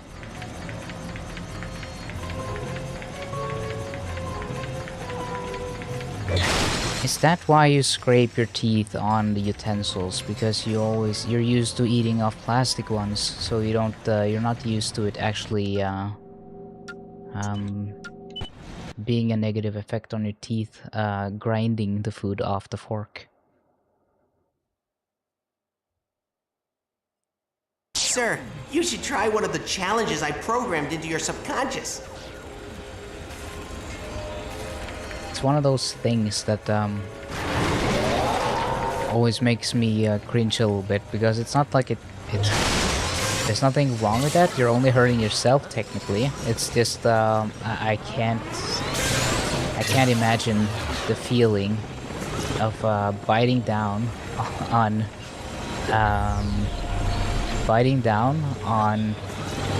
a fork and then dragging it against my teeth. It's just like, no, please don't. That sounds awful.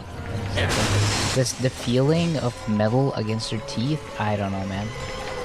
There's a reason I use my lips to to guide the food off the fork and not my teeth, my bare teeth. That doesn't sound great. Time calibrators coming online in 3, 2, 1, mark. I only noticed because I was a little concerned for your teeth.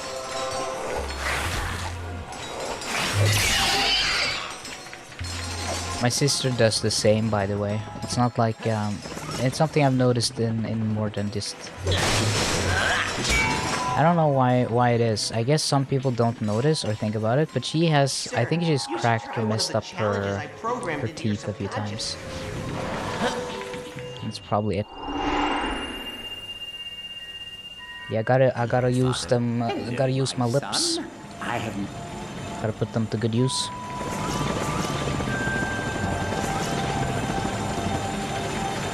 Okay, this is new. Recording initiated.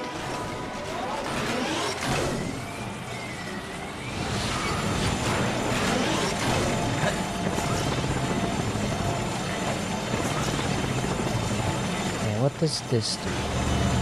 Ah, I see. Temporal recording initiated.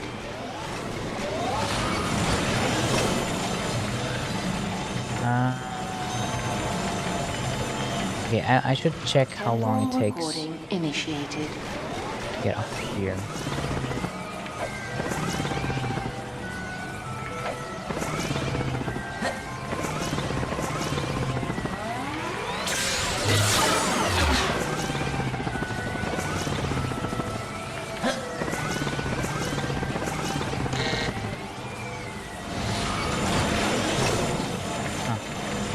It does take a lot of time.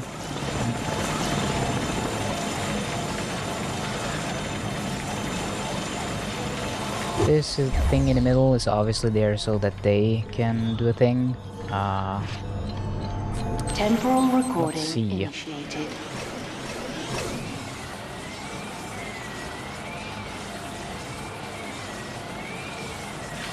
Let's just go over here.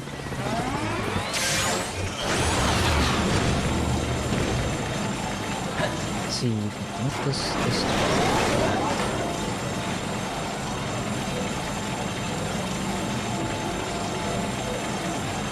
I won't be able to do anything with that. Up here. Goes there. What does this do? Oh, that opens the thing too. I see. Interesting.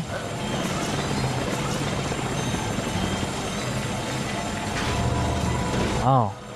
Oh. It's on different sides. Okay.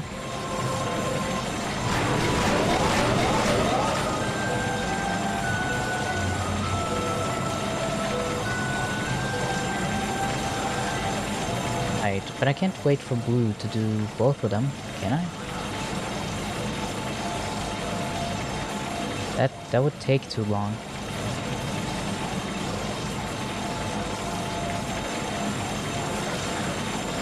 Okay, if Blue stands on this, and instead of going over there to press the button, stands on this, and then... No, that's not gonna help, is it? Okay. I gotta think about this a little bit.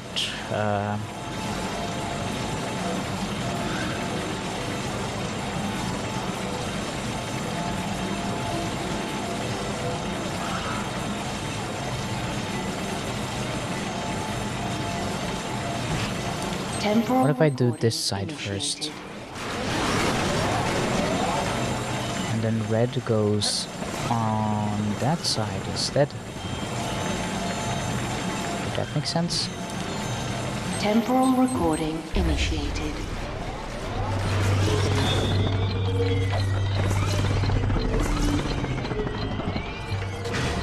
Because then goes in there, and then red can go on the other one. Yeah, that makes sense.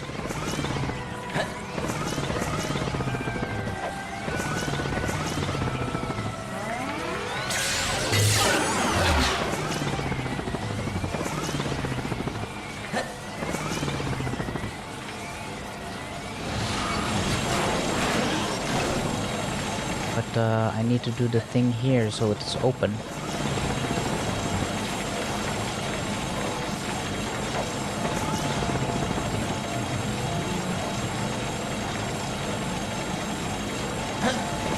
I'm doing the big thing, big brain mode. Temporal recording initiated.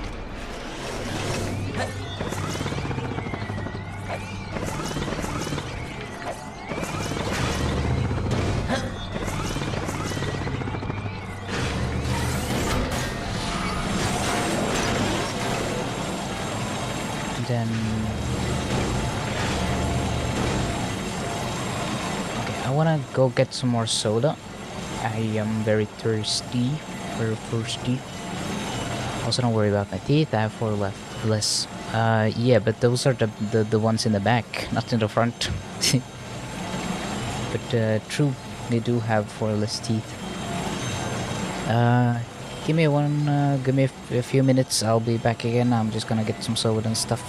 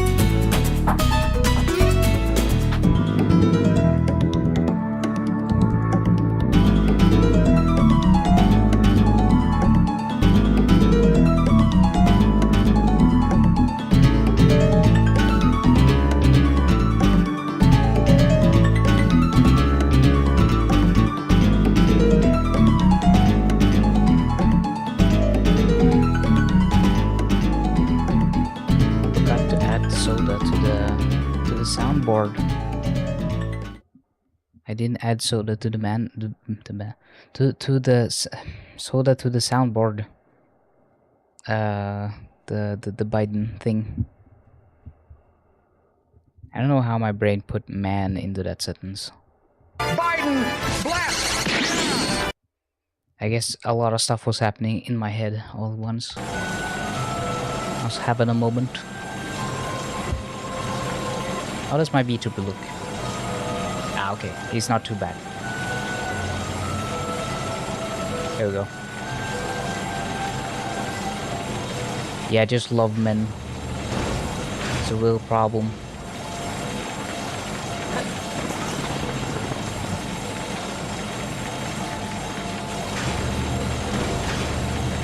Temporal recording initiated.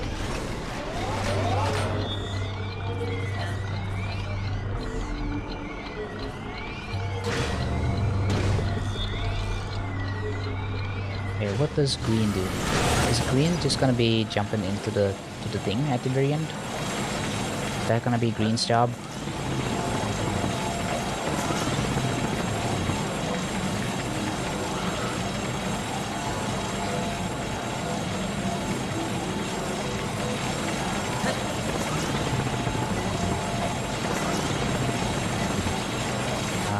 Yeah, how am I gonna get up here?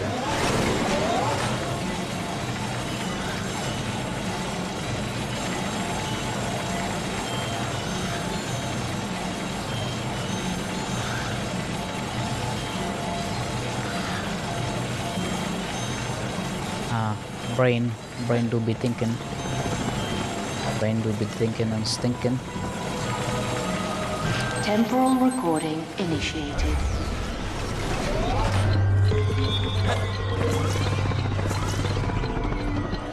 Okay, now we open this. Get him in there. Walk off.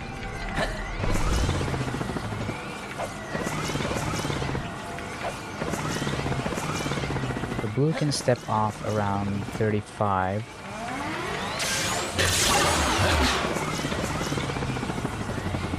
And then green can step away at 25. Okay.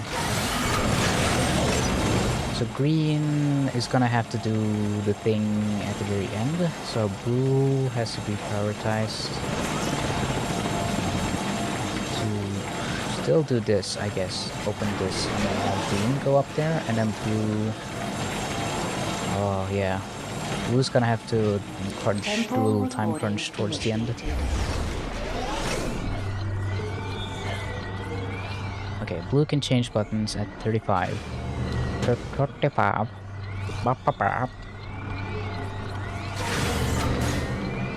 Oh, it crashed.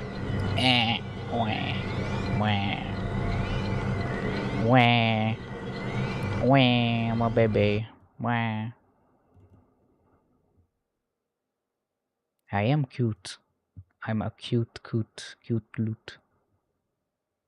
Good loot, boop boop.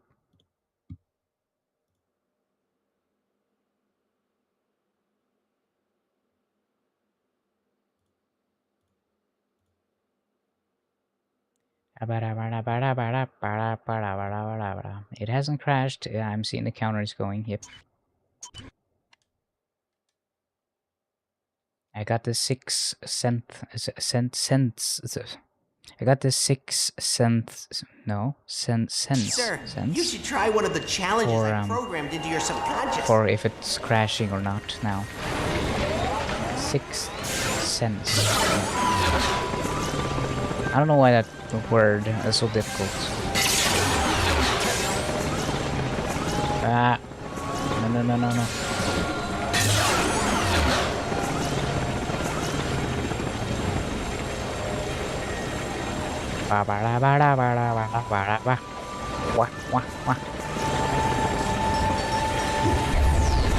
I think it's just because 6 with the th sound at the end makes the next sense sound weird in my head. Sixth sense. It kind of throws me off a little bit. It's a little wacky goober. Gooberoni.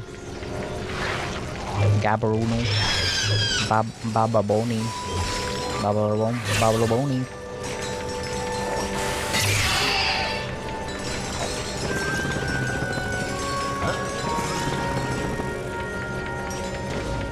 So my dog really doesn't like dry food, and she doesn't like the dry food I've gotten her, so I guess I should probably get another type, because she just doesn't want to eat it.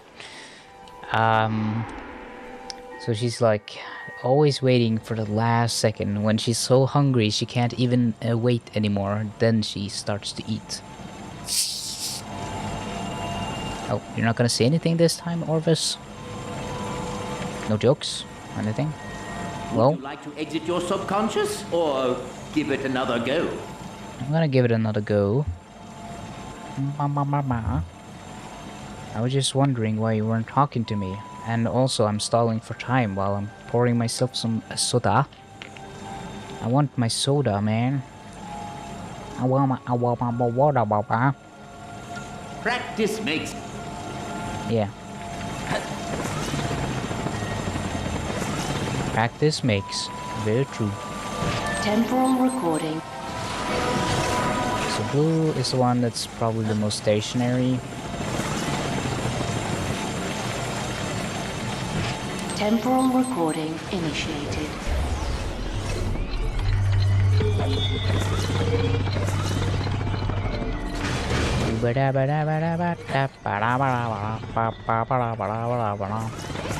Nothing is open, so this was I guess it's good to see what how long it takes.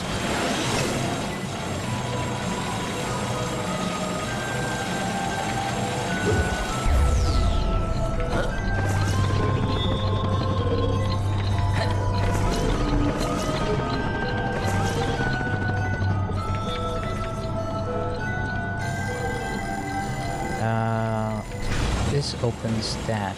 Okay. Temporal recording in. So yellow should do that.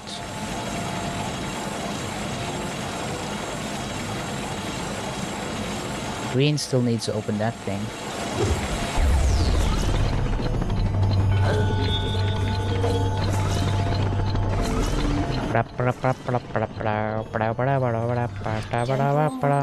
Initiated. Ah, that's okay. So that opens that door. Interesting. Temporal recording initiated.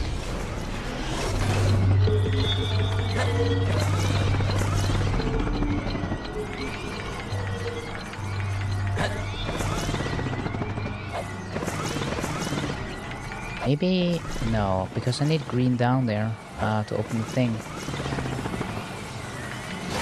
I'm just thinking yellow isn't doing much. I guess yellow can't do much either before red is done. And then after the red is done, then yellow can go to the other thing. And then I need to have green activating this door so that it's open. Temporal recording. The thing is, green will be standing here for quite a while.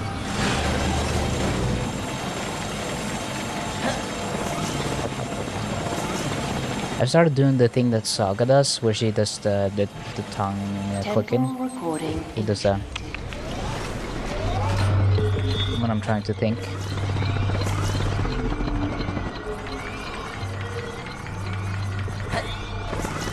So red goes up here, goes on a button.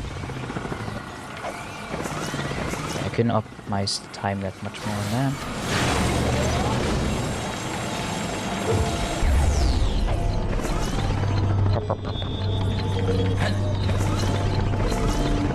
Don't be Scandinaviest. Temporal recording initiated. That's illegal.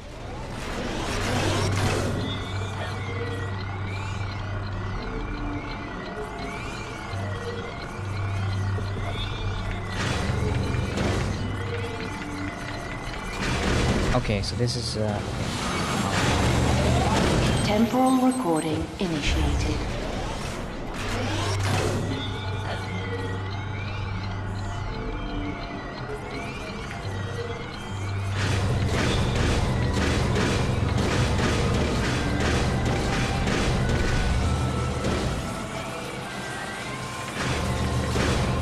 Just joking. I wonder if that's gonna fuck me up later. It's probably a bad idea to do it like that.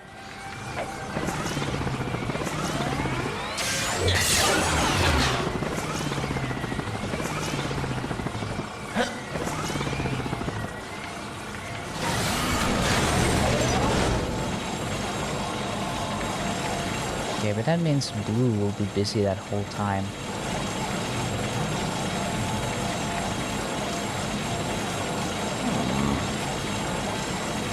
I don't know, this doesn't seem like the best idea. Can I wipe all these, maybe? Delete all of them.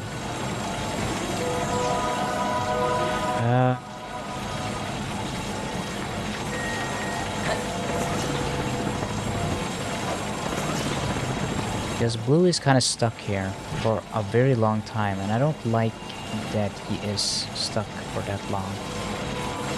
What if Blue and Green does a thing? Just for them to get up there. Let's see. Temporal recording.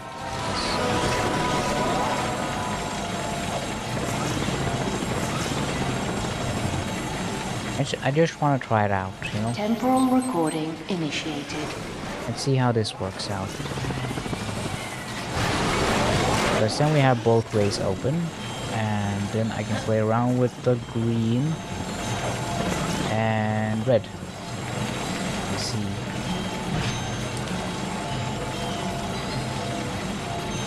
Temporal recording initiated. Then I can hold this open for red as green.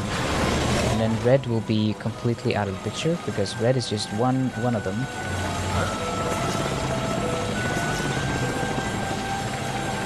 Don't make me beat you up, Jam. I'm gonna beat you up. You stinky smelly.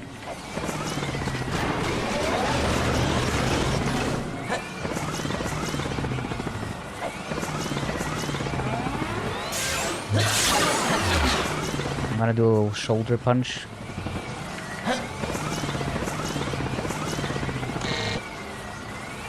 Okay, now red is completely... Red is basically done. We don't have to think more about red. As long as green holds it open. And after green is done doing that,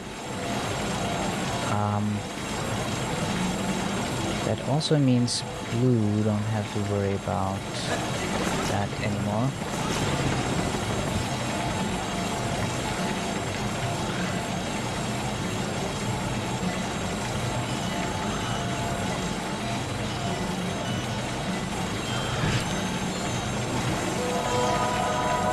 Oh, well, I didn't mean to delete all. Can I undo that?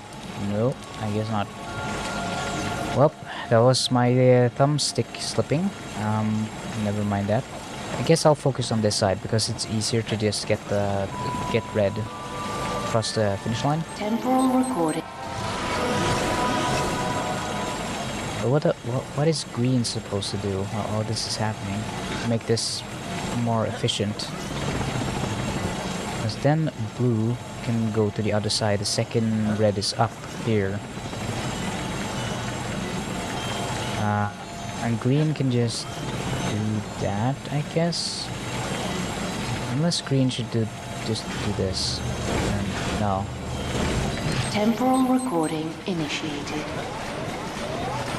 It makes more sense for green to just go across and then... no, I guess not. Well,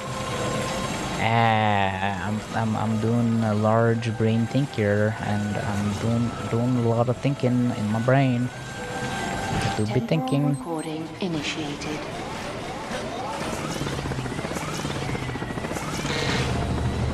Whoops! I didn't need to do that. I'm being extra smelly. Initiated.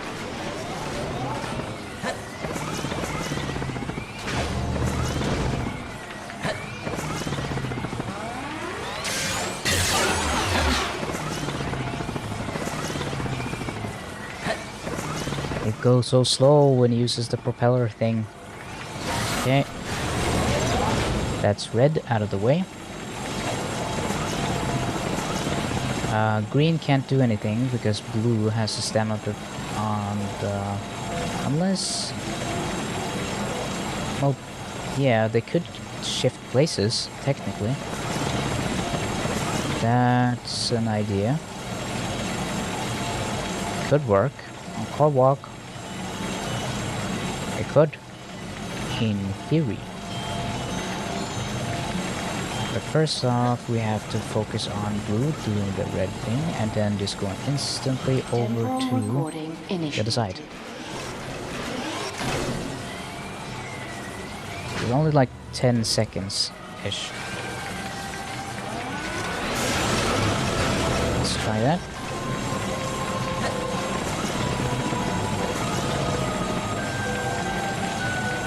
Temporal recording initiated. That opens that door.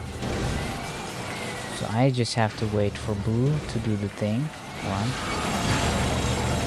Start over, and I'm just gonna stand still. Actually, I'm gonna go over here. Keep changing my mind. Oh yeah, but I have to be green so I can go over and open it.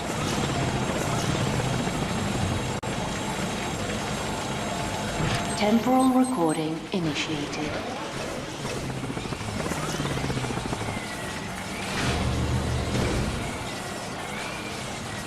Oh man, that's gonna take a while.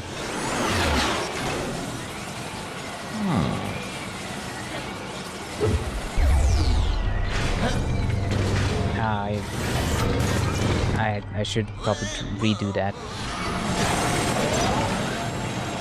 Okay, so he's gonna be standing there for quite some time. I could probably... No.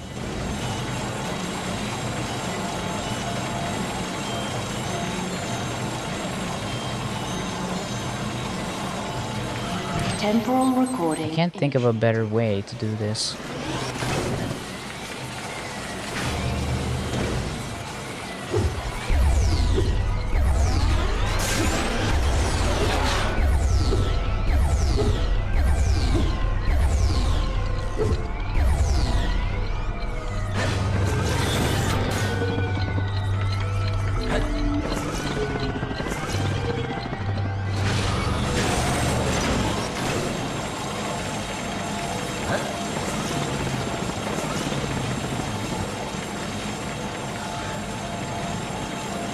I mean, yeah, I need blue to stand on the button so I can even get up there. But after blue does that, I can technically have blue do something else.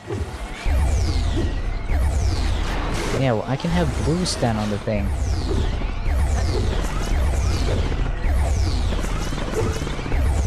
That actually makes a lot of sense.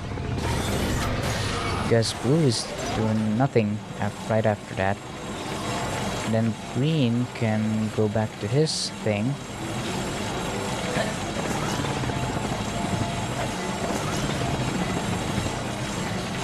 Temporal recording initiated.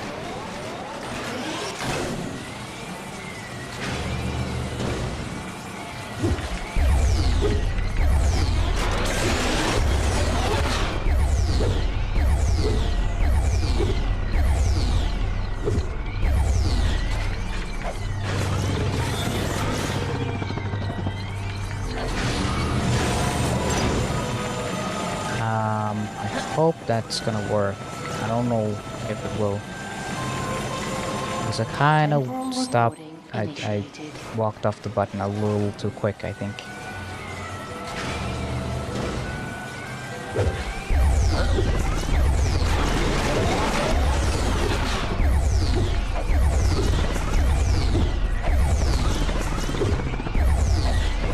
No, it's fine. Wait for him to get here. That. And then should blue go back again? Wait, if green and yellow gets up at the same time, then no, that doesn't. Wait, could that work?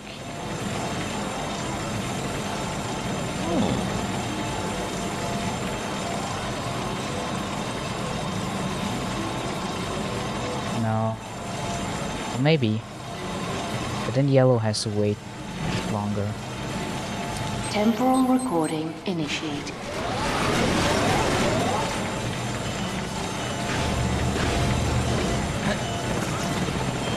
And then blue has to wait longer. Temporal recording. And I don't know if I have the time for that.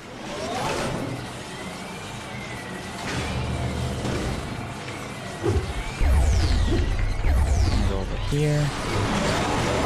And now, yellow. A yellow. Temporal recording initiated.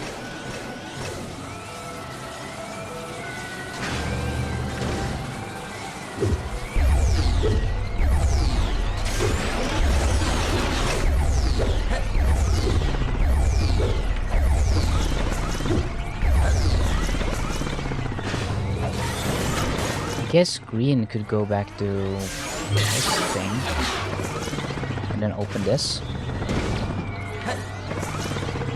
You can try that.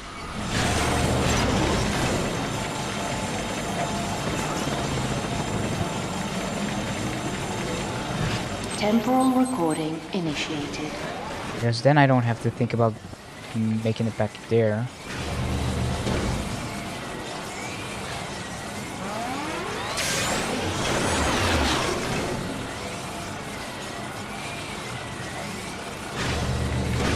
Just kidding. You thought I was gonna lock him out, didn't you? Haha. And then I do that to yellow. And that means I can not worry about yellow. Yellow will be in the clear. Temporal Which recording means I initiated. don't have to think about him while doing anything else. I only have to think about blue and green. It was.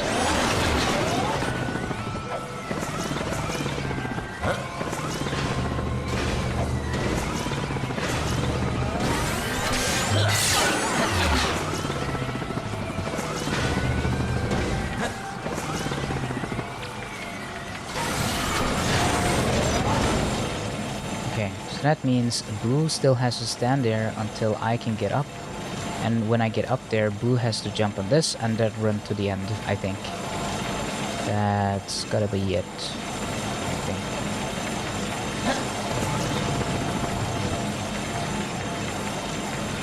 Temporal recording initiated.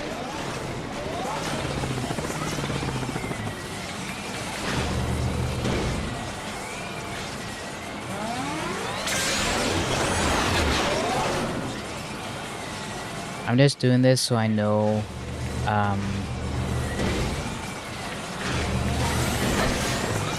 kind of what the time is for this and if it's gonna even work. Then I gotta go as green.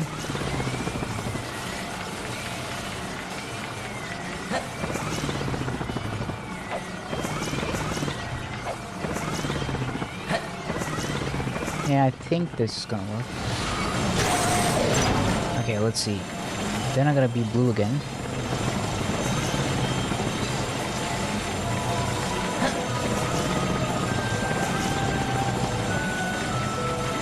Temporal recording initiated.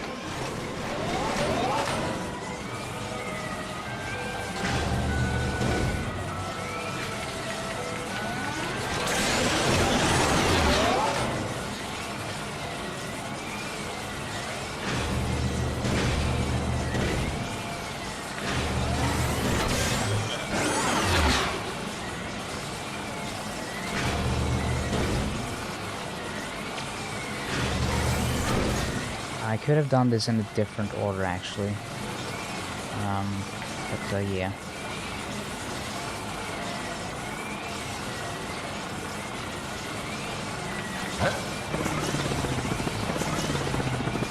Open this.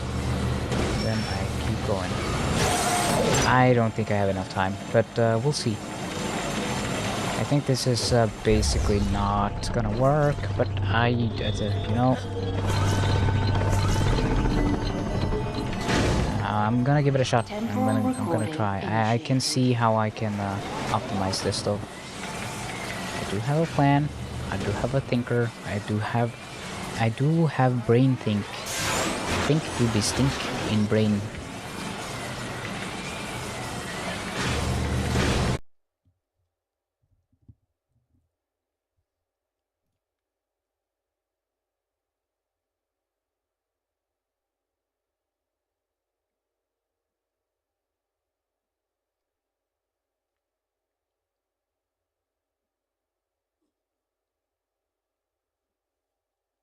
Is it actually live again? Or because I've never experienced it actually reconnecting after that long.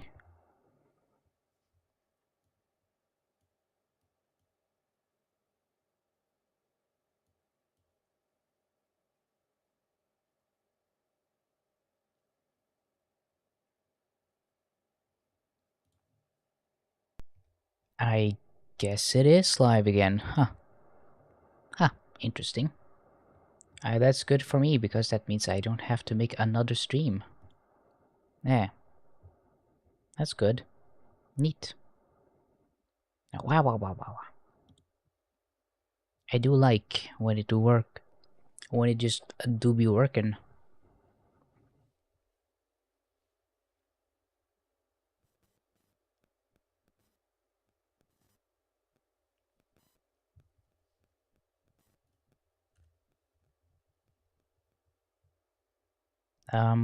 Yeah. I guess I'll keep playing. It does say I'm still live. Live. Wow, wow, wow, wow, wow.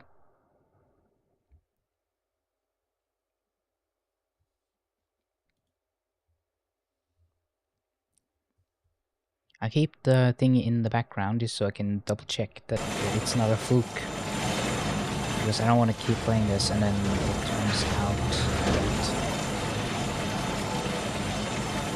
it's not working or something.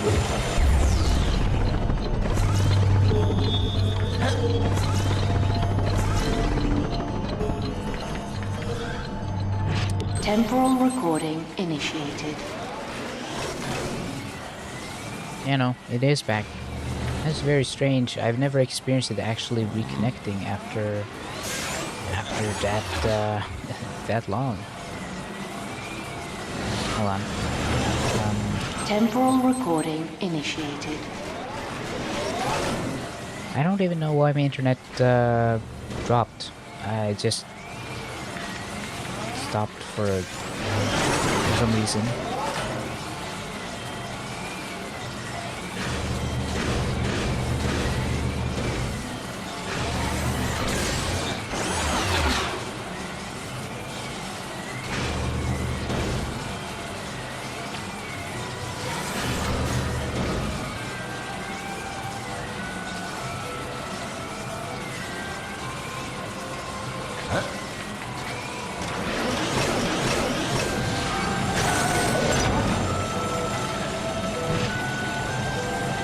Too impatient, sorry. It's so painful sitting and just watching it slowly just play out each time. Kinda gets to me. Oh, whoops. I think wow. Why is my voice so messed up today? I think I messed up with the yellow. So, up. There we go.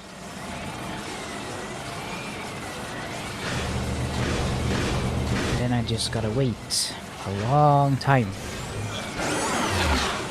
A painfully long time.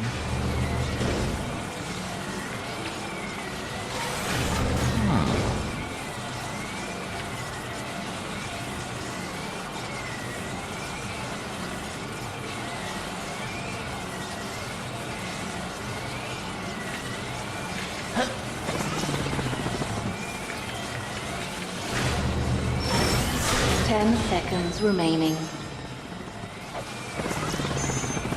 5 seconds remaining. No, I'm not gonna make it. Maximum recording time exceeded.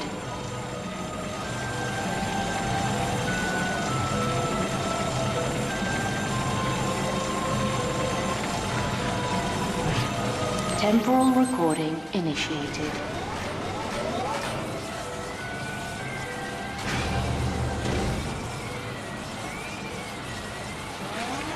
Okay, I think I know. I was just I Recording was zoning out because I was thinking. I'm gonna do this. I'm gonna do that. Then go over here. But this time I want yellow.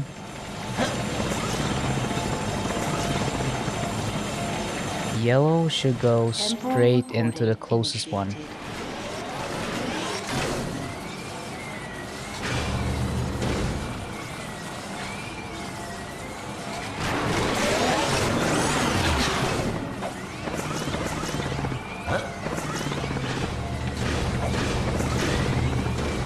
Into that one. Okay. And that means green green initiated. should go straight over and push the button.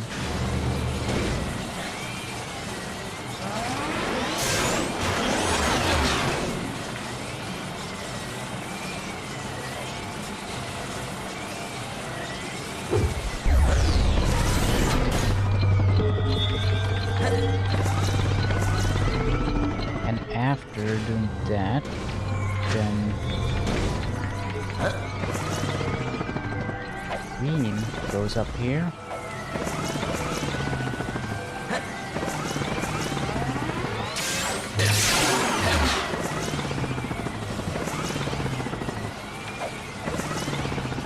Yeah, that gives me a lot more time, actually. That's a lot better.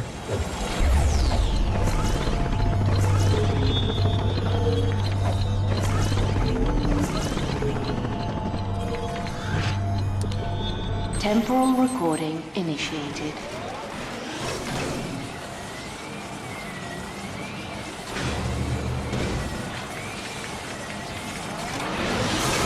Oh wait, why did I do that? Temporal recording I'm so initiated. stupid. I'm so dumb. I'm stinky and dumb-brained. Ma. Pop, pop, pop, pop.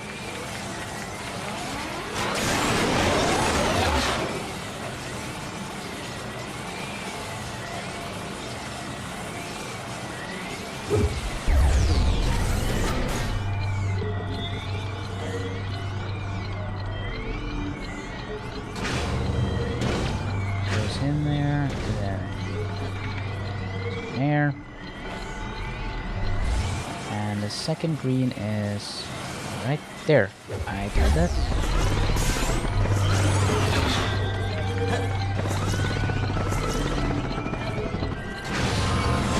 Okay, and then we gotta fix yellow because I don't think yellow goes on the pad.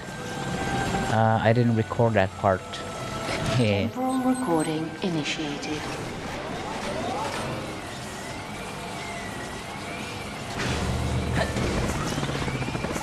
Come on.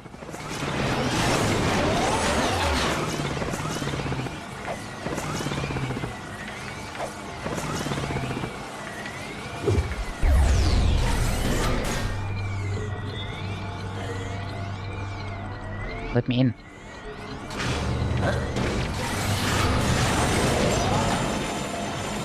Okay. And now I gotta go back to green.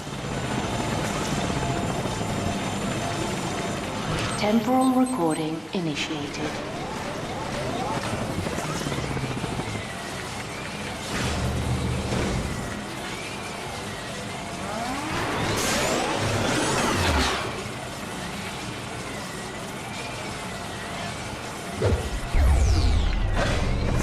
Oh no, I did it too early.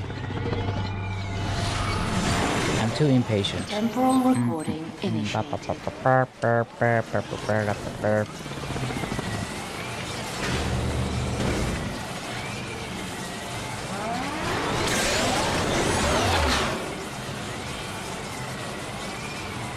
Red is so slow. Come on, speed it up.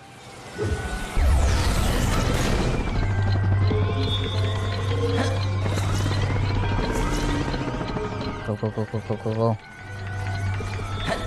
A recorded entity has failed. Wait, what? How? Okay, I'm gonna do A recorded yellow entity again. has failed.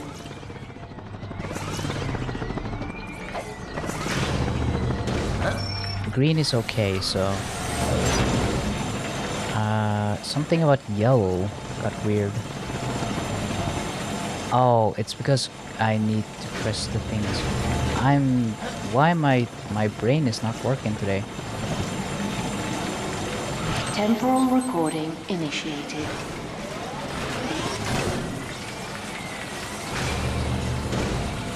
Okay.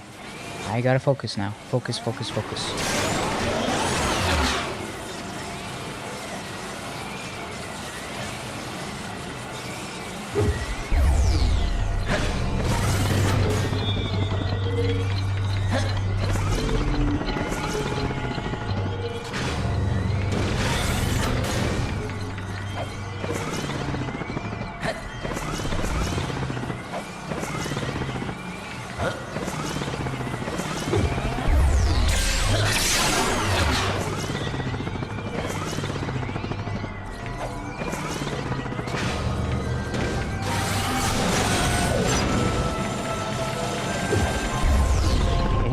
I'm very close now to getting this done.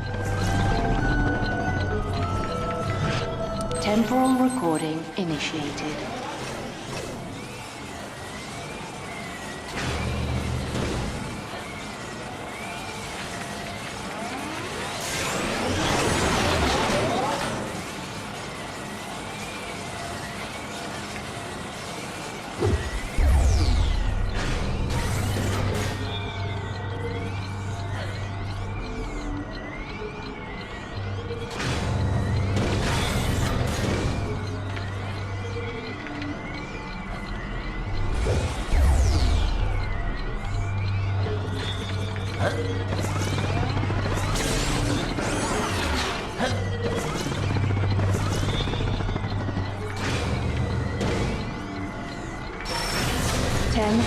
Remaining.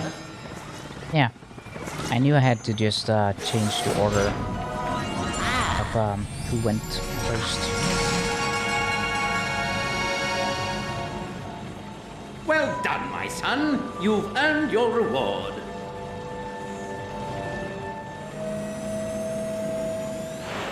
Time calibrators coming online in 3, 2. Oh, there's another one. Mark. Another bolt. I gotta get all the collectibles before I do start the new Game Plus and get all the weapon upgrades.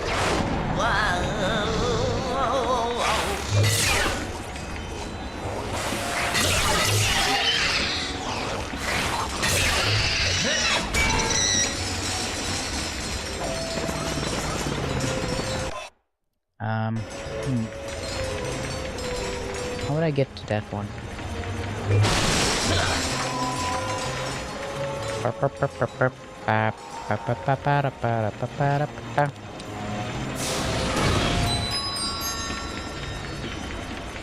Okay, so it's up here, I think, somewhere. Yeah. Malfunction detected in Deck 9 particle accelerator. Running diagnostic.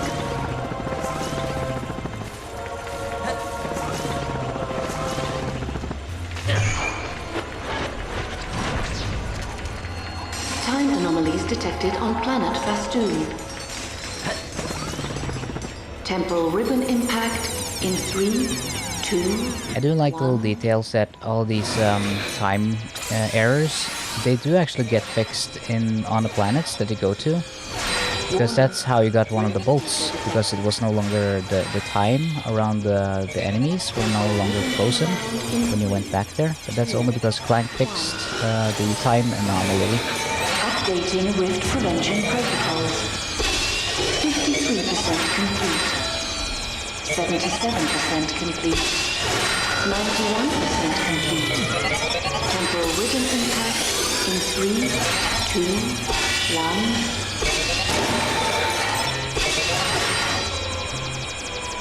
Warning, rift speaker detected. Warning, rift speaker detected. Auto repair sequence complete in solar chamber echo.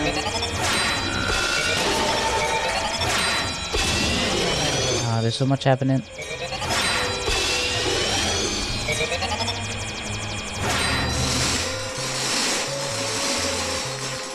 Neat. Temporal normality restored to planet Fastoon. Yeah. Because I'm so fast. Okay, now I got Bolt Collector. Which means I got all the bolts. Duh. Doi.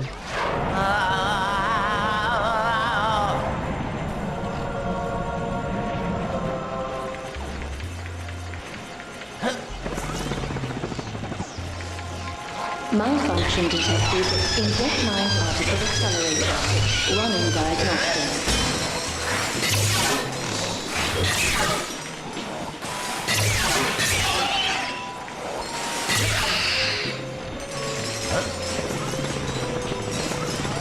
Oh yeah, next step is actually beating Lord Borsalon before I do New Game Plus. I forgot about that. I gotta beat him up. Gotta give Mr. Borsalon a little spanking.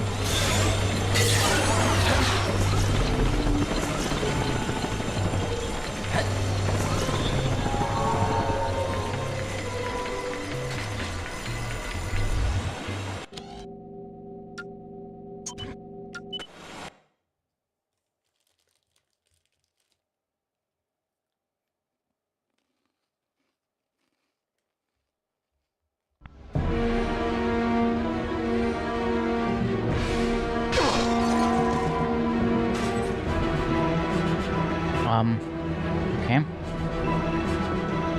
What? Oh.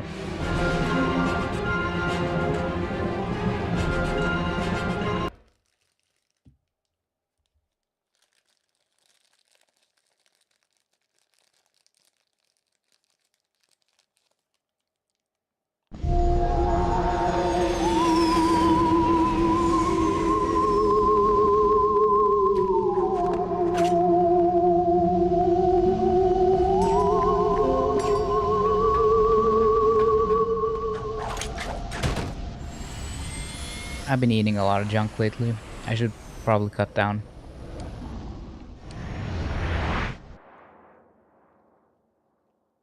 Way too much snacks.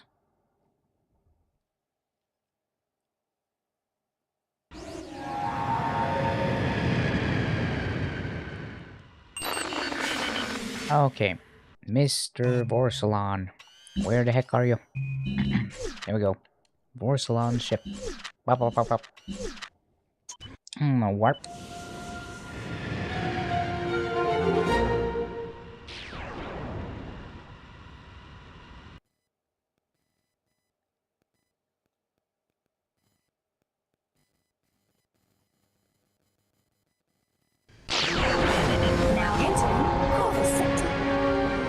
I love that planet. It looks cool.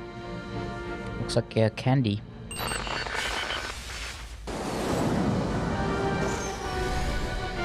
Wait, haven't I defeated all these ships? I guess I'll defeat them first. Wait, I can... maybe I should do that after I defeat Borsalon?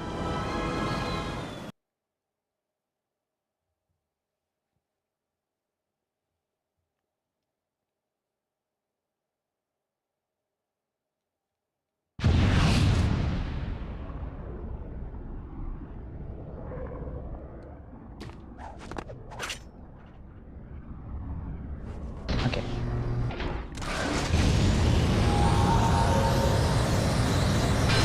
Let's do the third fight against Borsalon, I guess.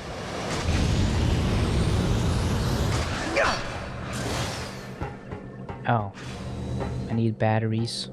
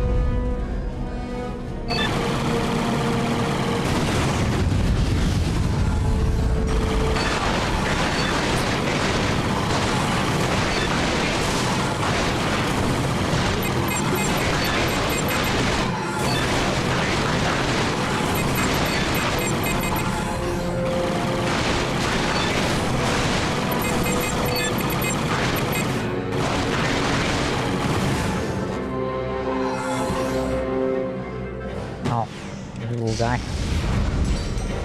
This little battery guy.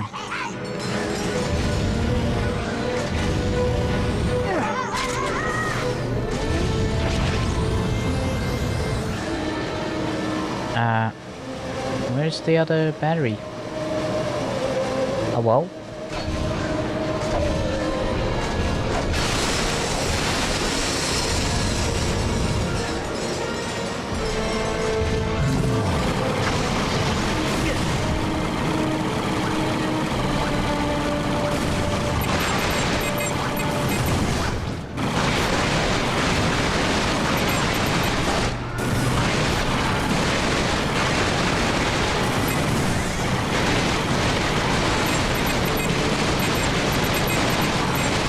No, I'm just gonna use the rhino.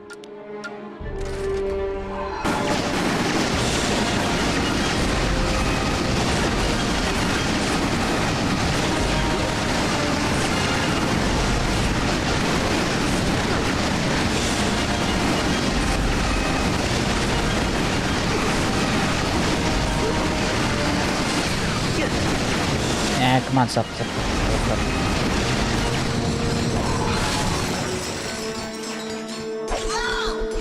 Yeah. I'm not stupid. I'm very smart, actually. Didn't you see all the puzzles I just solved? You gotta at least have a child's IQ to do that.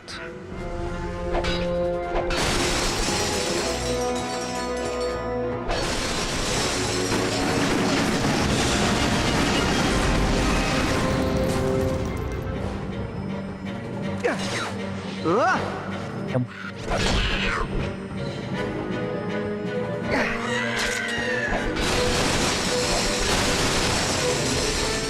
It's still really weird that Clank doesn't say anything after you rescue him. He's just quiet, just chilling on your back.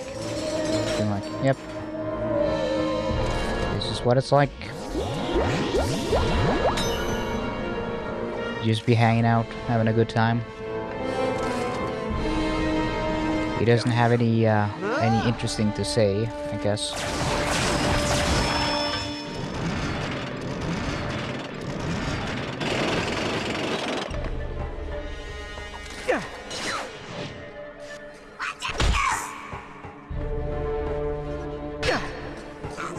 Okay. There we go. We got him. We got him. Wow, wow, wow, wow. We got the stinky little goober. I got him. Pop, pop. Yep.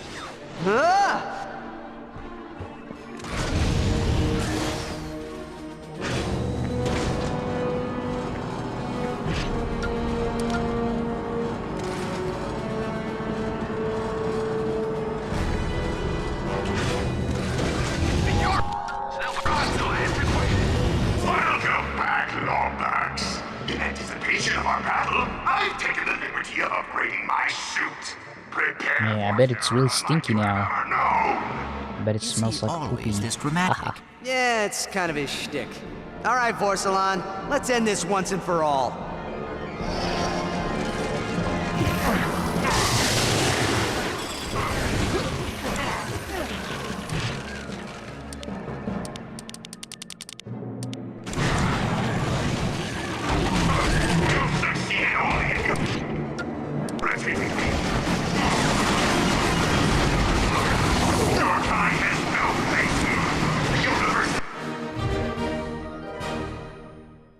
The Mega Rhino.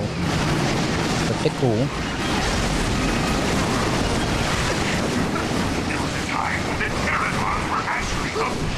Oh my god, the frame rate. Oh, come on.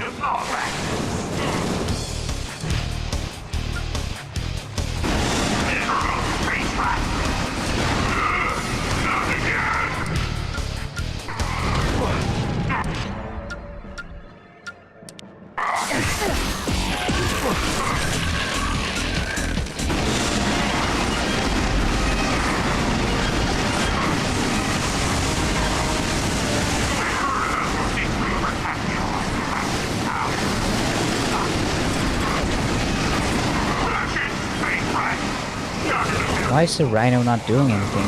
I feel like the rhino should be doing a lot more damage to him.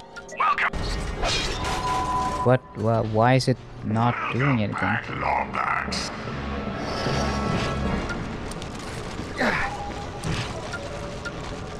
Okay, let's try this one.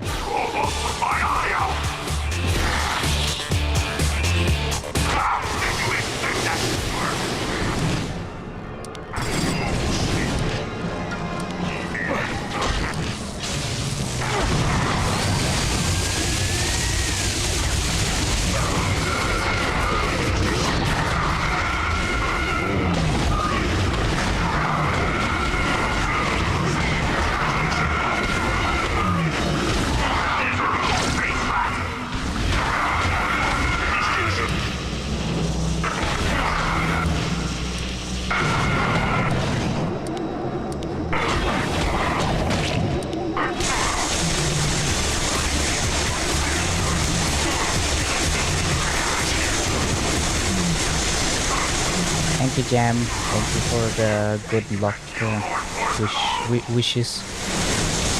Hopefully it helps. Hopefully it makes this a little easier. Because this fight is a little tough. It's a little brutal.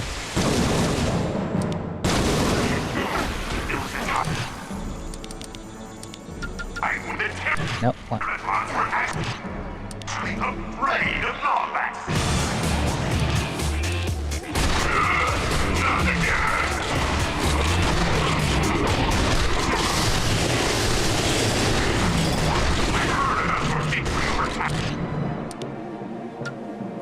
Okay, let's see.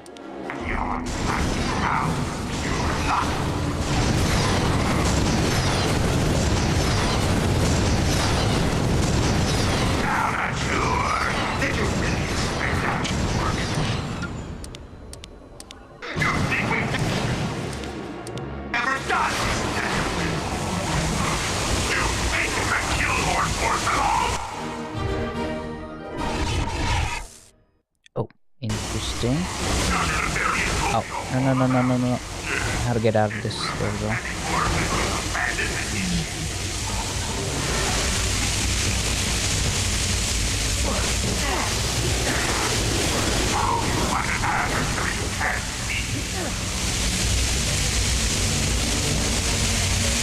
Yeah.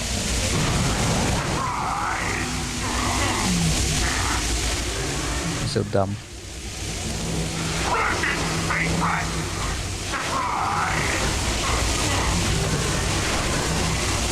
Not a very good surprise.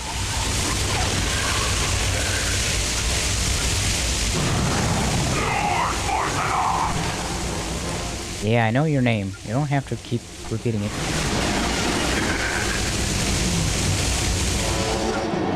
Going invisible isn't gonna help you.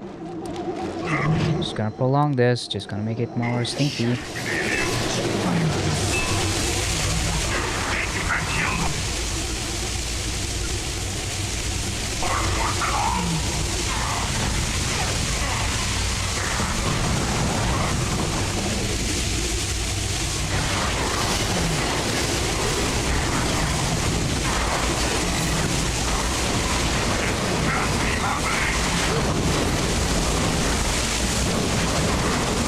I can't see anything.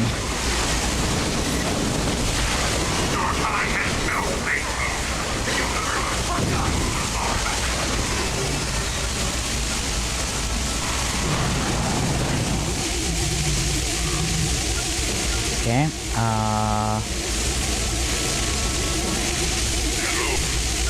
wish I had a way to heal.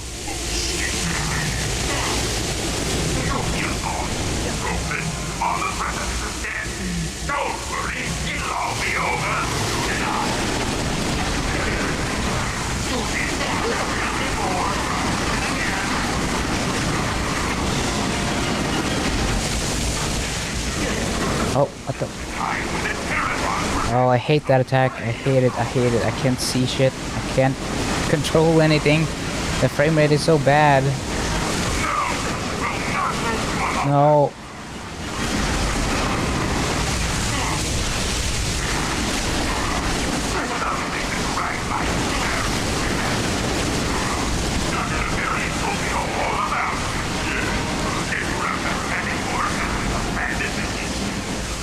on, just take it down, please. It's just like a single health bar left.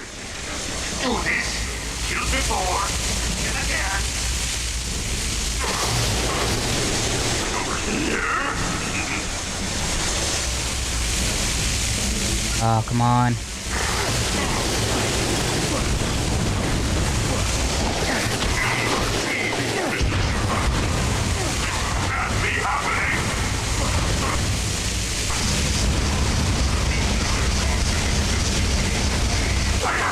Oh my god, he was like right there.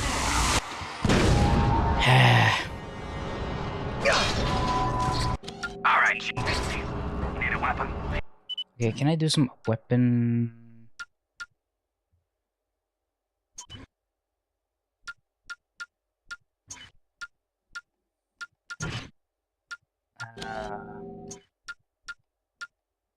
Customize.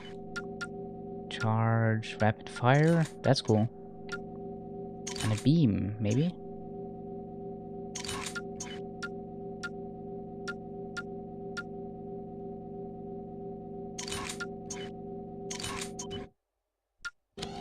Try that. Proximity, yeah.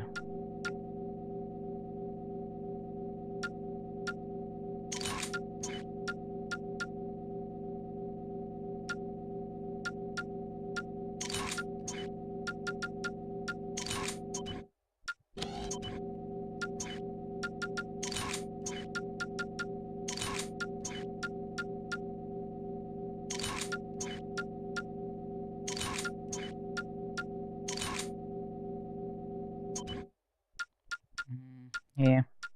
Let's see, does the rhino have any? No, it doesn't. Alright. No, I guess it's only those weapons that I can upgrade technically. I'll try out those. Yeah, I'll get it eventually. It's just a little bit annoying because I feel like I should be able to get pretty quickly with the rhino, but I guess they made him difficult for a reason. No, don't hit me.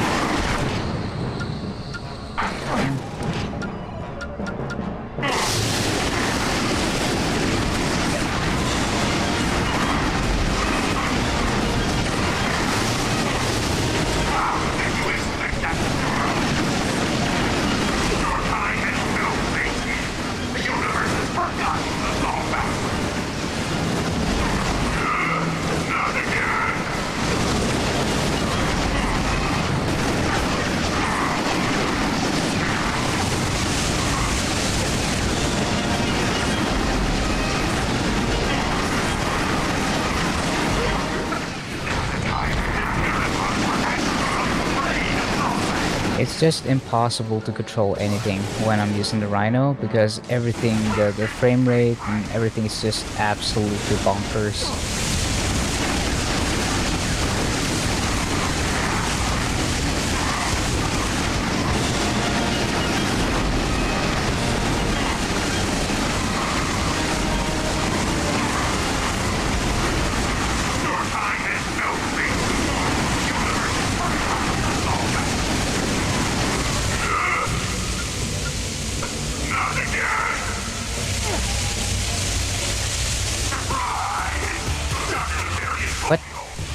The disco thing is up. How did you... Okay.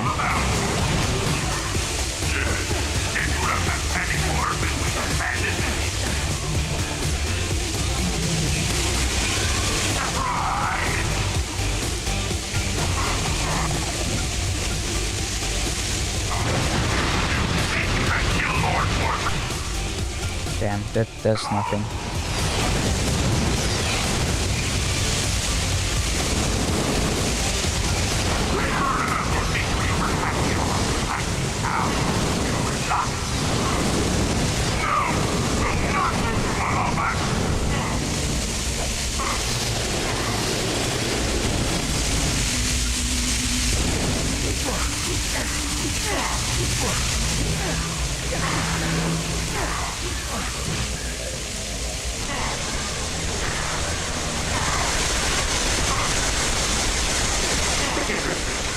Do this. Kill before. Kill again.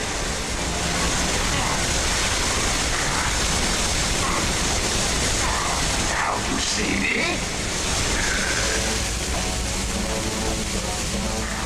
I just want the ammo. This. And then some cryo mines. Oh yeah. Zircon.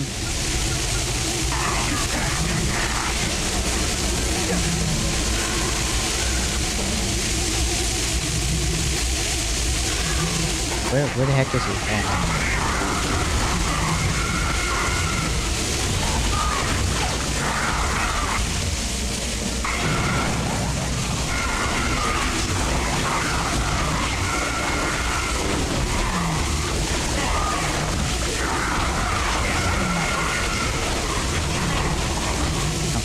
What is it doing?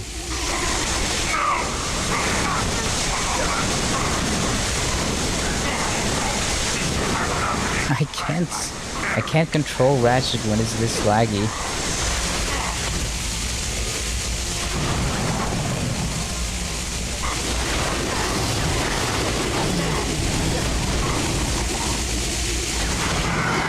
Okay, here we go.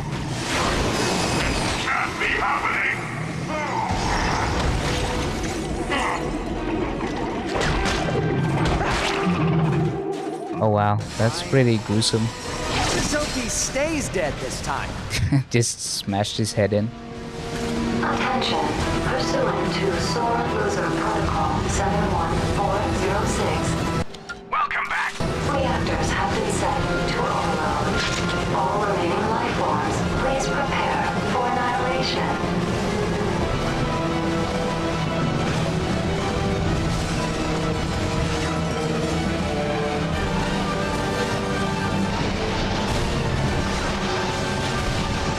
Yep, I don't have time to fight you guys. I'm just gonna leave. Sorry, you guys are gonna die. See you. I mean, see you in the next life, I guess.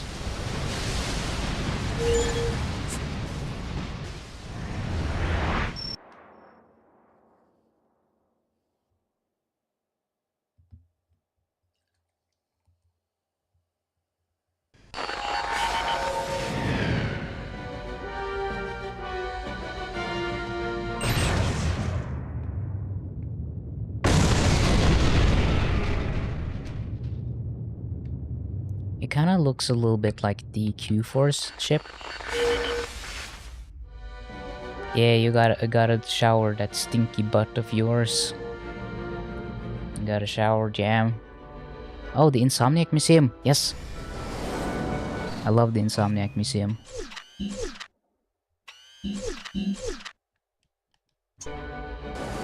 Ah, here it is. The iconic Insomniac Museum moon. We always gotta check out the Insomniac Museum.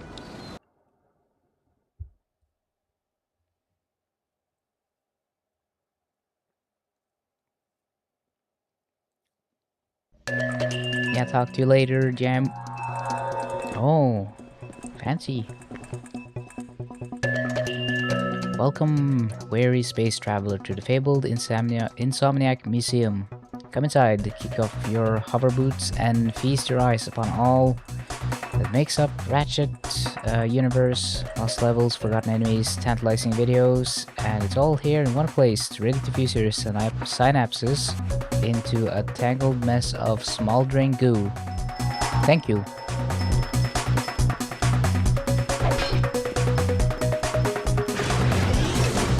Okay, let's see. It would be nice if they labeled this stuff, but okay. What is this?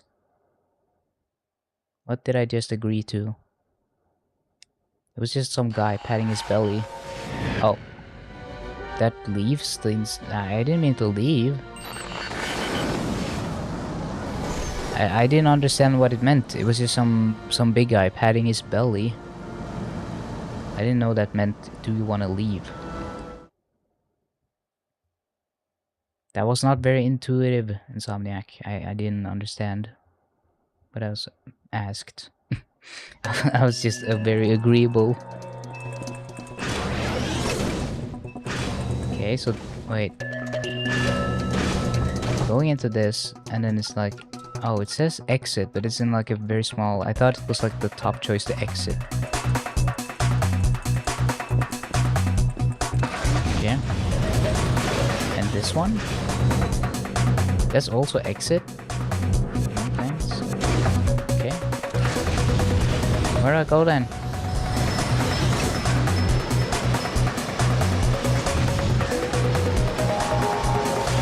Service elevator.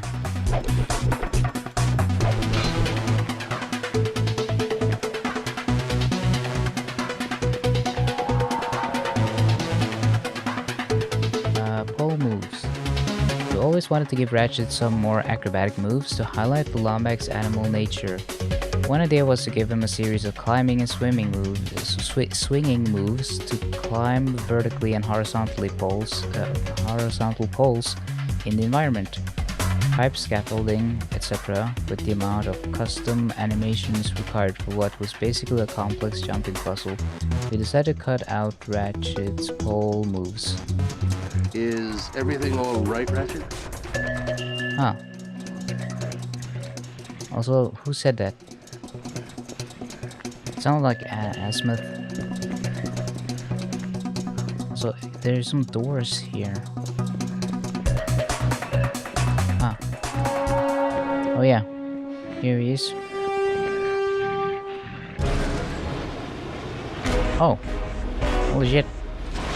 There's a whole racing thing here.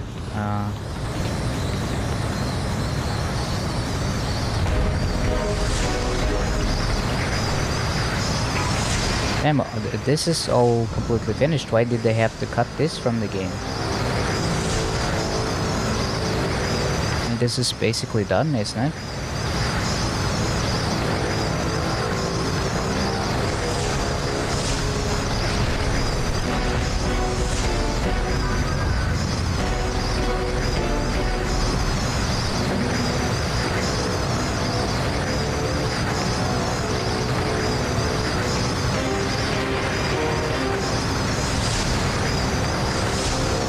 Oh.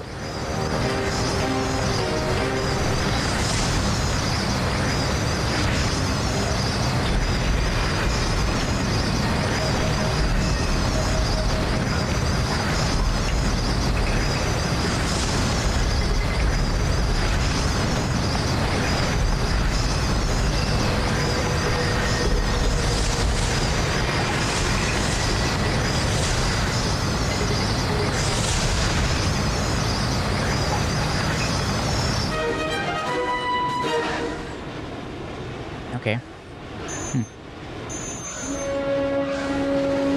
And 2. Oh, they made multiple of these? I don't remember this Insomniac Museum. I don't remember this being in the game at all.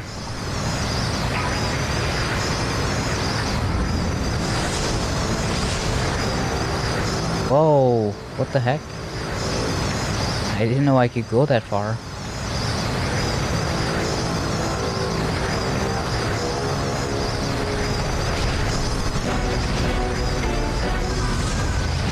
Oh, oh.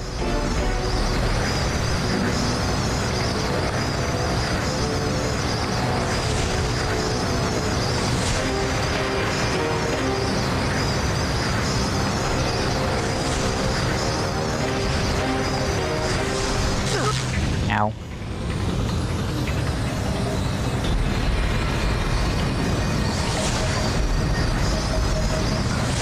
I mean, this is pretty cool.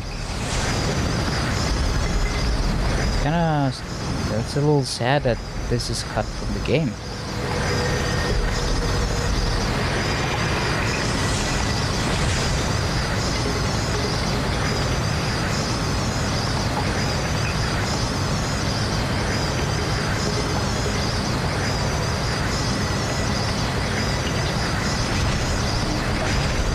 They could have kept this in, if you ask me. Just figure out like just have it be like a little arena thing, where it's like a side challenge.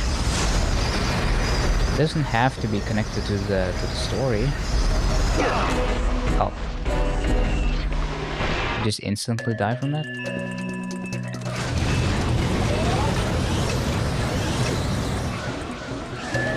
I'm not gonna do it again. It doesn't really give me anything for winning. Strong. Hoverboot track. Hoverboot racetrack was one of the major features of the Argorian Battleplex. Okay, so it was for the battle arena actually. We had races in some of the past Ratchet and Clank games, but we haven't had any in a while, and it seemed like a good idea to give it a go. Our hoverboots were shaping up to be a fun mechanic, but it quickly became clear that getting these races up to standard of the rest of the game was akin to making another fully featured game on top of RCF2. What's featured here is some variations of our existing tracks with a simple version of Azimuth hovering along the path. He'll slow down and speed up based on how far he is away from the player, but you're really just racing the clock. Okay. Interesting. Oh. There's so many doors and stuff. Conference room. Procedural arena. The arena, virtual set of platforming obstacle originally intended as one of the Battleplex lobby games. When activated, the genre would produce a series platform. Ultimately, there was many potentially testing lighting. Okay. So this was meant to be. Oh, I instantly fell off. Okay.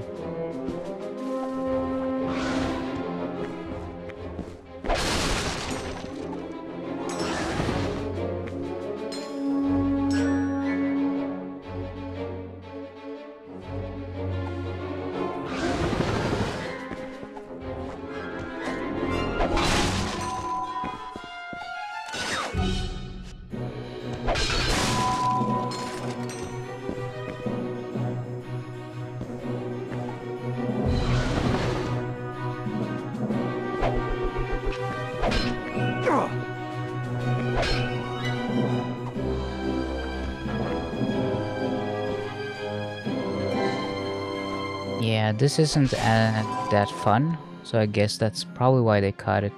Because I mean, just jumping onto these platforms it's not very challenging, and it's not that engaging. It's pretty, Maybe they intended to put more stuff on this. Oh, okay. Maybe the plan was to include some enemies and other things to make it keep it engaging. Maybe some stuff happening in the background to keep it more exciting. Because this seems like a pretty dumb idea. If this is all it's just in a kind of a boring room. Yeah, I can kind of see why they cut that. I get it. I kind of get it. Oh. Nefarious Destroyer. The Nefarious Destroyer were larger versions of the common Nefarious fighter ships and would dock with the fighters, increase their strength and available moves. The Destroyer would launch a volleyball of Seekers trying to dock with the pair of bombers. If the bombers were docking successful, a wave of energy would build up alongside the edge of the ship's hull and fire away from the ship, sending a crescent-shaped wall of energy towards the target. Yeah, that could have been a nice enemy variety thing.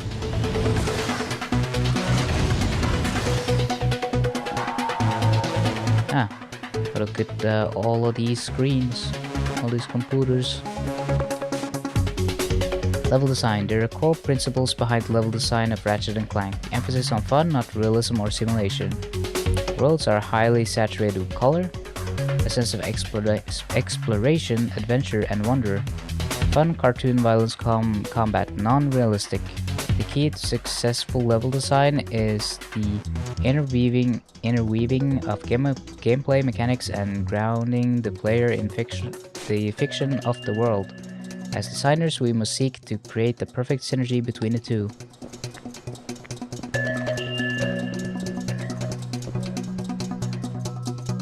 Setup design. Enjoyable setups alone are not enough, and a good use of the environment is necessary to sell the world as a whole. In order for this to happen, the designer must have a good understanding of what the world is and how it functions. This means investigating the world to learn about its ecology and architecture. Yeah, that's end of the sentence. The environment should increase the fictional value of the product and make the player want to find out more about the universe.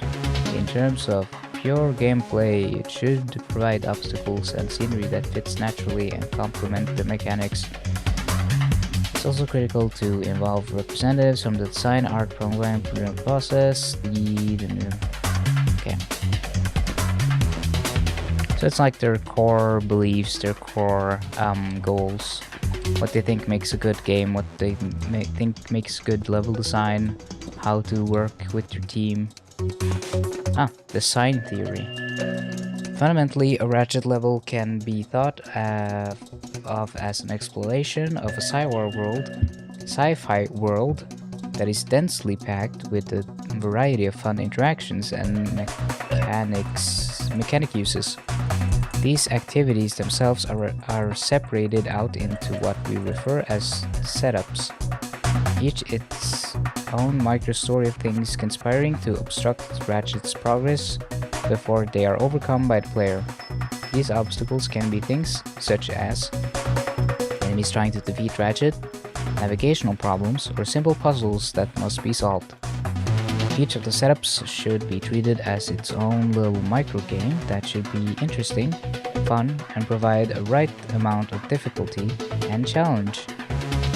They should vary the pacing, dangers involved, and what skills and techniques are required or needed to successfully overcome them.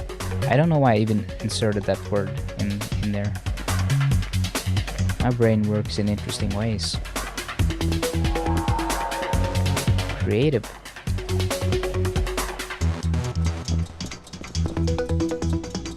Gameplay philosophy. In this game we considered the following. Strong primary gameplay in the form of multiple missions and goals that emphasize exploration in addition to platforming and combat. Integrating the story and gameplay to provide supporting fiction for the reuse space and making the environments feeling more meaningful. Compelling secondary gameplay in form of optional missions, secrets, and rewards that take Ratchet to the corners of each map. Layout that allows, where possible, Ratchet to tackle objectives in any order and or from multiple angles. Different whatever. Brain no work sometimes, but it's fine.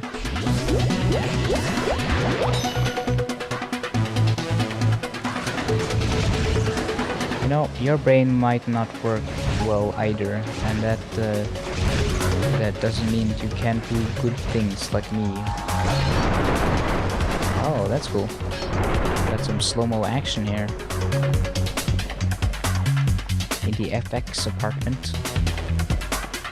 Do we have a thing that I can read? Hey there.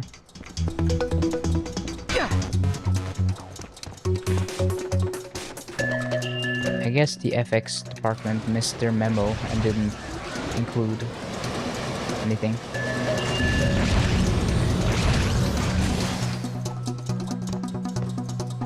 Okay, well that's a little fun thingy. Let's see, what's over here?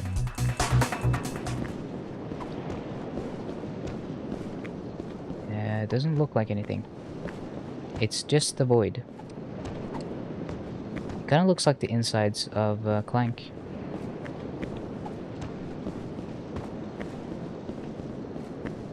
Well, I didn't mean to fall off. Oh, don't want to go on that. Okay, that was the conference room. In there. What?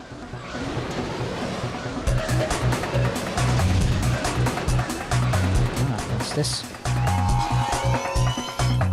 Ladies' room. It's those creepy eyes again. I don't like you. You look too much. Ah, men's room. Big gato. Big. Ah. The cat is angry.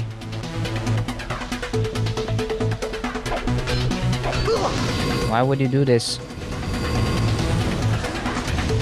Are you gonna do something evil? Or are you chill?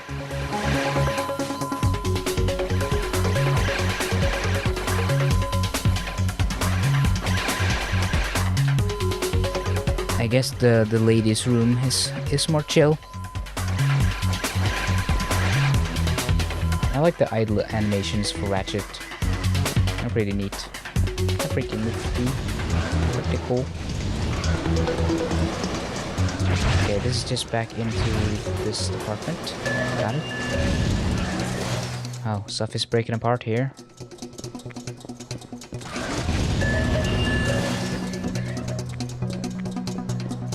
Ah, what is this?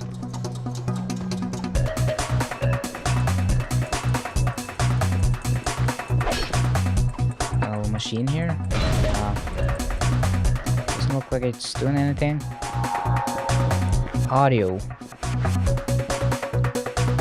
Rocket Ride to Oblivion. The end of the first trip to Vorslon ship originally involved traversing an escaped rocket hurtling through space with Vorslon in the nose cone.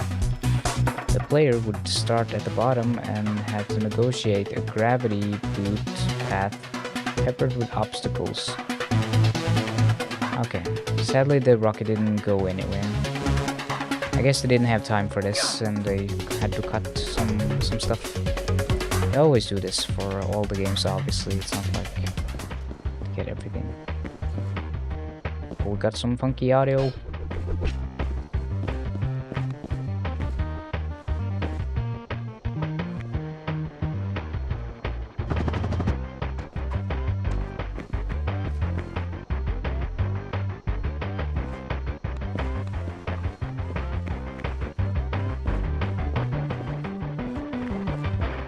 Sounds like the audio is coming from here and not from this. I guess they didn't have a good... Either it's the emulator's fault or the spatial audio wasn't all that good yet. What is this? Bunch of pillars. Epic fairy tale style. The Breaker system is mysterious and enhances place. Time behaves strangely there and bizarre. Blah blah. Okay, so this is like a one of the worlds that are cut, I guess. Sony themes. A lot of the Sony structures use their large round eyes and architectural theme. Look around for hints of Sony history. Oh yeah, I have noticed that. I just didn't think it was that important for the story. Oh, what is this? Termites. Termites were actually based on a similar flying swarm enemy from Resistance 2. Oh. We adapted them to crawl along the ground and eat Bregus nectar or anything else that got in their way. We're always looking for ways to create new creatures that are part of the environment. So just enemy pop down. Yeah, that's a good philosophy. Oh, they're gonna follow me now?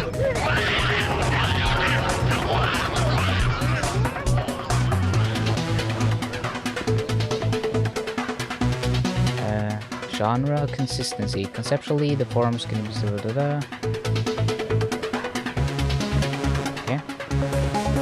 not that interesting. Silhouettes. With every design, whether it's a gun, spaceship, NPC character, the main focus should be the silhouette read. If the character works from a distance and remains iconic, then a character has a good chance of being a successful design. Iconic silhouettes are memorable, which in a stylized platformer is very important. That's true. It is important with this is like a good theory. I know, because we don't necessarily think about all the stuff that's filling in the silhouettes. As long as the silhouette is something we can recognize and remember, then it's something we're more likely to remember or associate stuff with. Oh, there's a whole thing around it. You can look it up. It's like silhouette theory or something.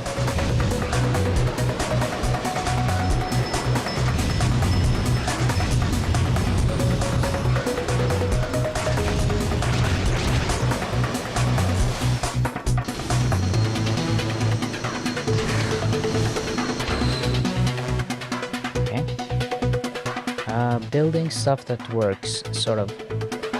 When it comes to showing functionality, many of the successful joints of articulation system comes from actual machinery. This allows exaggerated and outlandish designs to be grounded or provides a trace of plausibility. This helps the player suspend disbelief and remain immersed. Implausible functionality often leads to "yeah, right," or "that could never happen," even though they just flew a spaceship through the solar system to that enemy segment. That is true.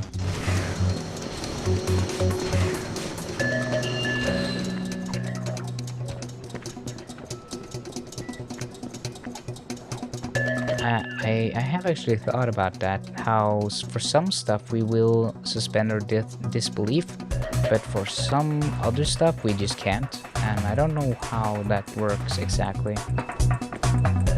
Because I couldn't do that for Old Boy. There's too much weird stuff. Retro and Deco. Yeah, I did want to say that I felt like it was like an Art Deco when I was talking about if it was retrofuturism or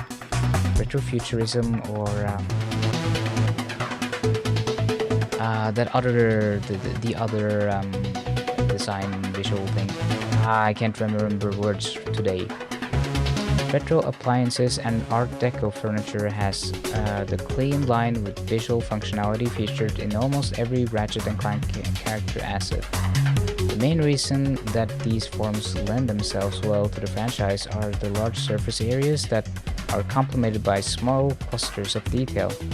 In most cases it will be small clusters of tech, but the rule also applies to organic forms like creatures and, well, more creatures. Yeah, Art Deco it's one of the things I wanted to say when I played Tools of Destruction, but I didn't know if it was more like, yeah, steampunk. Steampunk is where the art style I was thinking of, architectural type style. But I do like Art Deco. I think that's a good one, even though I guess functionally Art Deco is kind of dead. But it being dead means it will probably have a cool comeback, you know? It could come back and it could be pretty cool. Oh my god, what am I looking at? That is horrifying. He looks so wrong. There's just something wrong with him in those photos. Proto Ratchet. When we first started out on Ratchet and Clank Future Tools of Destruction, we had a plan to use the new console's processing power to create a more detailed model of Ratchet that would have more human facial features and expressions. We went with this concept for a while before thinking, you know what, that's not Ratchet anymore. The model was changed to a higher resolution version in the style of the classic Ratchet. I think that was a good idea. This doesn't look good. This looks very... I don't like it. This is uncanny. I think you made the right call, guys and gals and NBs.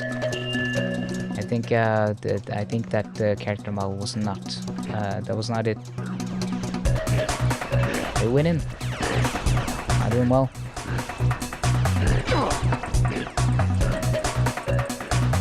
Oh, I like this. That's cute. Different armors. Upgradable armor. When you buy and wear type of armor, it can be pre-rendered cutscene, rendered differently version for each type of armor, or the cutscene won't match what he's wearing. You may notice that it does not prepare. If you play previous Ratchet games, you may notice that Ratchet does not appear in any of the pre-rendered cutscenes, and the in-game cutscenes work. Yeah, okay. Yeah, I did notice the armor went gray whenever he was in a cutscene, so that's probably... I noticed that it's just like a color change. And his helmet is gone for all the cutscenes.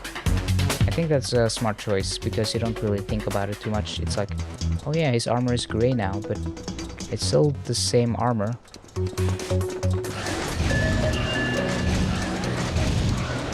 To be fair, it didn't bother me too much when the armor wasn't consistent across cutscenes. It was like, oh yeah, it changed, but who cares? Burn room. Why is it called the burn room? Am I gonna burn? Nothing is happening.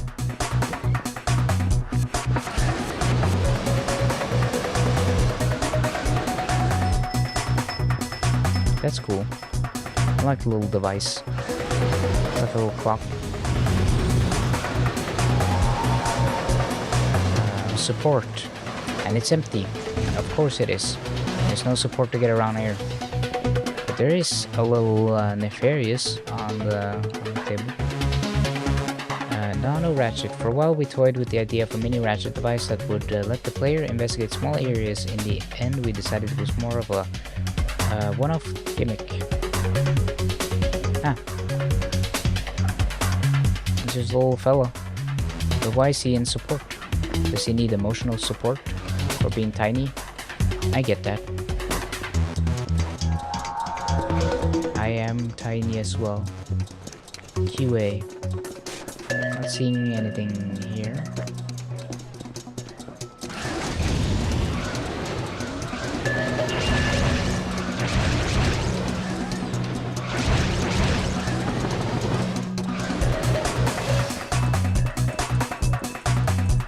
Tools of destruction, a big part of Ratchet is blowing stuff up. We can design objects to break apart, remove objects, blah blah blah. Get right here. Yeah.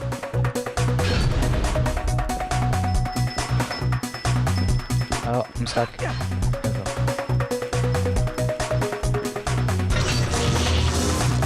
What happens if I press button? Nothing? Oh. Rigging is the process of adding joints. I know what rigging is. Yeah. Oh, I wanted to see the explosion uninterrupted. Oh, it looked cool for the brief second I saw it. Yeah. What?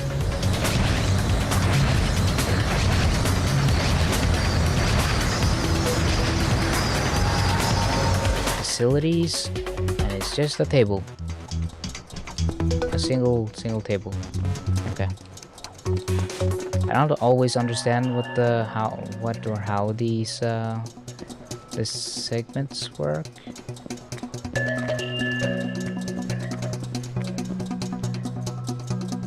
I feel like I'm hearing something. Maybe it's part of the track, or maybe I'm going crazy. Bark conference room. Not much happening in here. Server room. Now this is my place, my kind of place. This is where I like to hang out, in the air-conditioned server room.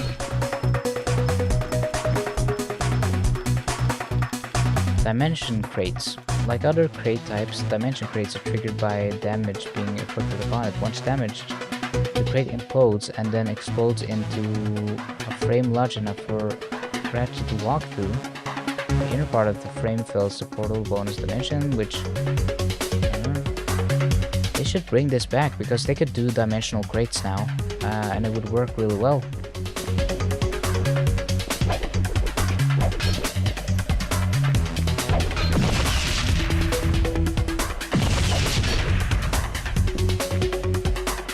dice crates. Could flip between ammo, bolts, health. Oh, that's also an interesting idea. It would be a little frustrating though, I think. Teleport?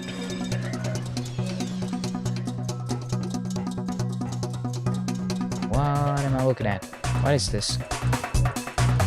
Get some info here? Hold on, I want info.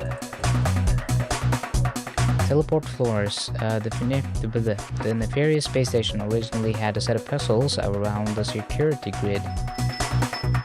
Okay.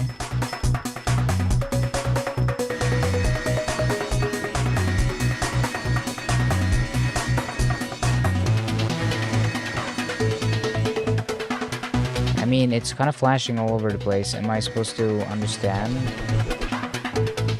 where to go based on...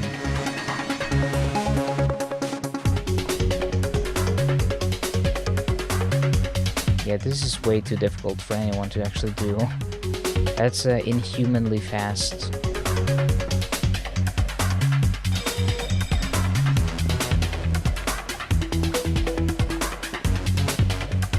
Ah, what is this? Is this a little casino? I like the destructible. That's cool. Little glass shards and stuff.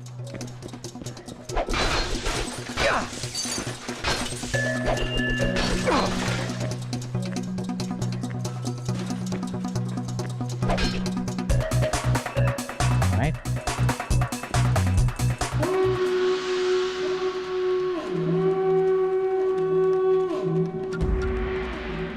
Select your warrior. Okay. Horn helm of suffering, plates, strap, plate, golden shoulders. Okay. With this guy with a hunter helmet, spikes, and a ring, and a strap.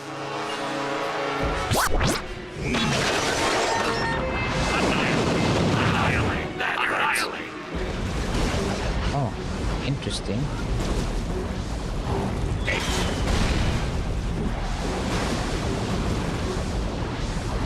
Not cool. Not cool. Come in peace.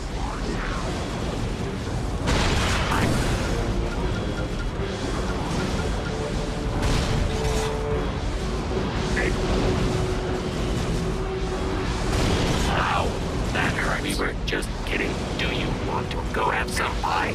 Or perhaps take in a hollow film?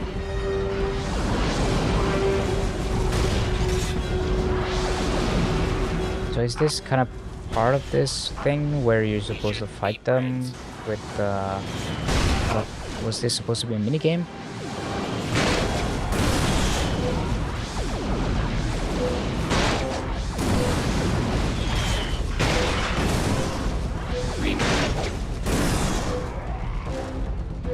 Okay, that's one round.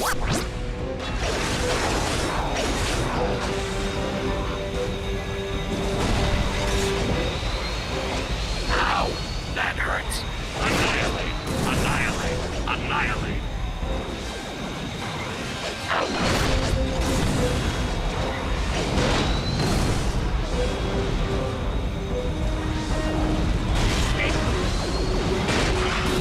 We were just kidding. Do you want to go have some pie? Or perhaps take it a... They don't have very good aim. I'm just gotta say, I think AI has come a long way since PlayStation 3.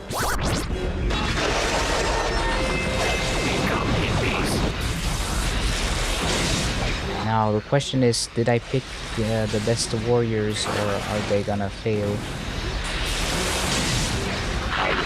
They seem to be doing pretty well. Place your bets, people. Place your bets. Who's gonna win? My fierce warriors or these stinky battlebots? He's getting in it. He's getting hit. But he is strong. He's enduring. He got this. Oh, let's see. Can they beat the thingy? Oh nope, he died. Oh no, that's not gonna work well for him. Yeah.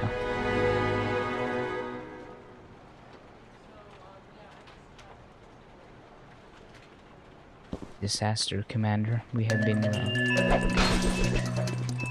I guess it's just like a mini game kind of thing where you interesting. Oh, hello, Anthalos. How do you like the Insomniac Museum? Pretty cool stuff. The Phoenix Launcher. The Phoenix Launcher was based on the Predator missile from Tools of Destruction. Ratchet locks onto enemies and these fiery birds of prey would release from the glove. Huh. That's a cool concept. I do like that. What is this? It just looks like a shotgun from yeah, it just looks like the freaking shotguns. Shotgun Chuck. Submission to the My Blaster Runs Hot Weapon Design Contest. Well, it didn't win the contest. It did win the Heart of Bomb, one of our character artists. Yeah, it looks like they just used it from. They just put this in here, and it was supposed to go in a different game. They're a little too realistic for Ratchet and Clank. Oh, these are a variation of those blades. Those from Deadlock, I think. Oh wait, is it from Deadlock? No, it's from Tools of Destruction, I think. The Razor Talons. Yeah, Tools of Destruction. Used to cut through enemies. Yeah, but it was cut from this game. I know, because I never got to use them in this game. Wow. Oh. Oh, there's another shield glove. I would have loved that in this game, actually. Would have been fun. Oh wait, Grav Sphere. When equipping the Grav Sphere, Ratchet is a Melton sphere made by hexagonal tiles. Oh, so it just makes him lighter? I see. I thought it was like a shield thing. I'm not sure how they would use that mechanic though in the other parts of the game. Yeah, Grav Sphere. It looks neat though, I do like it. All the hexagonal stuff is pretty neat. Oh, this is like a puzzle gun. Simon Says kind of thing. The Babel Horn was a gadget used to hack through doorways, communicating with nefarious troopers. We always wanted the player to talk to some of them using patterns of flashing light. Yeah, so Simon Says, basically. Let's see. Yeah, I would like to see the dimensional crates be used in a later game, since they have the tech to do that now. I guess they kind of did with the dimensional pockets. I guess maybe that's where the idea came from. Oh, here's the little funny tiles. That makes... oh, look at that. It's all wiggly. It's those beads that you put up your butt. Physics attachment. Our tech department gave us new tools, ability to attach objects and with physics to each other. Okay. Yeah, and cool technology.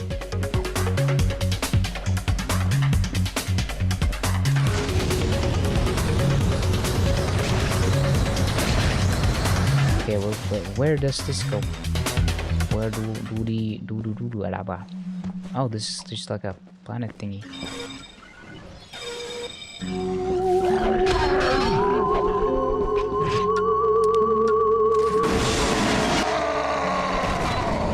Damn, he be screaming though. He be screaming like he's like he is being tortured.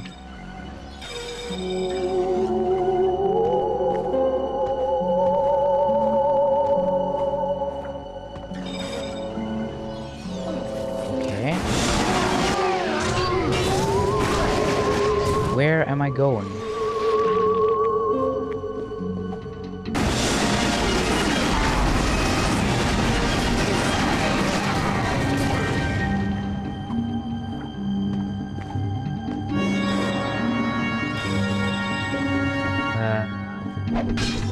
Did I win?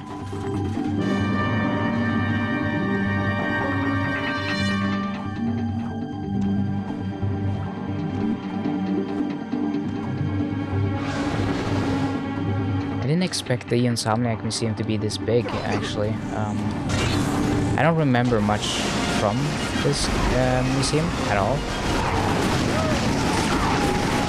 I remember the Insomniac Museum in Ratchet and Clank Going Commando, but I don't remember it in this one. I'm not sure why.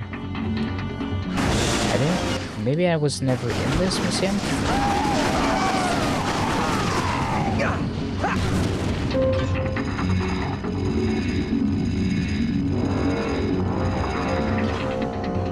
Antholos, did you ever visit this?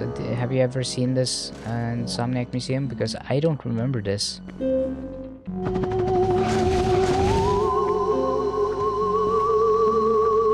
glitching out a little bit. Oh, I should have checked. Is this just like an unused planet? Teleport moon. This was early designed for the teleport moon. The basic concept was a little moon with teleporters and force the player to find the correct path at the reward at the end. Okay. Wasn't too complicated. I could have kept that in. Lombaxes don't swim. We originally planned to support Ratchet swimming as we have in other titles, but in the end we decided to focus more on his faster-paced run-and-gun gameplay. I kind of forgot that he didn't really swim in this game. Also, our new water is very cool looking on the surface, but we haven't dedicated much time to get the underwater looking match to surface quality. Okay. Yeah, I didn't even think about that. I just saw that the water had improved in this game, and I didn't really think too much about there not being any swimming sections in the game. I guess I didn't really miss them.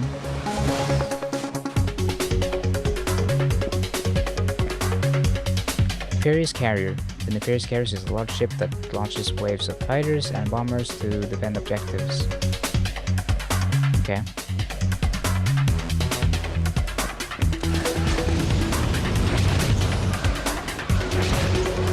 I guess it's neat. It's alright. HR, and it's empty. Oh no. That's not good. Hello. Wait. You are old Ratchet, aren't you? You're from Ratchet. Isn't that the Deadlock model or something? The Ratchet and Clank 1 and 2, 1 through 3 version of Ratchet had 6,912 polygons. His head and hands are a bit larger, which made him look a little younger. I guess so.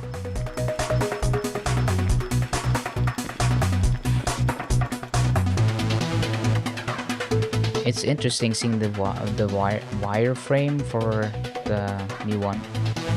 Well, now it's technically the old one. That's weird to think about. It's very strange seeing the old model in the new game. Or not the new game, but mid refresh. I don't know. But yeah, oh my god, the name of these again. Leviathans, I think. Yes, Stellar Leviathans. The Stellar Leviathans was the ultimate evolution of the Leviathans from Tools of Destruction. These space-faring creatures would travel in packs and looks like shark encircle a phylum. Using telekinesis, tractor beams, pull, jump, run, blah blah blah blah. Yeah, they didn't have the time, so they had to cut them. It is a cool model though, I really like it.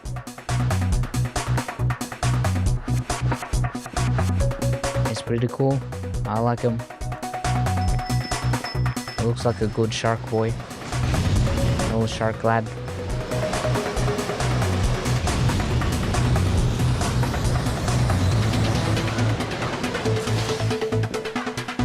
Just concept art. kitchen. And there's just popcorn. Meh.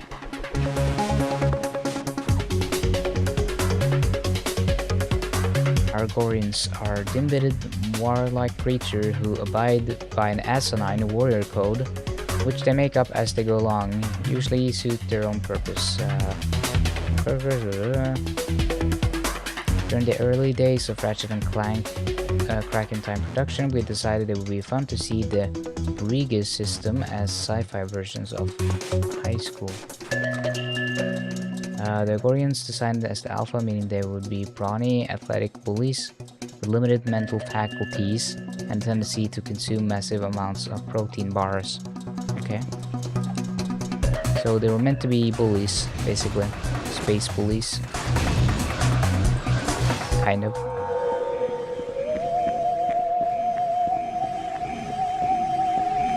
Hello, Nefarious. His character model is pretty cool.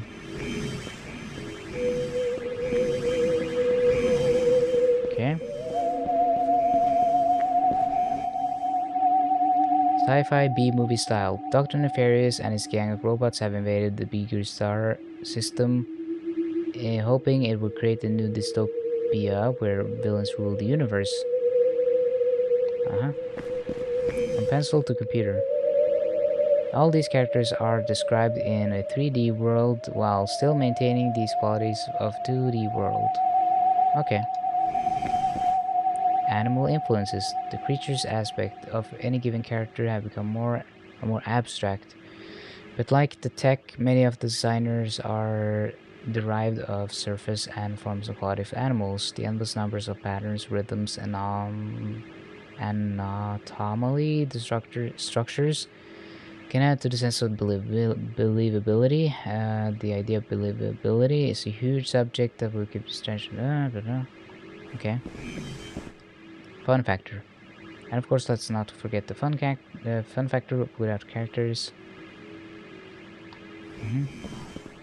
I'm not used to reading this much. More shiny. We vastly improved how Surface handles lighting. I noticed, and I did comment on that. I thought the surface scattering was pretty good. The way it, the surface details are just better. Have a lot of detail and range, brightness, and shadows. The tech team really pulled this one off. True. It still looks pretty good.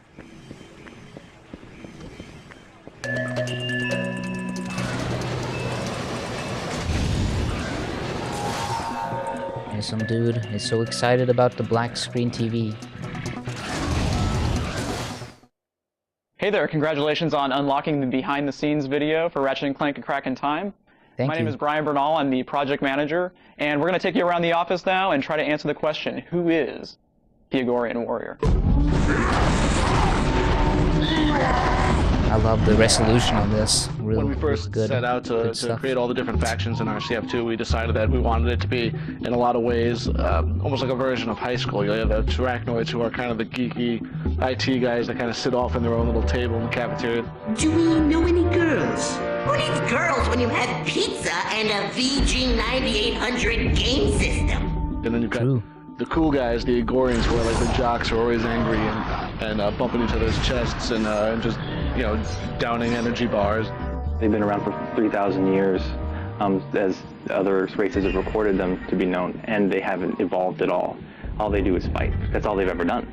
I think the best description I heard of that was they have, you know, they're honorable, they have a sense of honor and a code, but they just keep rewriting it. You will pay for your incompetence with your lives. We realize that every time you wish death upon us, it is because you care. You know, me and Brian Algar, we wrote up a whole character breakdown of all like the character traits that we wanted, and we wanted them to be very honorable creatures, and we want to have this code of ethics that always kept changing. And then, you know, we took that and we showed it to the artists, and we had Greg Baldwin and Dave Girton start sketching different things up. They came back at us with some really funny stuff, and that's when it got sent over to the animator. So we tried to give it like enough of an outline where everyone had a large canvas to work from, but we still wanted to leave a lot of room for people to put their own stamp on it.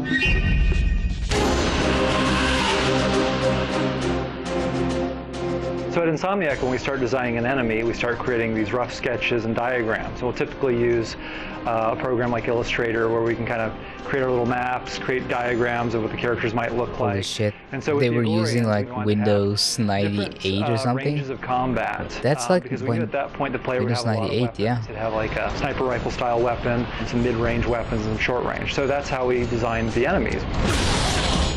Here we got in the front, we've Programming got on Windows 98. mid-range bombers. We've got the melee guys that are going to run up close into battle, and then of course we've got the guys that ride the beasts in the background. On and these CRT were, monitors, obviously the generals, old ass Dell monitors that the players had to hunt down.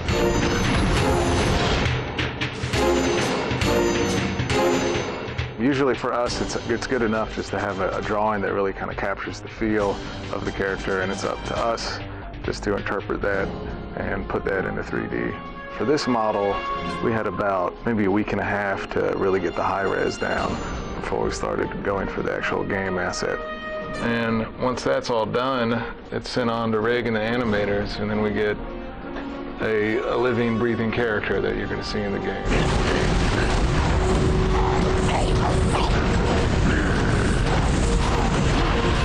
My process is I go out, I shoot some reference, do some sketches based on observing, around me, just kind of taking in what I see from, other people and that kind of thing. Try to get an idea for the kind of character I want.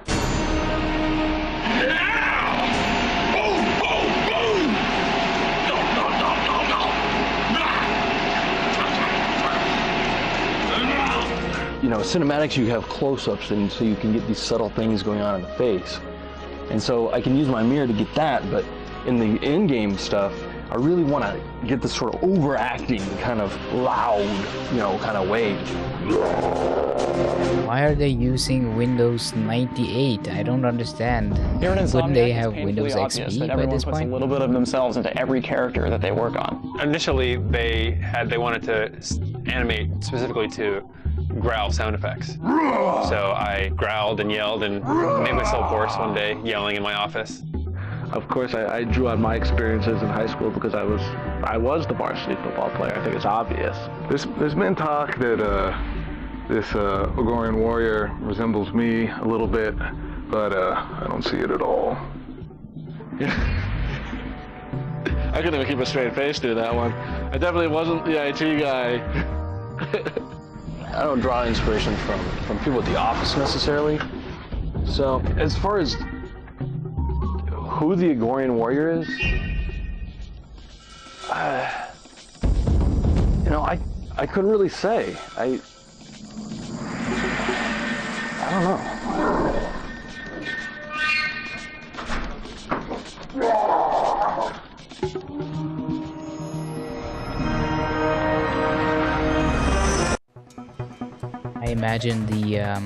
I imagine their offices look very, very different, and they probably don't use Windows 98 on old ass CRT monitors anymore. Full moves. Yeah, I already read that one, so I guess we're looping back around to where I was. I have missed some stuff still. I was in here. Back to the lobby. Go that way. That's the hoverboard stuff. There's the model thing. This little thing, the room with the thingy. I'm gonna get to the plant because I want to open the secret place. Yeah.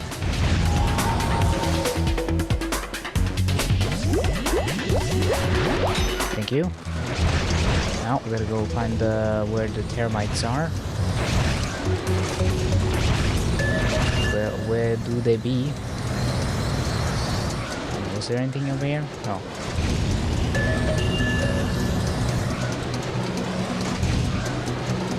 Still broken section here.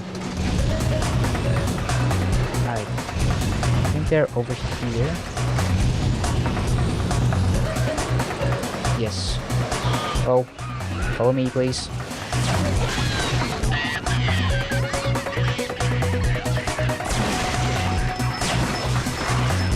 need you to come over here and chew away on this thing. I'll go in there and see. What are they hiding? Huh? Huh?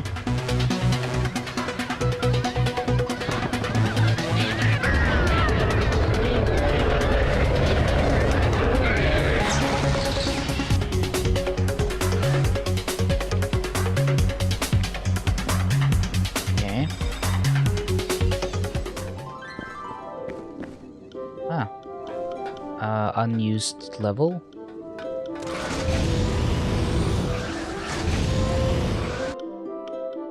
Bullard Settlement. After saving Krell Canyon from Agorian invasion, we wanted the player to be able to interact with the townsfolk. Did saved upon some optional collection quests. We spent a lot of time on the battlefield and decided to simply the area to running. Okay. So this is like an unused area, I guess.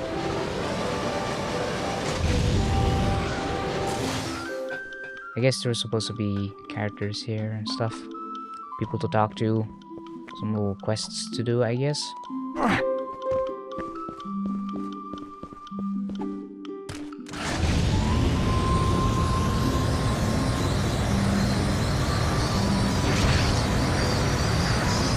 I mean, a lot of the work is already done here, so I feel like they could have just put it in the game, maybe? I don't know. Hydroid, these little guys, this little guy used to be in a few levels.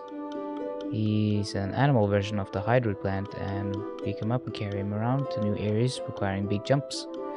Unfortunately, this meant the player could lug him all over the level and jump out of the world. Even though we found him hilarious, we had to downgrade him from endangered species to extinct.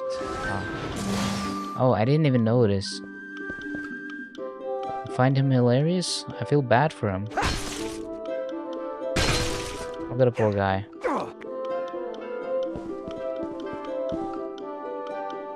I look so scared.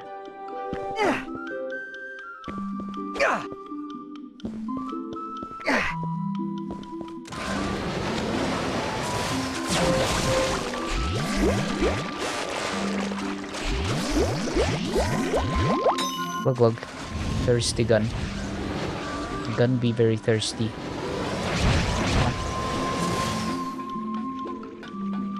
Are you thirsty, little guy? Yum. Yeah, there's not anything I can do here. Yeah, I'm punching you dry. Punching you. Okay, and basically you could just bring him around with you. Yeah, I can see why they had to cut this. This would be difficult to balance, because you could just go anywhere you really want to. Kind of break the game.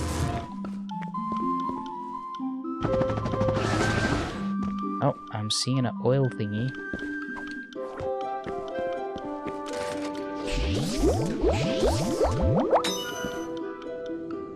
Omni Soaker functionality. The Omni Soaker started out with 5 different fill options. Oh. In addition to water, oil, and nectar, the 3 fills made it most planned for lava, gelatinum, which is the gel that was in the Tools of Destruction, and a springy gelatinous fuel, also used as bouncy platforms. It kind of sounds like some of the stuff that they did for Portal. When you could use like the different portal fluids. Also, the game crashed. Whoops.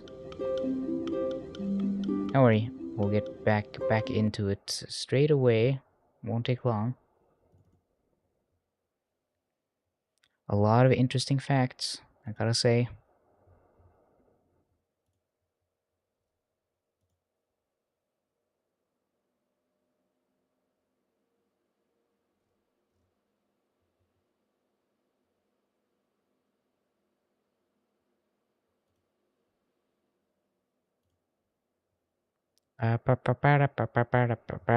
Okay. And back into the museum we go. Wow.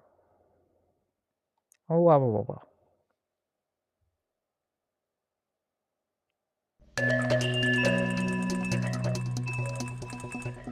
Okay, we have to go get the nectar again.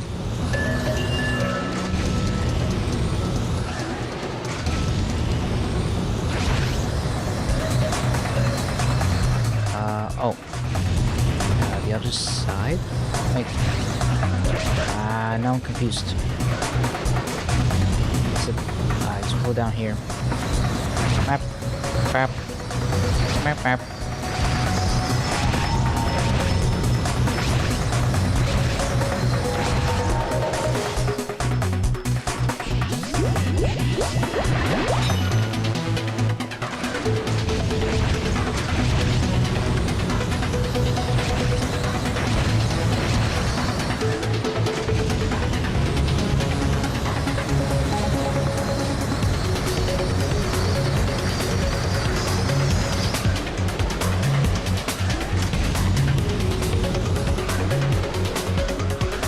Camera, please.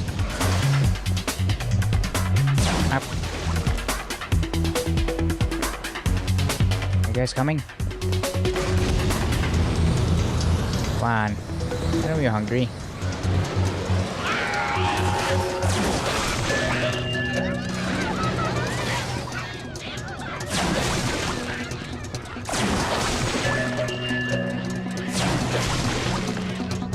The noise it makes is pretty funny. Come on, go eat.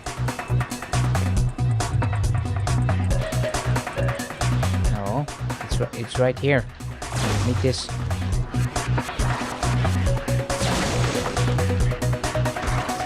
Nice. Come on.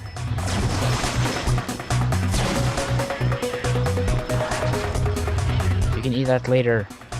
Come on. Please. It's right here. Look at this. All this yummy jelly stuff.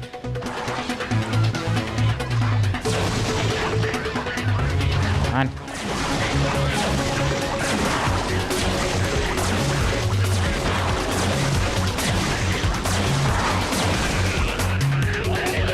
No. The jelly. What the? They didn't want the jelly? The nectar thing? I guess it just they really wanted to kill me. Okay, well, I guess we've seen most of the museum. I don't remember if there's anything else here that I missed. We've seen the big cat, the toilet cat.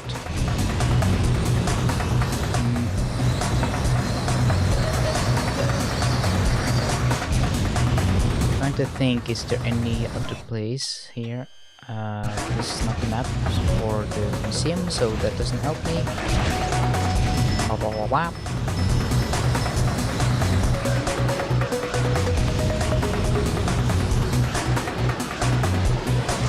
Oh, I don't think I've seen this one. The first hypersonic brainwave scrambler. The original version of the hypersonic brainwave scrambler was smaller and more reminiscent of a pesky droid from another galaxy far away. The HBS was so destructive the great clock needed to be beefed up to larger shape. Yeah. Look at that little funny guy.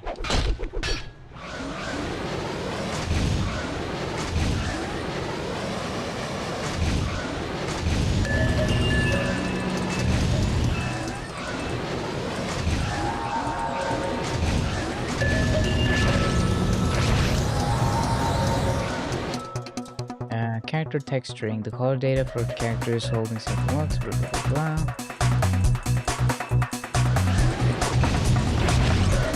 Yeah, I feel like I've seen most of the things in here now. And obviously if there's something that seems very interesting to you, then you can either get the game and play it for yourself, or you can just pause and read, or you can see someone else play this, go through all the stuff. I suppose. I'm gonna check out these because I don't think I've seen these. The Astro Wave. Energy ribbon, major component, quick clock, blah blah blah. The parts of the clock, I guess. Oh, that's a funny design. Cute robot. Time cleaners. Natural denizens of the Great Clock. They were created by Orvius to use as a temple energy eaters. Oh. That's fun. I would have liked to see those.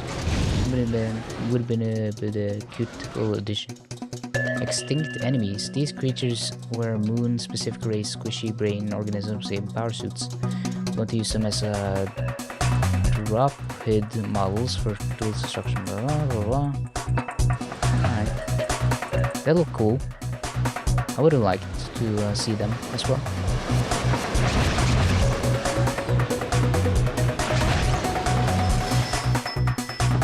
Yeah, if there's something I've missed, then I'm really sorry about that, but I do kind of want to play more of the actual game and not just run around this museum all day. I feel like I've seen everything. I feel like I've done a lot in the museum.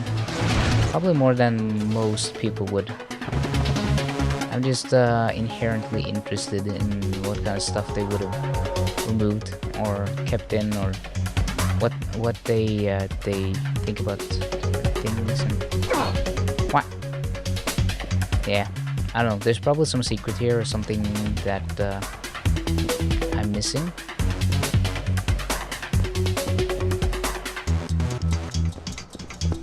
I feel satisfied. I feel like I've seen everything I need to see.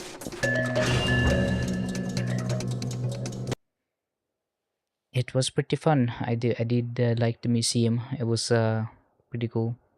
I do wish they made the museums a little more organized though, so it was easier to check, like cross-check every place you've been and looked.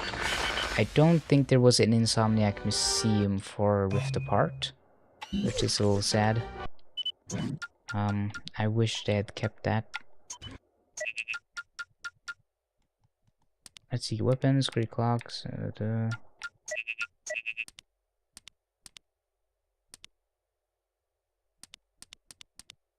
I don't know what all these are for, but I don't know if I even need all the skill points for 100% completion technically.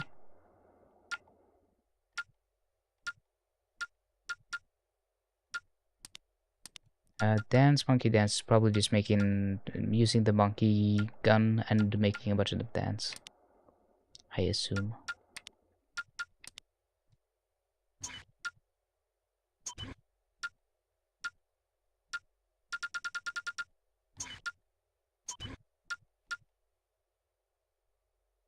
Check out some of the concept art from Ratchet's downloadable adventure, Quest for Booty. Oh, we got some concept art. The stuff that they didn't include in the actual release of the game, because it was so rushed and didn't have anything. At least they included, oh, they're cute. I like these little guys, little creatures. Especially the one on the right. I like them. Looks like an otter thing. It's crazy to me that they didn't include almost anything in Quest for Booty. It's just like, yep, here's like a downloadable game thing and whatever. Oh. All the concept art is always so good. Space. Oh, okay, so this is for this game, on Crack in Time. I like the different planet designs. They look cool.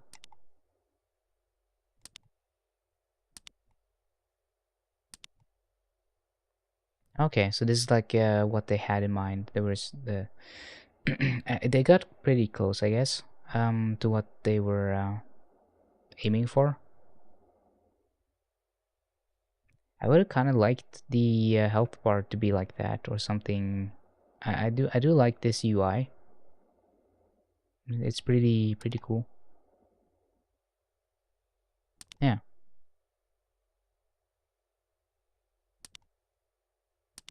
I think they got pretty close to their vision. Ow, I need more skill points for more of the...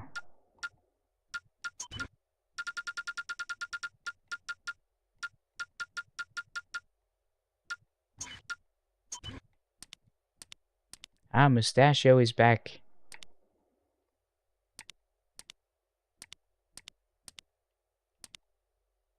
Captain Ratchet. Challenge mode.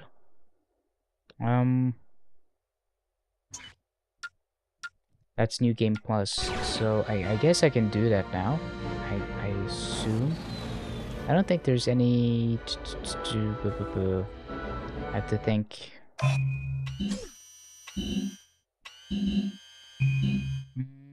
Yeah, I don't think there's anything left I need to do.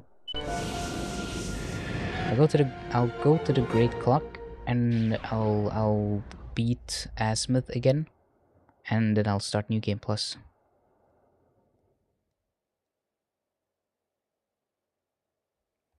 I know the title says New Game Plus, but technically I'm kind of working towards it because I'm doing all the extra stuff in the game.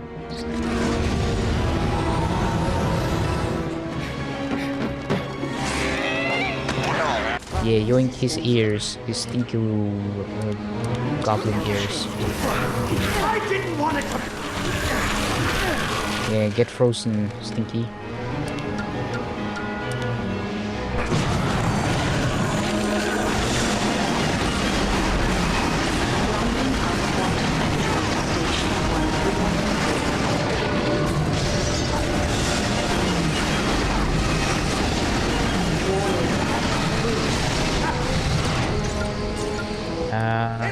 Spacesuit.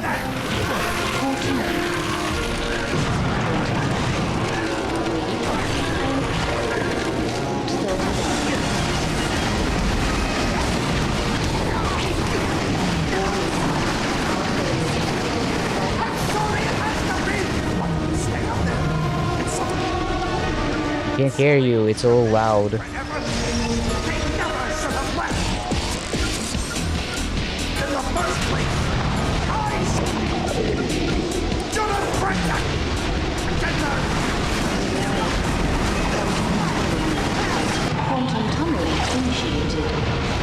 You hear that?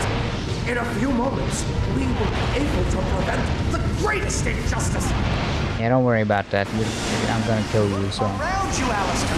The clock is breaking. Ah. It can handle it. This is what it was built for.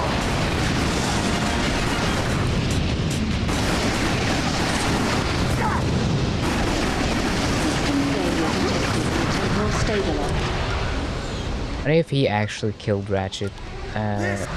Clank didn't actually save him, and he didn't. That just meant he would have killed all the Maxes left then, because he would have killed.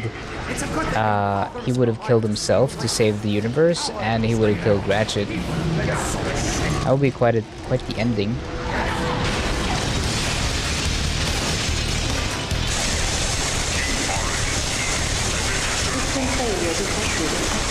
You can't do this! Ow, I did the worst possible thing.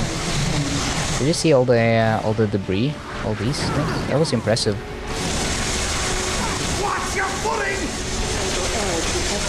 You're destroying the only chance you have of meeting your parents! Nah. I'm sure we're gonna see Caden whenever they actually make a Ratchet and Clank game again. They have to, eventually. No! You can't! This has to happen! Or it doesn't.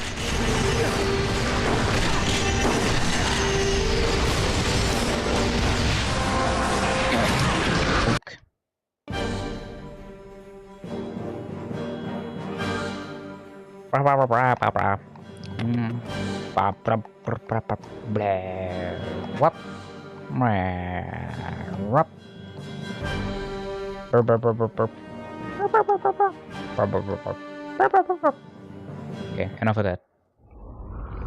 Hello. Okay, let's start a New Game Plus.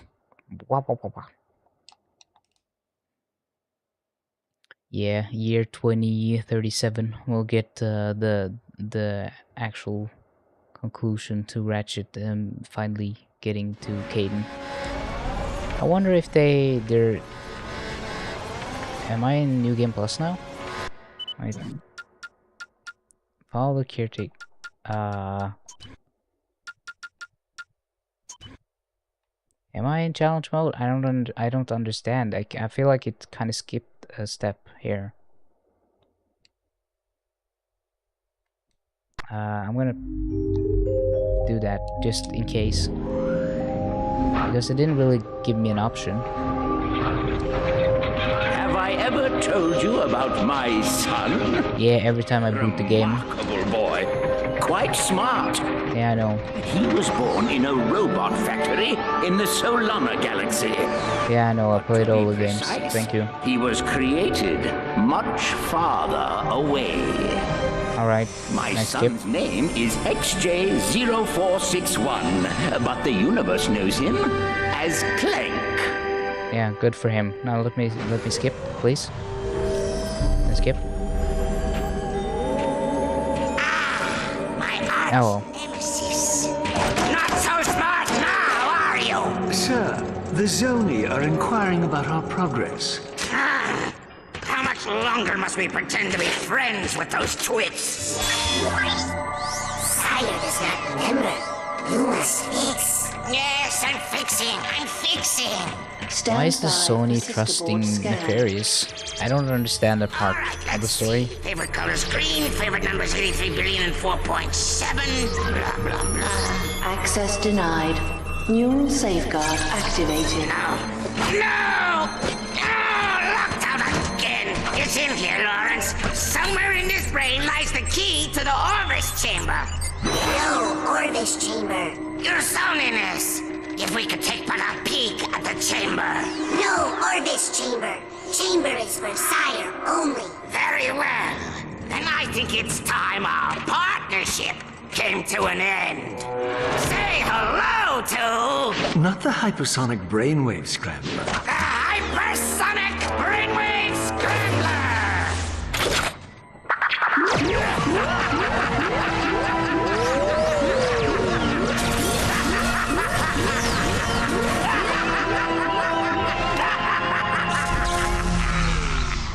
Apologies, sir. I should have mentioned the equipment is especially susceptible to sonic weaponry. Backup generator activated. He's awake! Stop him!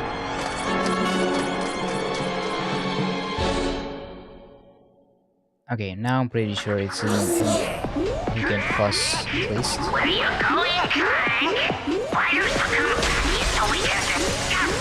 I don't know why it just skipped ahead when I played it the other time, and then it just gave me like a teleporting pad. That's weird. And I still had the staff.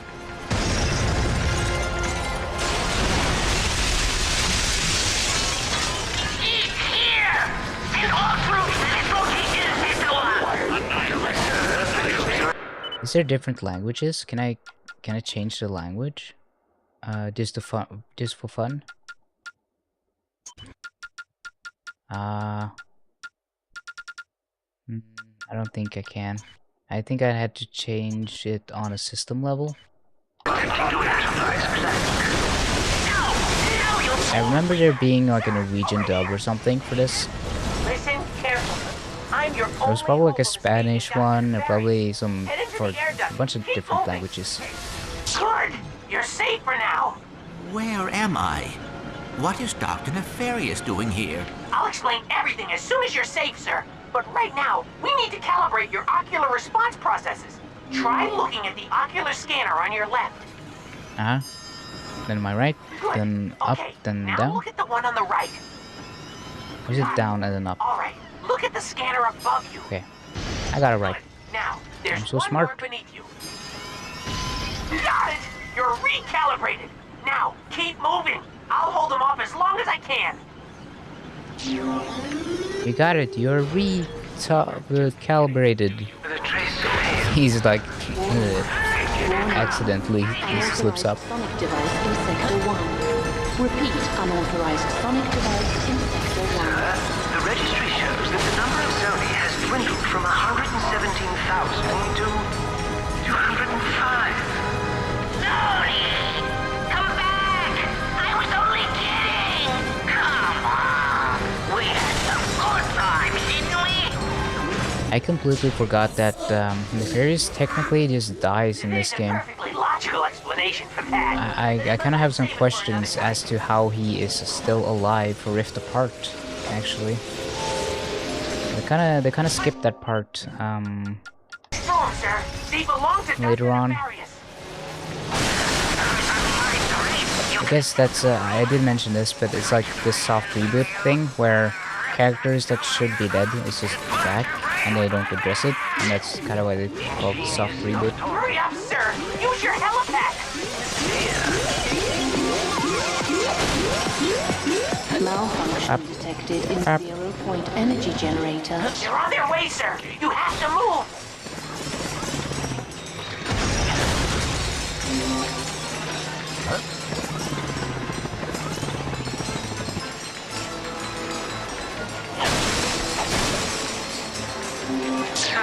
Clank is in Impulse Substation 6. Sir, up here, quickly!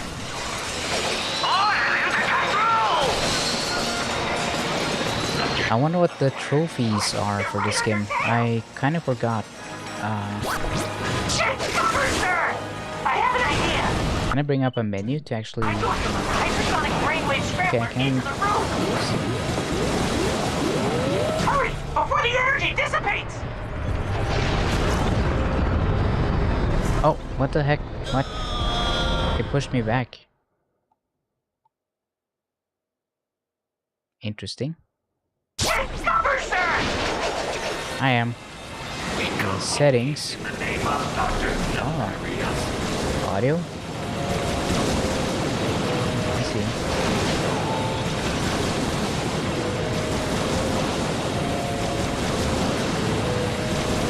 We were just getting some. Go have some pie. I have an idea. I'm going to let the hypersonic brainwave scrambler into the room. Hurry, before the energy dissipates! We mean you no harm. Good job, sir! Now keep moving! Temporal catastrophe detected in 3, 2, 1. What are you going to do?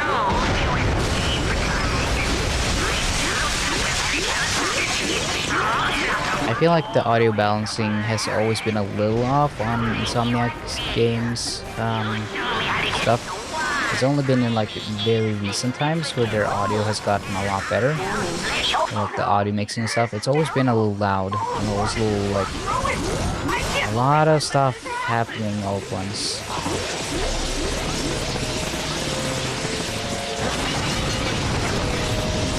Like it's not bad. I've heard a lot worse in terms of audio mixing and audio quality from games. It's just I can recall quite a few instances of things being a bit loud and unbalanced. Sir, they've locked me in! Keep moving and don't let them anywhere near the chain! Okay, can I skip, please? Skip. No, I guess not. Go ahead! Jump! Dr. Nefarious, I should have known you were behind this. Where have you taken me? You don't recognize it? This is your home! The Great Clock! A marvel of science and sorcery, engineered by the brightest Sony in all of existence, and constructed in the exact center of the universe! Give or take 50 feet. I am curious. What lie did you tell the Zoni in your quest for vengeance? Vengeance? You think I went to all this trouble for mere vengeance? They say I'm egomaniacal. Let's just say it's all in the past. Lawrence! Right here, sir. Ready the orb of gratuitous immobilization.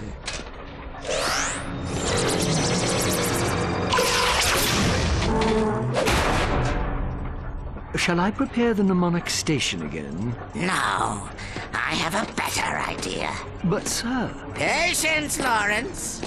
We have all the time in the universe.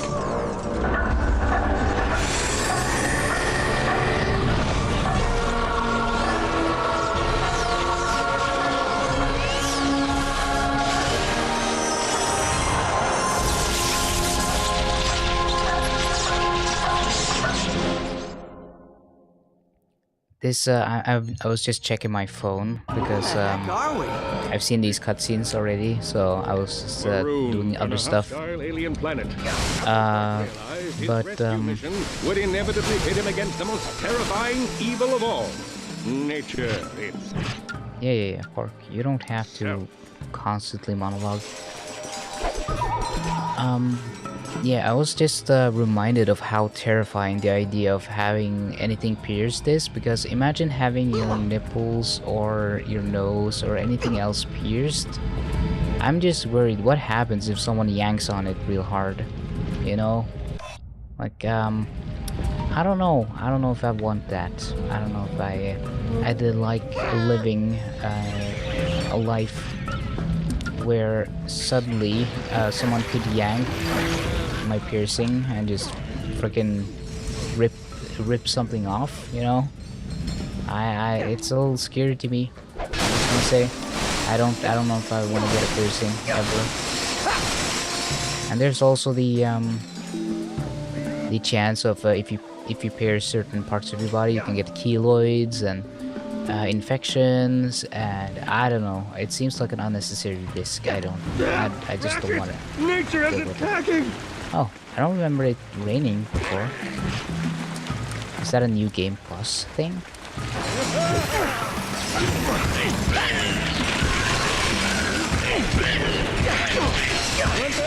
a sidekick. Okay, slight problem. I'm not so good with swimming. Just wait here. I'll find you another way across. Swimming? You wouldn't have to swim. It's knee deep.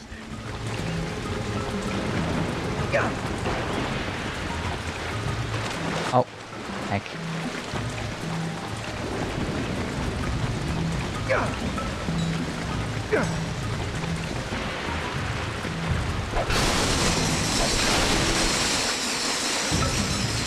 What's the plan, anyway? Well, where there are bridges, there are people.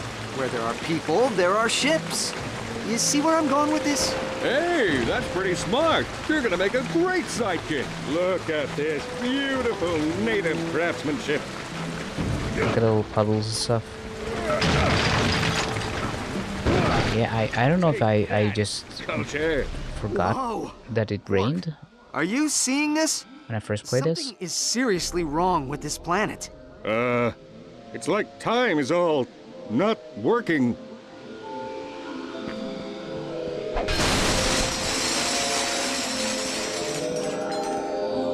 I do like the music and a lot of the parts in this that Rumble, you stupid door! and make up the atmosphere. I've always liked the atmosphere in these games. Please, I can handle a few tiny creatures.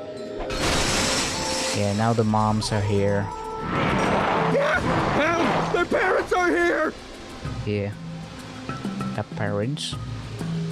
The parents. Evil doer. Well done. Next time. Oh, I don't have any ammo for that.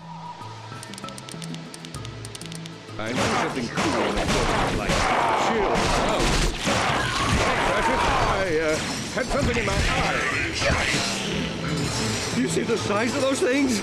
They were horrible. Come on, maybe there's a hotel around. Concerned for his compatriot's well-being, Captain Quark's noble sidekick ninja leaps from stone to stone, burrowing 6 deadly inches. With his enemies vanquished, Captain Quark steals into the jungle, blaster at the ready. He keeps hitting himself in the head with the blaster. Justice to those who cross his path.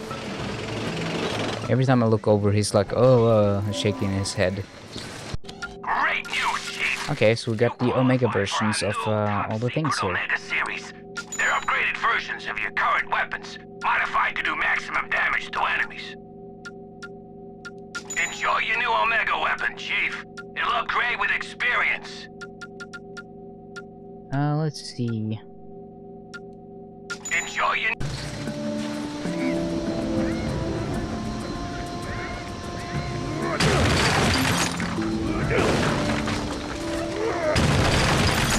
This door is a job.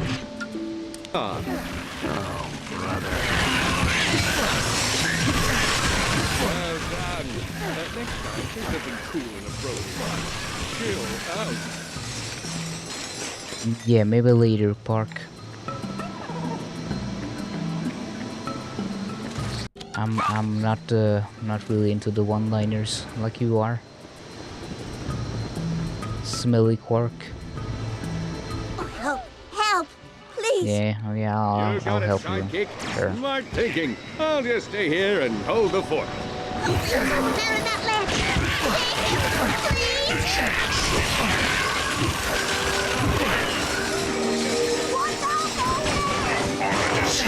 and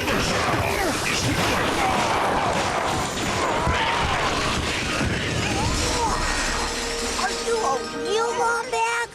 No, I'm a fake one.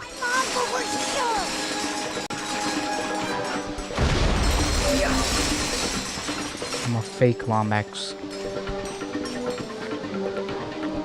I'm a Walmart Lombax. The one you get on sale. The discount section. Flap. Flap.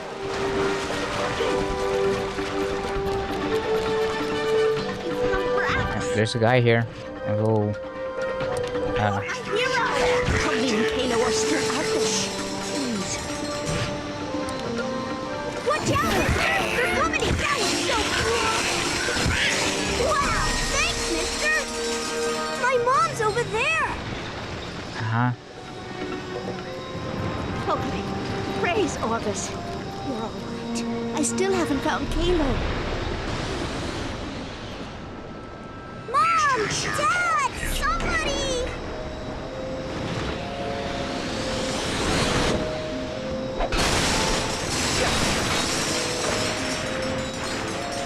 I still think Tools of Destruction is slightly better than this game. This is still like an A-tier game. It's not S-tier like Tools of Destruction. I just feel like Tools of Destruction is the perfect a combination of old school and new Ratchet. And it felt like it was more complete with everything. It's just like a bunch of tiny details about tiny stuff and things in this game that kinda bugs me a little bit. I wanna go home now. Like they don't have any dialogue for Clank after you save him. My mom's this So even though he's with you all the time, constantly on your back, after like getting him, he doesn't say anything, and that's kind of weirding me out a little bit. Happy to be of service, ma'am. The Xiphoids will be back soon. Come! We have to get into the village. So, what are these things? Mutated viruses from the Cortho sector. We haven't seen them on this planet in years. Something must have happened to Gonna the smack his ass. Charles, open the door! Anessa, what? Mr. Zircon does not have all the... These creatures are the least of our worries right now. Well, one of the elders spotted Lord Vorsalon's warship over the falls. Lord Oh, don't worry, I already killed Vorsalon on my other save. He's not a problem. Well done. Next time, say something cool and appropriate like chill.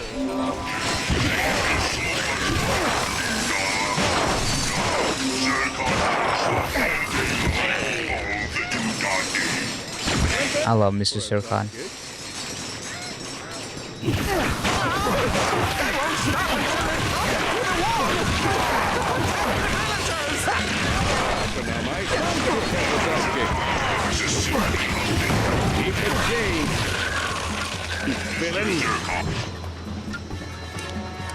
Oh, I can use this too.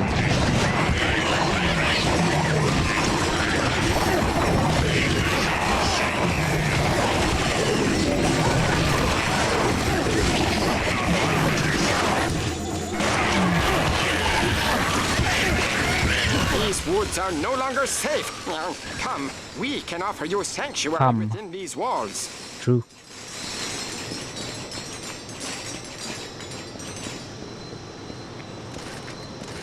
They're very friendly to outsiders. They just randomly decided to trust you.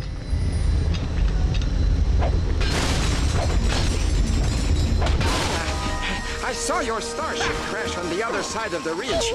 I believe we may be of assistance. The ship's trashed. There's no way we'll be able to repair it. Ah, but the Zoni can. Meet me at the Temple of Zan whenever you're ready. I will explain everything.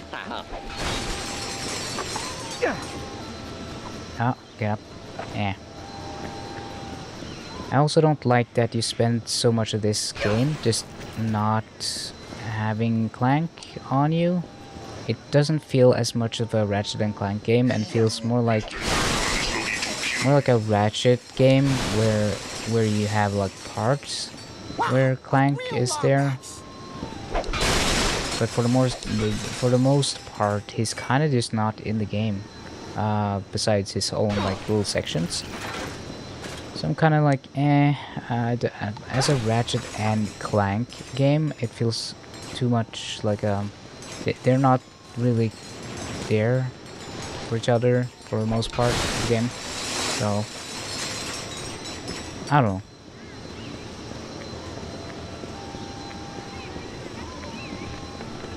know. In memory of Zan Gribnak, father, friend, and chief of the Fongoids. Looks like this guy was some sort of hero.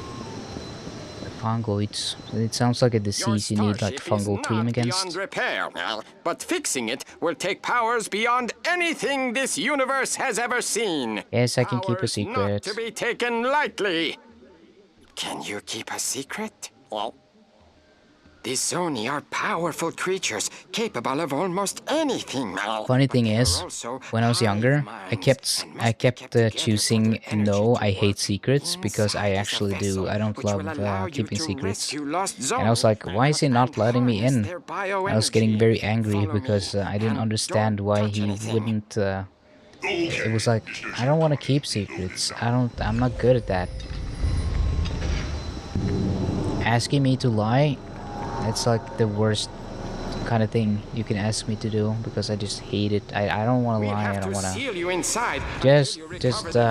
Just don't tell me and just I don't know. We have a lovely miniature god. Open door. Open door. Pork, link it in my nav. We'll stay in radio contact. Copy that. Operation Red Shirt is a go. Burp. All right. The key to surviving situations like this is to avoid phrases like, "It's too quiet in here," or "Everything's going to be all right."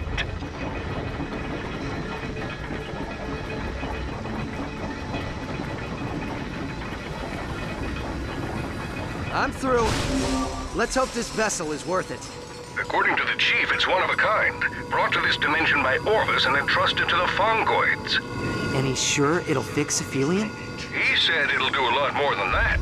Zoni bioenergy is the most powerful resource in the Omniverse. The Omniverse? What? Omniverse. I don't know what it means.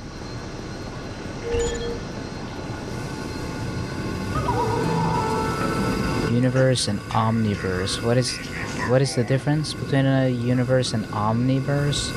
Is it just like a specific thing to this game, or is there some other stuff it's flying above my head?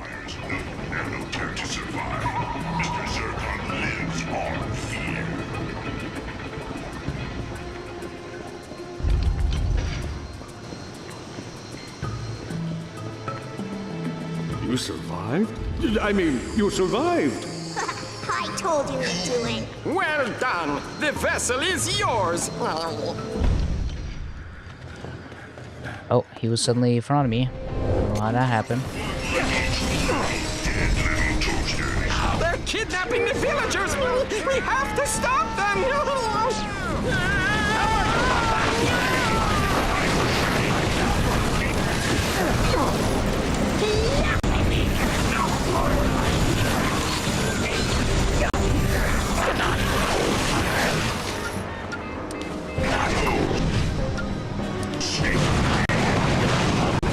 Stinky alien. True. They are pretty stinky.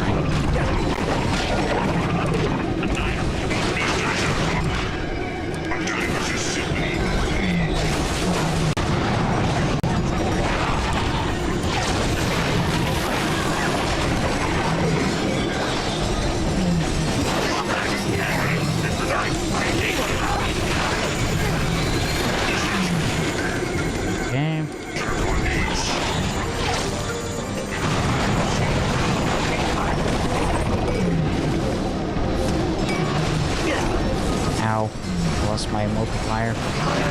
Damn it.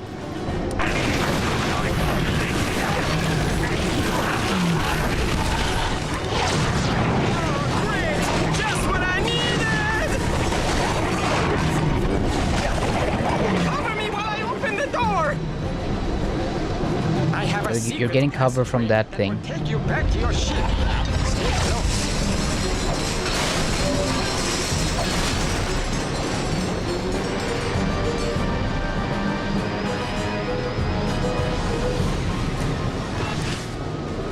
Let's see. That.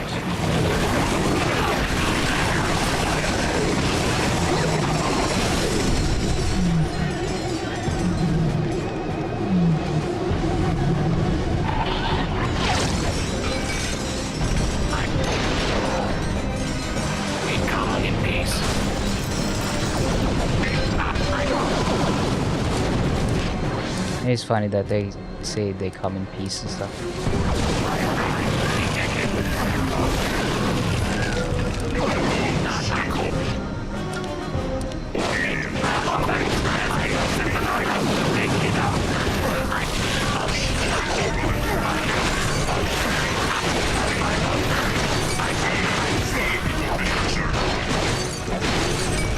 Congratulations! Your weapon is up. Okay, I'm getting close to having all of the weapons upgraded.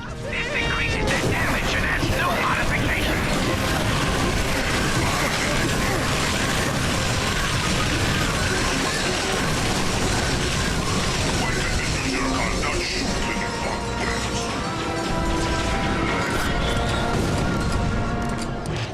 Oh, this guy. Let's see. Oh.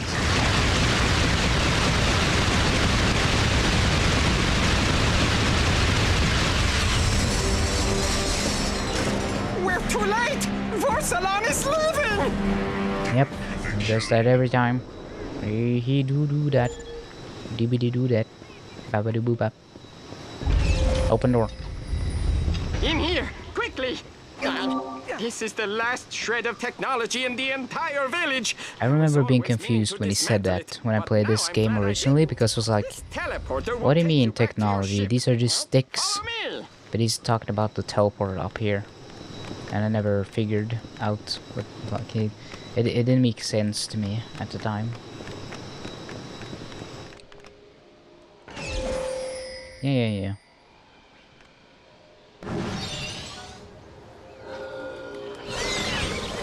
Burb. Quick! Use the Zoni vessel to repair your starship! Does it have to be quick? I'm gonna do it slow.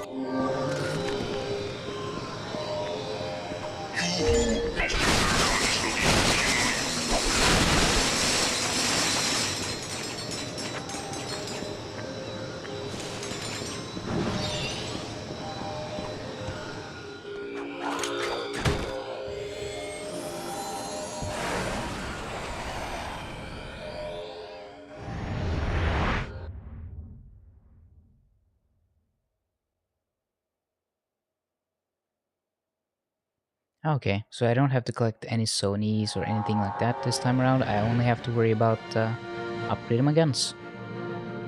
That's good to know. Come in. Do you Yeah, everything is basically done. So that makes this stuff a lot easier. Hostile ships detected. Point of origin appears to be the same as Captain Quark's nav beacon. Sir, one of the prisoners has requested to speak with you. He appears to be willing to cooperate. Pass it through. Hey, Mr. Vorsalon. My name's Captain Quark. Maybe you've heard of me. Savior of Solana, number 97 in Kerwan's 100 most eligible bachelors. Anyway, you seem like a reasonable floating head in a tank, so I was wondering if we could settle this without violence? Insolent creature! Your request has fallen on deaf ears. The only future you may hope for is a quick and merciful death, following hours of unimaginable.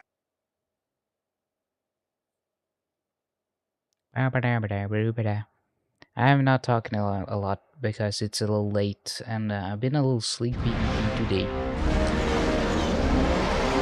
I didn't. I guess I wasn't sure if I was gonna do stream today, but I guess I did. And then it's like, oh, blah, blah, I'm doing stream. I'm at the ship. Where are they holding you? I don't know. It's a big cell with some sort of containment field. Oh, it smells like my high school gym locker. All right. Maintain radio silence. I'll contact you when I'm inside.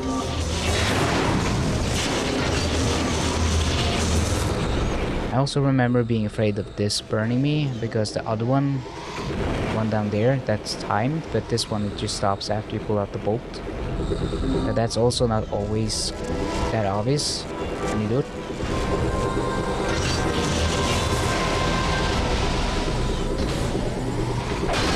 Breach detected in starboard airlock.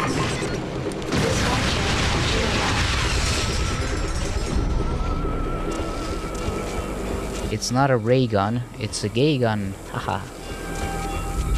Get it? Because it's pink and purple. Attention, troopers! We have just learned that the rebel azimuth has escaped our troops once again.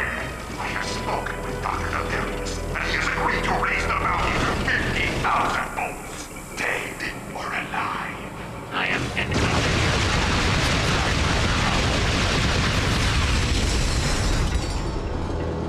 Fred, is that you? Azimuth has escaped. You owe me 5 bolts.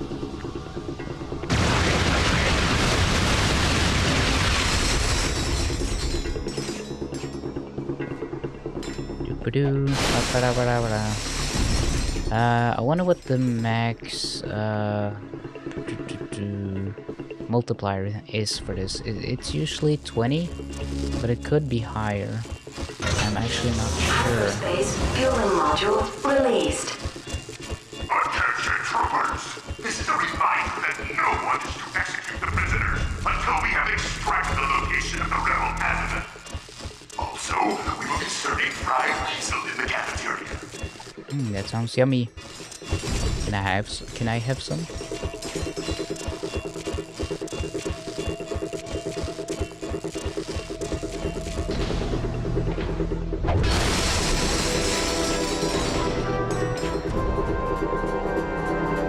Yeah. You don't have to show me.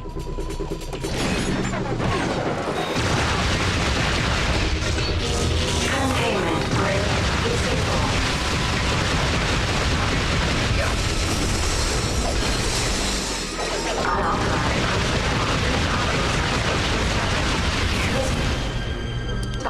Okay, let's do that. Oh, I don't have more of these. Well.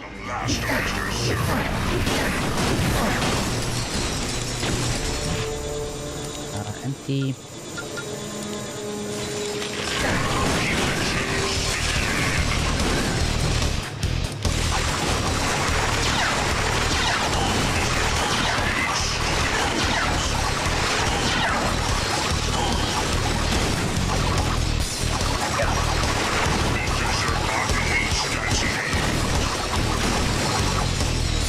hate dancing aliens? That's very specific.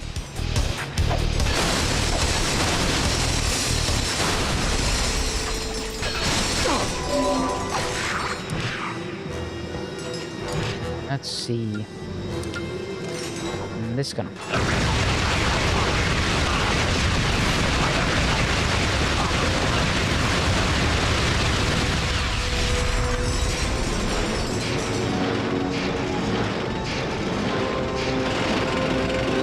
Neat. Oh, I'm empty. I keep running out of ammo.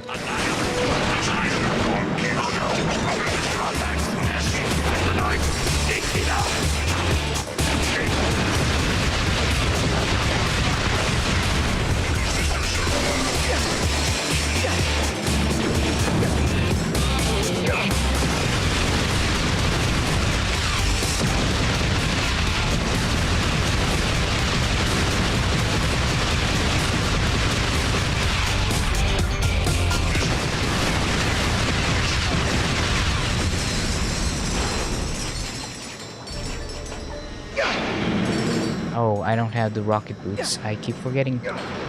I can just hover over as much as I'd want to do that. I can't.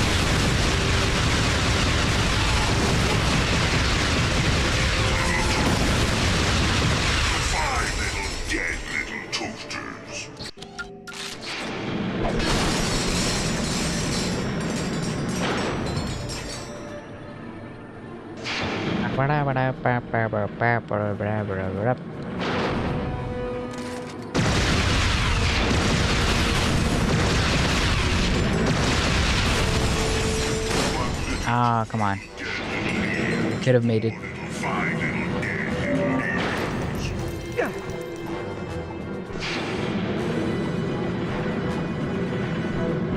Don't be so stinky, dumb game.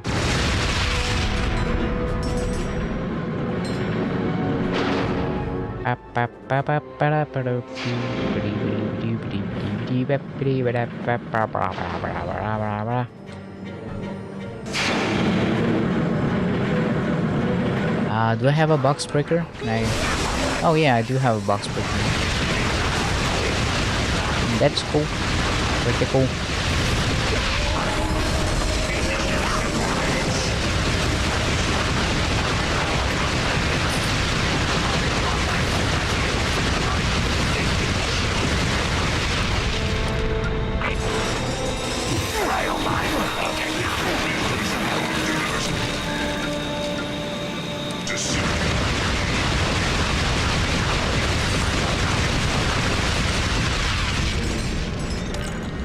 Okay. Pretty good. Looking good.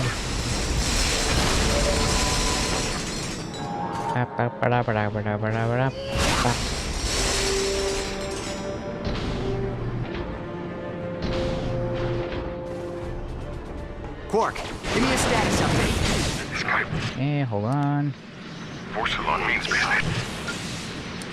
He says he'll kill us if we don't give up Alistair Azimuth. Who is Alistair Azimuth? I don't know, some rebel. All right, well, find out what you can. If he's an enemy of Nefarious, he might be a friend to us.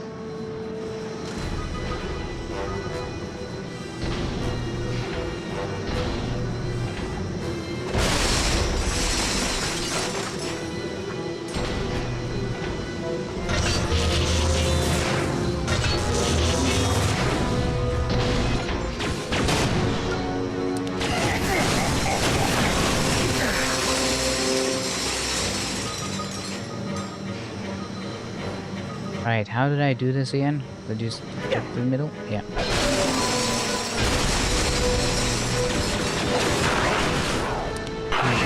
Alright.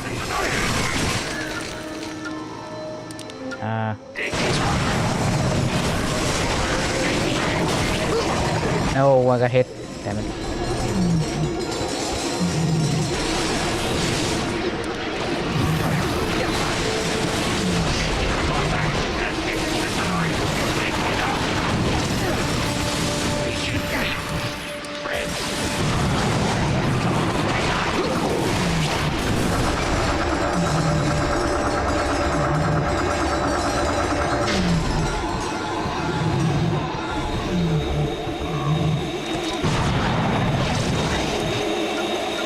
You guys should probably stop. Why are you...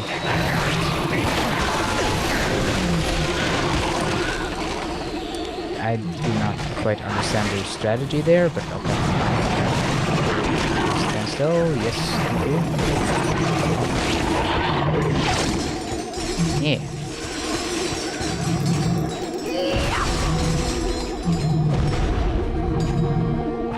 Hungry noses. So hungry.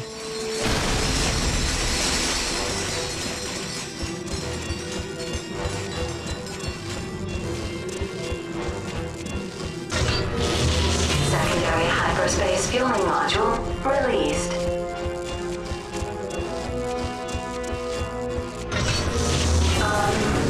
Tertiary hyperspace fueling module released. I love how the lady is like, okay. Even the computer is confused about what's happening.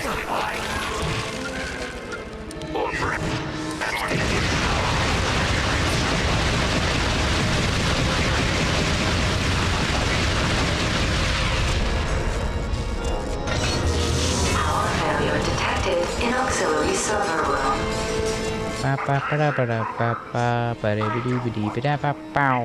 But someone take over last night and was overbiased and Janice. It's responsible. It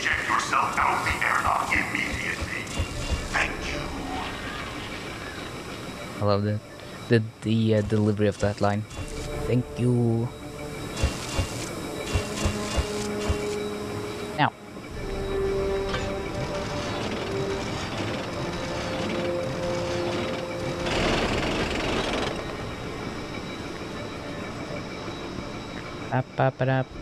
What floors, please? Detention wing? Wow. I can't believe that worked. What was that? Nothing. Insolent creature! Mr. Circle does not collapse. Welcome. That wasn't Azimuth. Yeah, don't turn around, just ignore all the noise.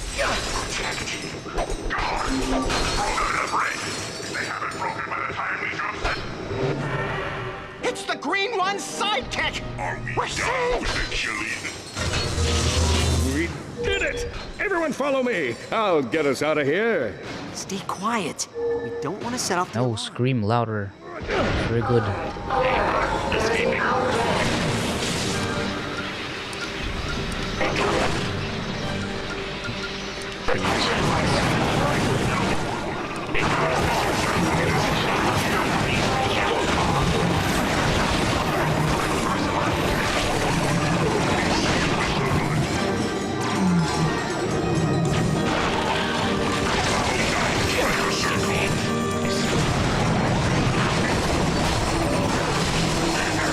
All right, let's go. With the buddy system.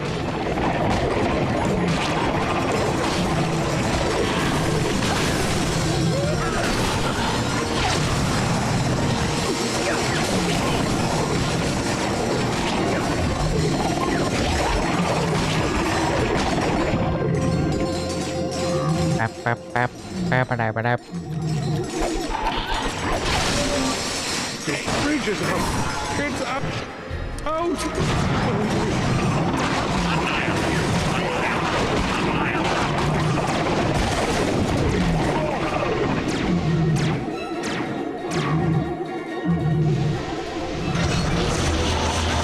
I guess we would have just died here if Ratchet wasn't here to do the little simple bridge pull.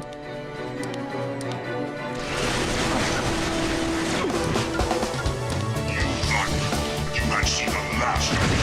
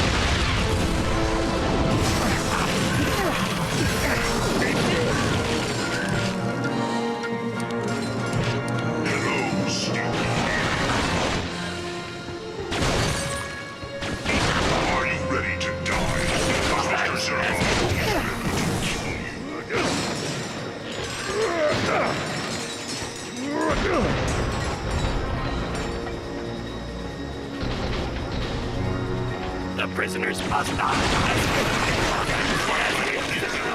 take it out.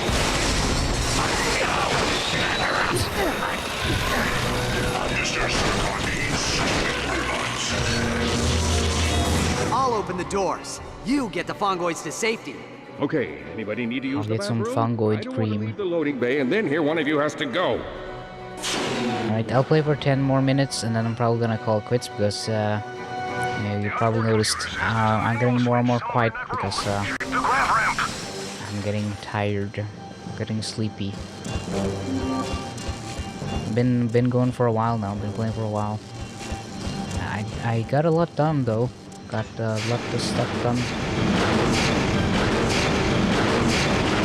Loading bay doors are open. Launching escape vessel in 3, 2, 1.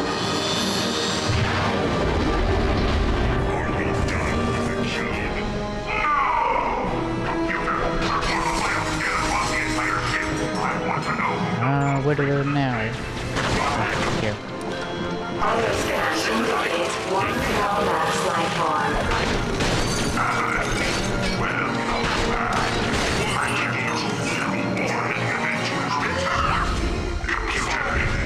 I don't like that the box breaker don't break the breakers.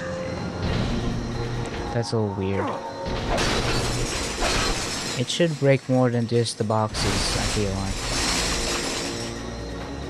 The boxes aren't the only fragile thing here. Like the screens wouldn't stand up against the box breaker.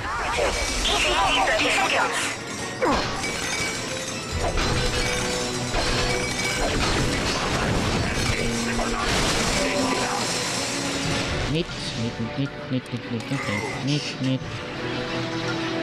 I guess I'll fight Porcelain and then I'll end it after that.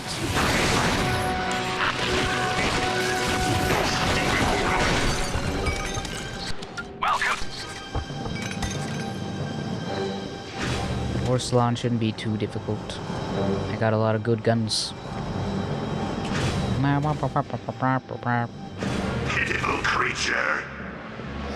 Thank you.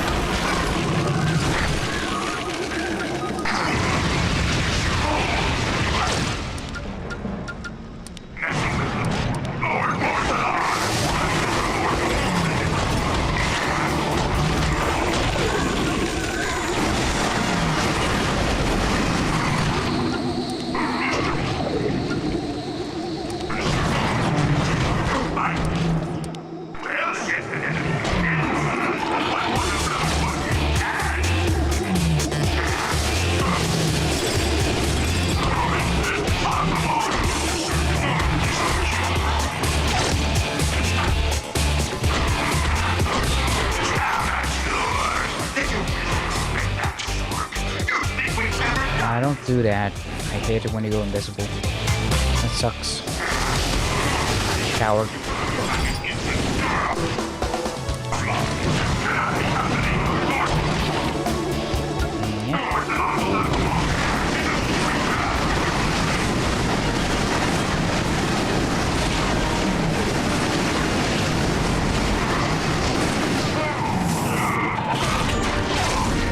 Yeah, that was pretty quick. Ratchet, great news. The chief says Alistair Azimuth lives on Torrent 4 in the Vela sector. I'm uploading coordinates to your ship now. He was surprisingly easy to find. There's no context as to how they figured out where Alistair is, but I feel like there's parts of the story that goes a little too quick, and then parts that goes a little too slow, maybe? I don't know. The pacing feels...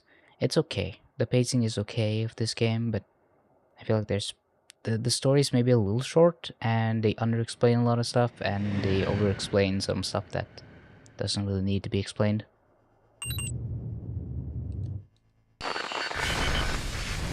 The galactic map has been updated with coordinates to the Vela sector. Okay, to the Venus sector. Welcome to the galactic map. I've seen this already.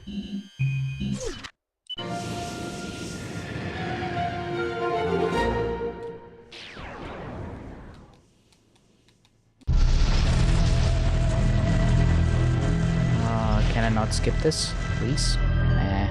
What? Blah.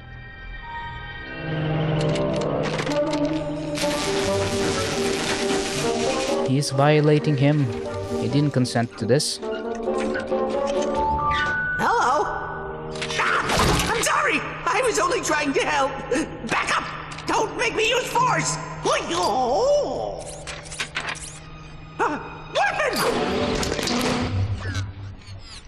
You are the robot who assisted me in my escape from Nefarious. What is your name? My name? Yes, Sigmund of course. Freud. Sigma 0426A. But you Sigma balls. I'm junior caretaker here at the Great Clock. Forgive me, but what is the Great Clock? Oh dear! We're late! Come! We don't have a lot of time! Figuratively speaking, of course. I mean, why did they say figuratively? really sure. It's not. They're not supposed to tamper with time, so they can't go. They can't really just go back in time. Pleasant lot, are they? Time still exists in the Great Clock. It's not like May I time ask what just the purpose stops of this working facility here. is? This place? Oh, this is the universe's greatest contingency plan. Come, Orvis is waiting. Oh no! Oh, come on! Oh, oops. With hypersonic brainwave scrambler, people wonder why we keep this place a secret. Apparently, you didn't keep it secret well enough. Seems like a little oopsie, a little stinky oopsie doodle.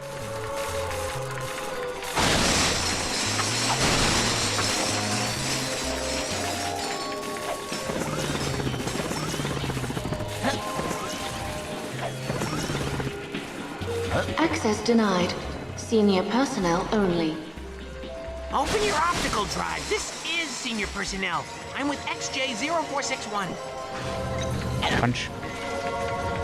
While you were unconscious, I took the liberty of installing. Yeah. Can I skip? Wow, I'm so smart. Look at me go. Quite an ingenious security device. Did you design it? Are you kidding? Orvis was the smart one. Yeah, look how smart I am. Time pads will also let you record over your. Yeah. Look. Wow, I'm so smart. Look at that. Orvis was right. You're gonna do just fine. Race you to the That's pneumatic true. chamber. Oh, come on. I just fixed that. Point. Here we are. So, are you ready to meet Orvis? I am ready.